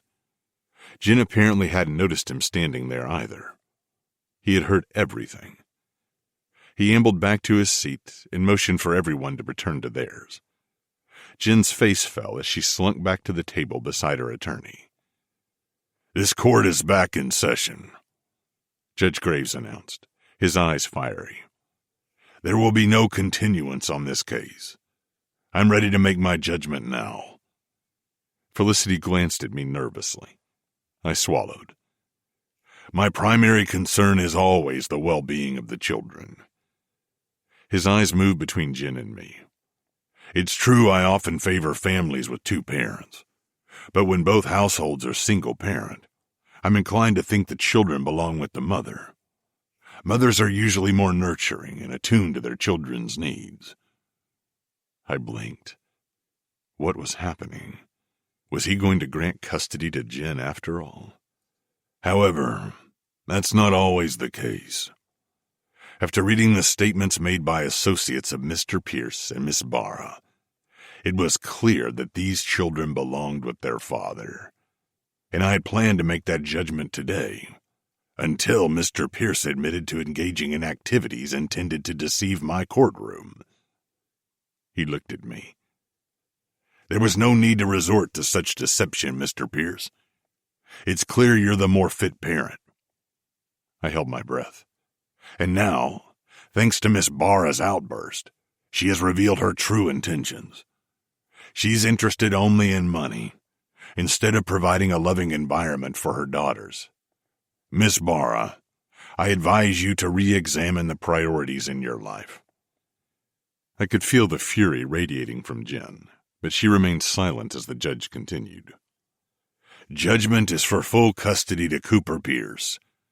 Genevieve Barra will be granted limited, supervised visitation until she applies to modify the order.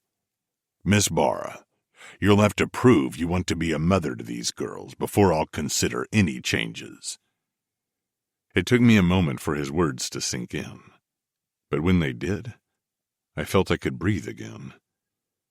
"Thank you, Your Honor," I said. He struck his gavel, then stood up and moved toward his chamber. Nick shook my hand and congratulated me. I thanked him, still in a daze, and he snapped his briefcase shut before taking his leave. I turned to Felicity, who had tears in her eyes. "You did it," she whispered. I took her in my arms. We both did. Unable to say much more at the moment, I held her. I was at a loss for words, but my heart was full. Somehow we'd managed to win. Despite all my fuck-ups, despite all the problems along the way, I'd gotten everything I wanted, and so much more. The girls would stay where they belonged, with me and Felicity. We'd be a family. Behind me, Marsh clapped me on the back. I let go of Felicity and turned to him. "Congratulations, Cooper," Marsh said, extending his hand to shake mine. "You deserve this. And those little girls do too. I took his hand, but then pulled him in for a hug, slapping him on the back. Marsh turned to Felicity and smiled. And congratulations to you too, Felicity. You're going to be a great mother. She looked at her father with tears in her eyes. Thanks, Dad. They embraced for a long moment. Then Felicity stepped back to return to my side. Well, I'll leave you two to celebrate. Marsh started to leave, but then stopped and turned toward us. He shook his head in amazement. I can't believe I'm going to be a grandfather. Felicity laughed. Marsh's face lit up in the biggest grin I'd ever seen him wearing. He turned to walk off, whistling a happy tune. I took Felicity's hand in mine and pulled her in tight. I love you so much, I said. I can't wait to make you my wife. I moved my hand to her soft belly. And I can't wait to raise our children together with you. She stood on her tiptoes to kiss me, then looked in my eyes. I love you too, Cooper. You've made me happier than I ever thought possible. School will be out soon, I said with a smile. Let's go pick up our girls. Chapter 33. Felicity. 1 month later. Wow, Lily exclaimed. You look so pretty, Felicity. I smiled at her. Thanks, Lily. And you look absolutely beautiful, just like a fairy princess. I put a hand on her back. We stood before the full-length mirror and looked at our reflections. Eva ran up to stand on my other side. And I clean up pretty nice too, don't I? Eva asked, pointing a thumb to her chest. I laughed. Yes, you do. You look beautiful too, Eva. Eva spun around to show off her midnight blue dress with a fitted bodice and full tulle skirt. The tulle had been embroidered with suns, moons, and stars in a shimmery gold thread to reflect Eva's newfound interest in outer space. Lily's eyes sparkled as she moved her hands over her pale pink gown. It was a full A-line design in a similar cut to Eva's, but with tiered ruffles and rosettes on the poofy skirt. A flower garland crowned her head. I designed and sewed both girls' dresses with their ideas and help, and they looked stunning. My wedding dress was my own creation as well, and I was thrilled at how it had turned out. It was a lace gown in ivory featuring long, sheer sleeves and a short train. The high neckline in the front was balanced by the low back that came to a deep V at my waist. It was just my style, romantic and bohemian, elegant and relaxed. I had spent many evenings and weekends working on this dress in the home studio Cooper had built for me. Eva and Lily had helped me with simple tasks, like cutting and measuring. Plus, they'd taken it upon themselves to stand guard at the door to make sure Cooper never caught a glimpse of the gown. I smiled as I recalled Eva shaking a finger at him in the hallway. Daddy, if you think we're going to let you see that dress before your wedding day, you're crazy. Even though our wedding would be a small, intimate affair, it had always been a dream of mine to wear a beautiful gown. So I indulged myself. A hairstylist had done all our hair. Lily's was fixed in elaborate braids with a flower garland on top, and Eva's was loose with the sides pulled back. Mine was in a fancy chignon. I think we all look pretty gorgeous today, Lauren said. She moved to the mirror to stand behind Lily. Definitely, I agreed, looking at the lavender dress that Lauren had selected. The pale purple color brought out the deep green of her eyes and made her red hair even more vibrant. You look amazing, Lauren. She applied a peachy lipstick to her lips and smiled at me. Thanks. And babe, your wedding dress is to die for. You've really outdone yourself. Thanks, Lauren. I smoothed my lace skirt over my belly and smiled. It's a good thing Cooper and I are getting married now. This kid is growing so fast. I would need a bigger size if we waited a few more days. Lily spun to face me and lifted her hand. Can I see if the baby's kicking? Sure, go ahead. Lily gently placed her hand on my abdomen and concentrated. I chuckled at how serious she was. She was fascinated to know a baby was growing inside my tummy. At 4 months pregnant, I had a small baby bump. We still didn't know the sex, but my obstetrician told me we'd be able to find out soon. But remember, it's still too early to feel the baby kicking, I said. He or she is about the size of an avocado now. An avocado, Eva giggled. You're growing an avocado, baby. She clutched her sides and doubled over laughing. The mental image had clearly tickled her. You silly goose, I laughed. Lily removed her hand. I don't feel anything yet. I'll let you know as soon as I feel the baby start kicking, I promised her. Eva perked up as if she remembered something. She tugged on Lily's hand. Come on, Lily, let's go. Lily blinked at her. Where are we going? We should make sure Daddy's all ready to get married. You know how he is, she shrugged. He probably needs our help with something. I winced as the girls ran through the room to the front door in their dresses. Don't run, girls, I called after them. You don't want to fall and tear that fabric. They slowed down and gently opened the door. I watched through the window as they went outside. They walked slowly for a few steps, but the temptation to run was too great. Soon they broke into a sprint toward the cabin where Cooper was waiting before the wedding.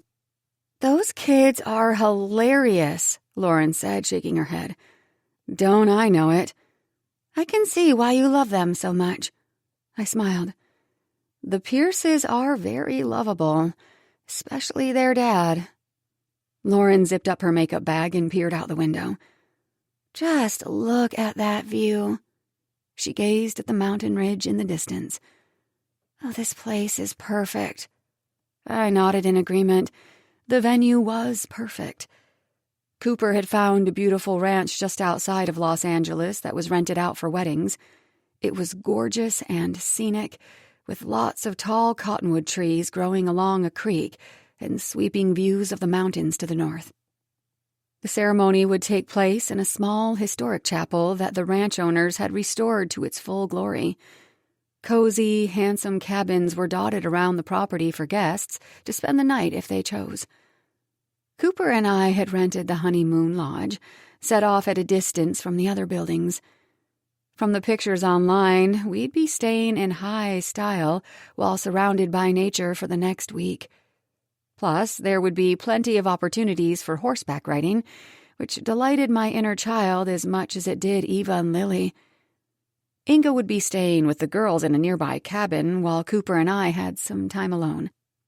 But I had a feeling we would be seeing the girls plenty during our honeymoon, and that was just fine with me. Cooper had asked if I wanted to travel to an exotic, distant location for our honeymoon. But honestly, I wanted to stay closer to home. And it turned out he did too. We'd have plenty of time to travel after the baby was a little older. For now, stability for Eva and Lily was more important. They needed to know that they wouldn't be uprooted, and that I was in their lives for good. With each passing week, I knew they felt more secure in their attachment to me. Lauren's voice pulled me away from my thoughts. I'm so proud of you, Fel. She opened her arms to embrace me. I hugged her, then pulled back to raise an eyebrow. I didn't expect you to get all mushy on me, Lauren. I can get mushy with the best of them. She laughed, then her eyes met mine. You, my friend, have made all your dreams come true. Let's see, she said, counting on her fingers. You found an amazing hunk of a guy who adores you. Your business is a smashing success, and you're no longer driving the Plymouth Breeze. I laughed, thinking of the new SUV Cooper had surprised me with for my birthday last month. Yeah, and I got a few things I didn't even know I wanted. I watched Eva and Lily race across the front lawn as I moved my hands down to my belly. I'm still mad at you for moving out of our crappy apartment, Lauren huffed. But thank you for paying for the rest of your lease. That'll give me plenty of time to get a new roommate. With some luck, I'll find someone who won't kill me in my sleep. I grinned. I'm sure you will, Lauren. And you're always welcome at our place. I know. And I'm really happy for you, Felicity. If anyone deserves a happy ending, it's you. She sighed dramatically and lifted the back of her wrist to her forehead. I'll just be waiting for my own happy ending. And waiting. I put a hand on her shoulder. And you'll get it someday soon. I know the right guy is out there for you, too. The front door swung in and Inga appeared, her face red and flustered. She breathlessly ushered Eva and Lily inside. I found them by the koi pond. This one was coming close to falling in, Inga said, pointing at Eva. I wasn't going to fall in, Eva protested. I just wanted to get a closer look. I thought you guys were checking on your dad, Lauren said. Eva shrugged. He didn't need our help. Inga shook her head with a smile, then her eyes widened as she saw me. What a beautiful bride. Inga crossed the room to plant a kiss on my cheek and squeeze my hand. I'm so happy for you and Cooper. I had a good feeling about you the first time I met you. You did? Inga nodded. I was rooting for the two of you from the beginning. I knew you'd be good for each other, and I was right. I've never seen Cooper this happy. And you, my dear, are glowing. I smiled. Thank you, Inga, for everything. You're most welcome. With a smile, she bent down to straighten the girls' dresses and hair. Carefully, she adjusted Lily's flower garland. Finally, Inga stood up and looked at me warmly. It's almost time, she said. Are you ready? I nodded. I'm ready. Inga grabbed the basket of flower petals for Lily, our flower girl, and the rings for Eva, the ring bearer. She guided the girls out of the cabin and across the breezeway that led to the chapel, urging them to stay put. Then Inga hurried back to help Lauren carry my train. The five of us stood outside the chapel. On the other side of those doors, Cooper and the guests were gathered and waiting. It was a small, intimate wedding, with only close friends and family. Still, I had butterflies. This was a big day. Okay, I'm up first, Lauren said. She winked at me. Good luck. You too. Inga opened the door for her. Cooper's brother, Reese, was the best man. He was waiting inside, and he offered his arm to Lauren. They walked down the aisle together, and she looked beautiful and elegant. A few of Cooper's college buddies and work friends were seated near the back, and I noticed a couple of guys checking her out. I'm next, Eva announced, clutching the satin cushion with the wedding rings tied in bows. Okay, remember, Eva, Inga instructed. Take slow steps. It's not a sprint down the aisle. She made sure the rings were secure. And try not to drop this cushion. Eva nodded. No sweat. Inga opened the door for her, and Eva began to march slowly down the aisle, holding the cushion carefully. From where I was standing, I couldn't see Cooper, but I knew he was waiting at the altar for me. My stomach fluttered. We were really doing this. I was about to marry the man of my dreams. Okay, Lily, your turn. Inga adjusted the bow on her back. Lily looked up at me nervously, her brow furrowed. I smiled at her. You got this, girl. Lily grinned and nodded. Inga pulled the door open for her. Lily began to walk slowly down the aisle, tossing a handful of petals with every step. Suddenly, I realized my dad wasn't here. He was supposed to walk me down the aisle. Panic washed over me. He hadn't backed out at the last minute, had he? I strained my neck, looking across the lawn for signs of him. A deep voice behind me made me spin around. You look beautiful, honey, Dad said. Oh, thank goodness, I sighed. I was beginning to worry you had flaked out on me, Dad. He chuckled. No, those days are over. I'm here for you. From now on, I always will be. He offered me his arm, and I looped mine through it. I smiled up at him. Things had changed since the trial. He finally saw me as an adult instead of a child. I'm so proud of you, Felicity. If your mother were here today, she'd be proud of you, too. He patted my hand, and I blinked back tears. I love you, Felicity. I always have, and I always will. I love you too, Dad. I drew a deep breath. Now, let's do this before I ruin my eye makeup. The music changed, and Inga opened the door for us, arranging my train behind me on the aisle. All eyes were on me, and I felt a rush of anxiety. My eyes met Cooper's, and all my nervous energy dissipated. He was my rock, my everything. As long as I had him, I knew I'd be fine.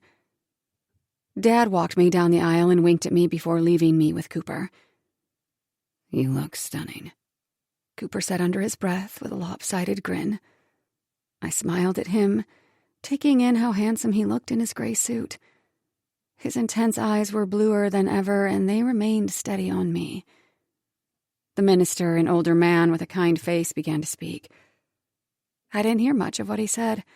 I was focused on Cooper's eyes. When it came time to do the vows, he went first. Felicity, I thank God for bringing you into my life. I had given up on love before you. I had even convinced myself that I could be fulfilled without opening my heart to a woman again. But you showed me exactly how wrong I was. You've been the best mother Eva and Lily have ever had. And I promise to be the best husband I can possibly be to you. I will love you, treasure you, and protect you for the rest of my life. He smiled at me, and I blinked back tears. Taking a breath, I tried to keep my voice steady as I spoke.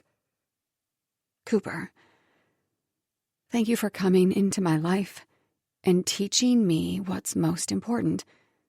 What matters most in life is not business and success. It has everything to do with the people we love. I promise to love and cherish you forever. I vow to be your partner and friend for the rest of my days. And I promise to love and support Eva and Lily and all our children with my full heart. Cooper held my gaze as he listened. The small gathering murmured softly after I finished. Cooper smiled at me, then nodded at Eva, who was seated beside Lily in the front row. Eva stepped forward with the rings, a big grin on her face. Cooper untied my ring and began to slide it on my finger. I give this ring as a token of my love, he said. I untied his ring and turned to him. With this ring, I vow to love you from this moment forward. He held my hand in his, and Eva returned to her seat. The minister nodded. I now pronounce you husband and wife. You may kiss the bride. Cooper reached for me and pulled me against him gently. He pressed his mouth to mine and kissed me. Everything was perfect. The audience erupted in cheers and applause. Eva and Lily ran up to us. Cooper picked Lily up and held her at his waist. I pulled Eva in close and put my hand on her shoulders. Now you're really married, Eva said. And we're a family for real now, Lily added. Cooper kissed Lily's forehead, and I bent down to kiss Eva's cheek. Yes, he said. We're a real family. At the reception, I sat down to rest between dances. I laughed as Lauren and Katie danced with every bachelor in the room. Cooper's younger brother had flown in from Philadelphia, and Lauren had quickly discovered he was single. Between him and a few of Cooper's single friends, there were plenty of dance partners for the single women. Even my father was dancing.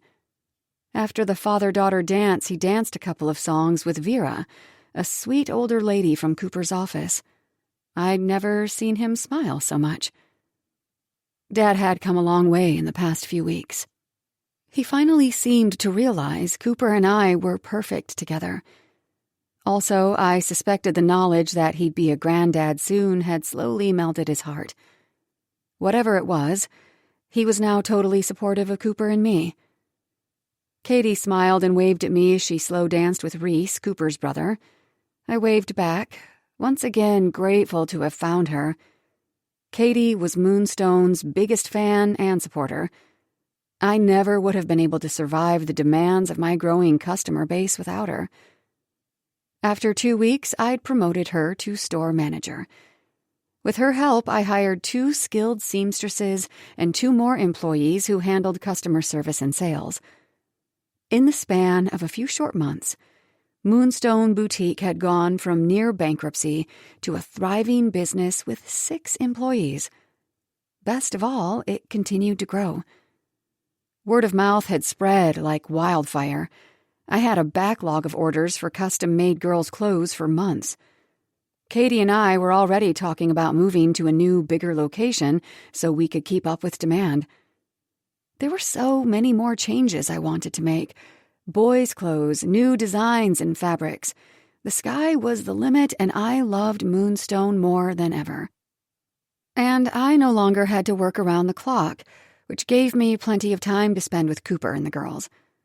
"There you are." Cooper walked up behind me and kissed my cheek. I smiled as he sat beside me. "Hey, handsome." He put his arm around me. "Are you feeling okay?" "I'm fine, just needed to rest." I nodded at Katie dancing with Reese. "Which one of my friends do you think your brother likes more?" Cooper laughed. "I'm not sure. I think he's on cloud 9, though, from all the attention." He reached for my hand and intertwined our fingers. "It's been a good day." "The best day. Everything was beautiful." He kissed me again. "I'm so happy you're my wife." I started to answer him, but the sound of quick footsteps made us look up. Eva and Lily charged toward us, and Cooper caught them both in his arms. The girls giggled as he tickled them. "Having fun, girls?" I asked. "I saw you dancing just now." "We're having a blast," Eva said. Lily nodded. "Uncle Reese gave me a piggyback ride." "That's awesome," I said. "Oh, you have some cake on your face, sweetie." I reached for a napkin to wipe off Lily's chin. "There, all clean." Lily gave me a hug, then looked up at me. "Thanks, Mommy." I blinked at her. Mommy? My heart, which was already full, was close to bursting wide open. I glanced at Cooper, who smiled at me. I wiped away the tears that pooled in my eyes. "You're welcome, Lily," I croaked. "Are you sad?" she asked. "No," I said, pulling her in close. "I'm happy. Very, very happy. I love you all so much." Eva came closer to give me a hug. "We love you too." Cooper wrapped us all in his arms. It was the perfect moment. And, best of all, we were only getting started. Epilogue. Cooper. 5 months later. And now, Miss Lily Pierce will perform her dance to the song Friar Jack, Eva announced to Felicity and me. I grinned. "I think it's Friar Jacques, Goose." Eva shrugged. Same difference. She sauntered off the makeshift stage in the living room, really just a mat we'd put in the middle of the floor after moving the furniture. From our place on the sofa, Felicity and I watched Lily move to the center of the mat. She wore a pink leotard and a multicolored poofy skirt Felicity had created for her.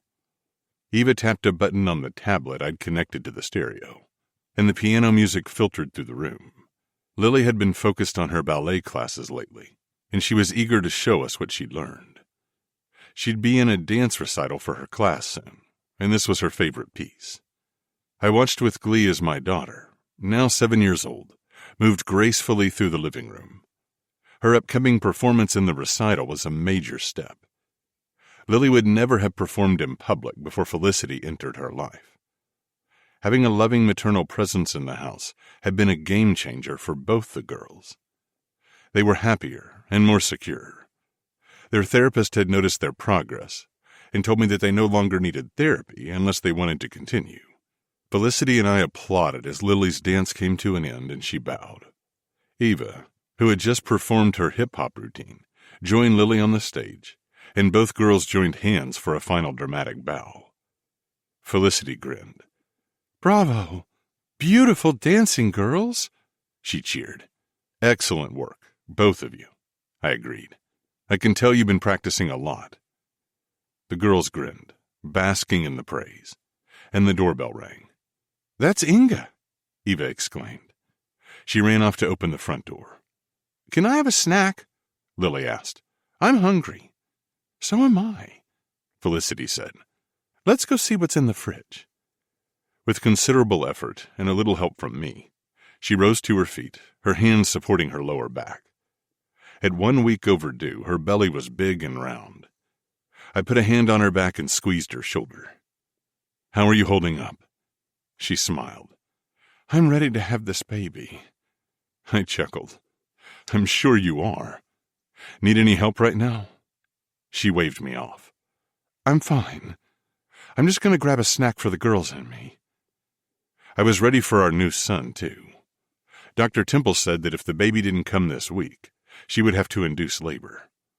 Felicity and I had done everything to help the process. Exercise, herbal tea, nipple stimulation, which was my favorite of all. Other than some false labor pains, the baby hadn't given much indication he was ready to leave. Ready for her afternoon shift, Inga walked into the living room and glanced at Felicity. Her eyes bulged at the sight of my very pregnant wife. "Hi, everyone. Felicity, how are you doing?" "Right now, I'm starving. This baby is one hungry kid." Inga laughed and looked around the living room.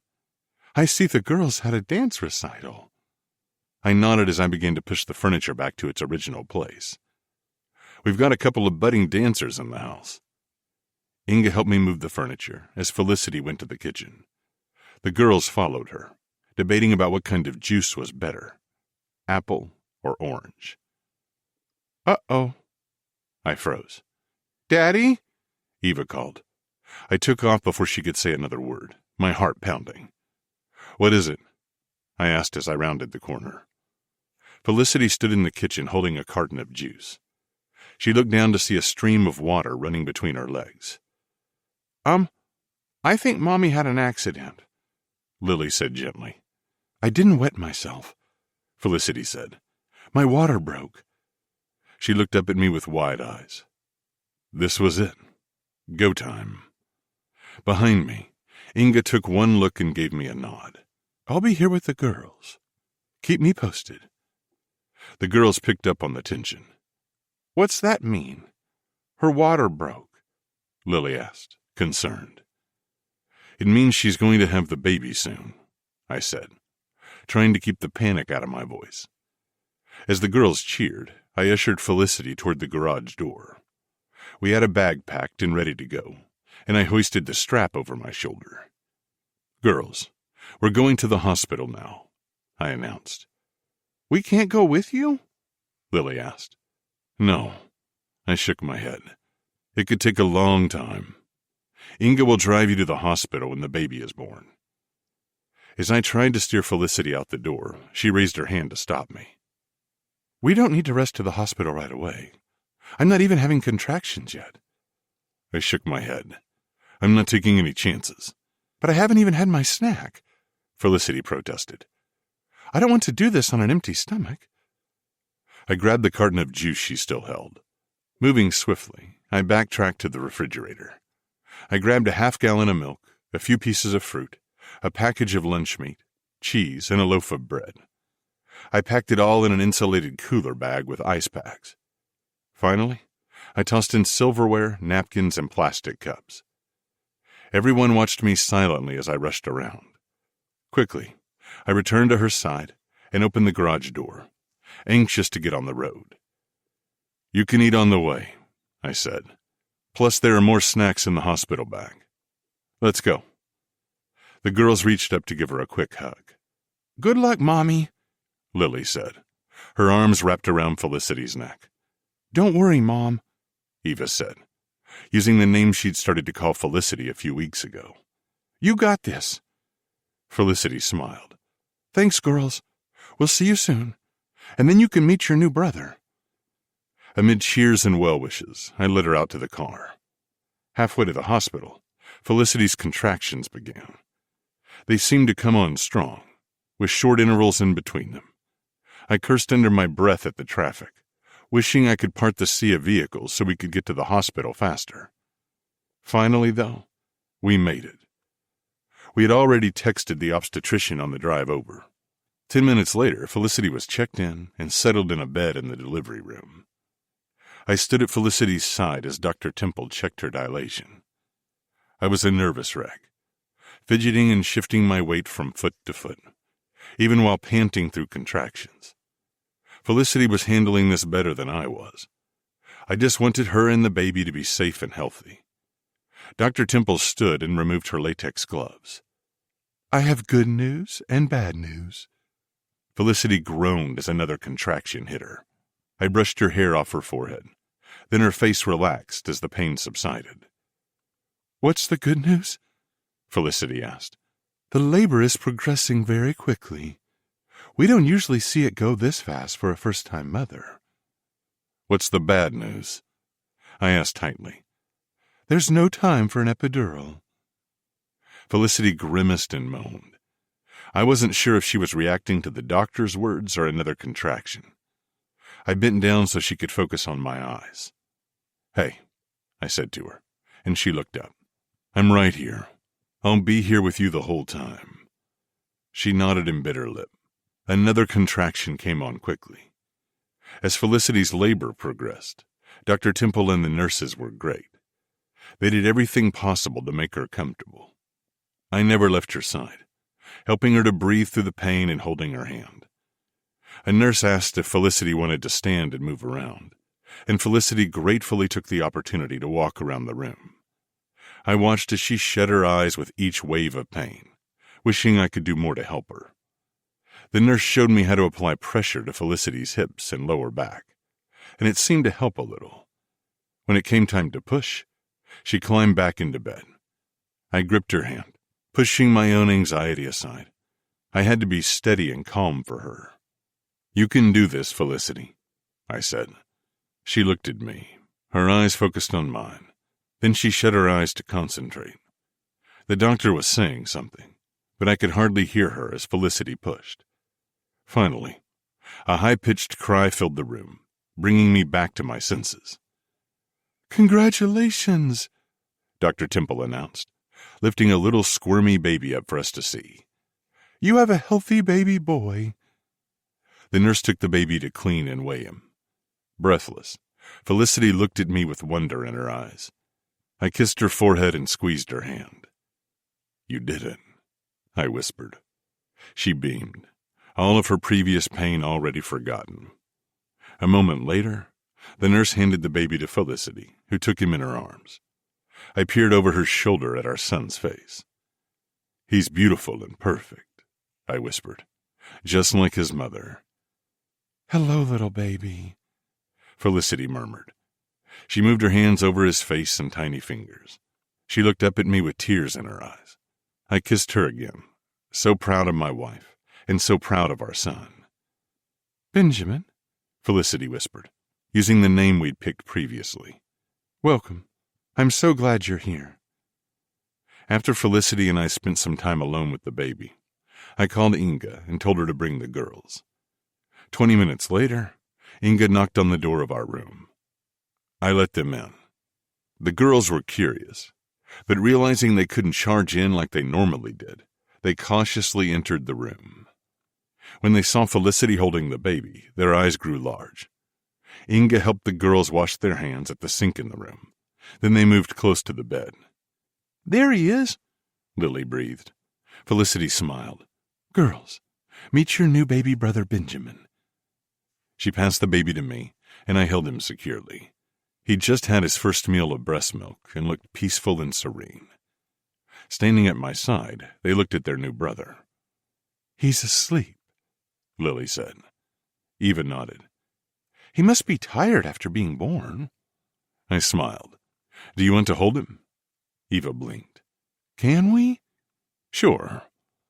I pulled 2 chairs together at Felicity's bedside and had the girls sit close together. "Remember to support his head." Gently, I placed the bundle in Eva's arms and moved Lily's hands to support his head. Inga kneeled beside them, a big grin on her face. "Hello, little brother," Eva murmured. "I promise to love you forever." "Forever and ever," Lily agreed. I reached for Felicity's hand and squeezed it. "I love you," I murmured to her. She smiled up at me, more beautiful than I'd ever seen her. "I love you too." No more words were necessary. I knew her heart, and she knew mine. Our love was the realest thing in the world. This recording of the Fiancé Hoax was presented by Dreamscape Media, LLC. Narrated by Tor Tom and Maeve York. Produced by David Bandena. Text copyright 2024 by Crystal Monroe.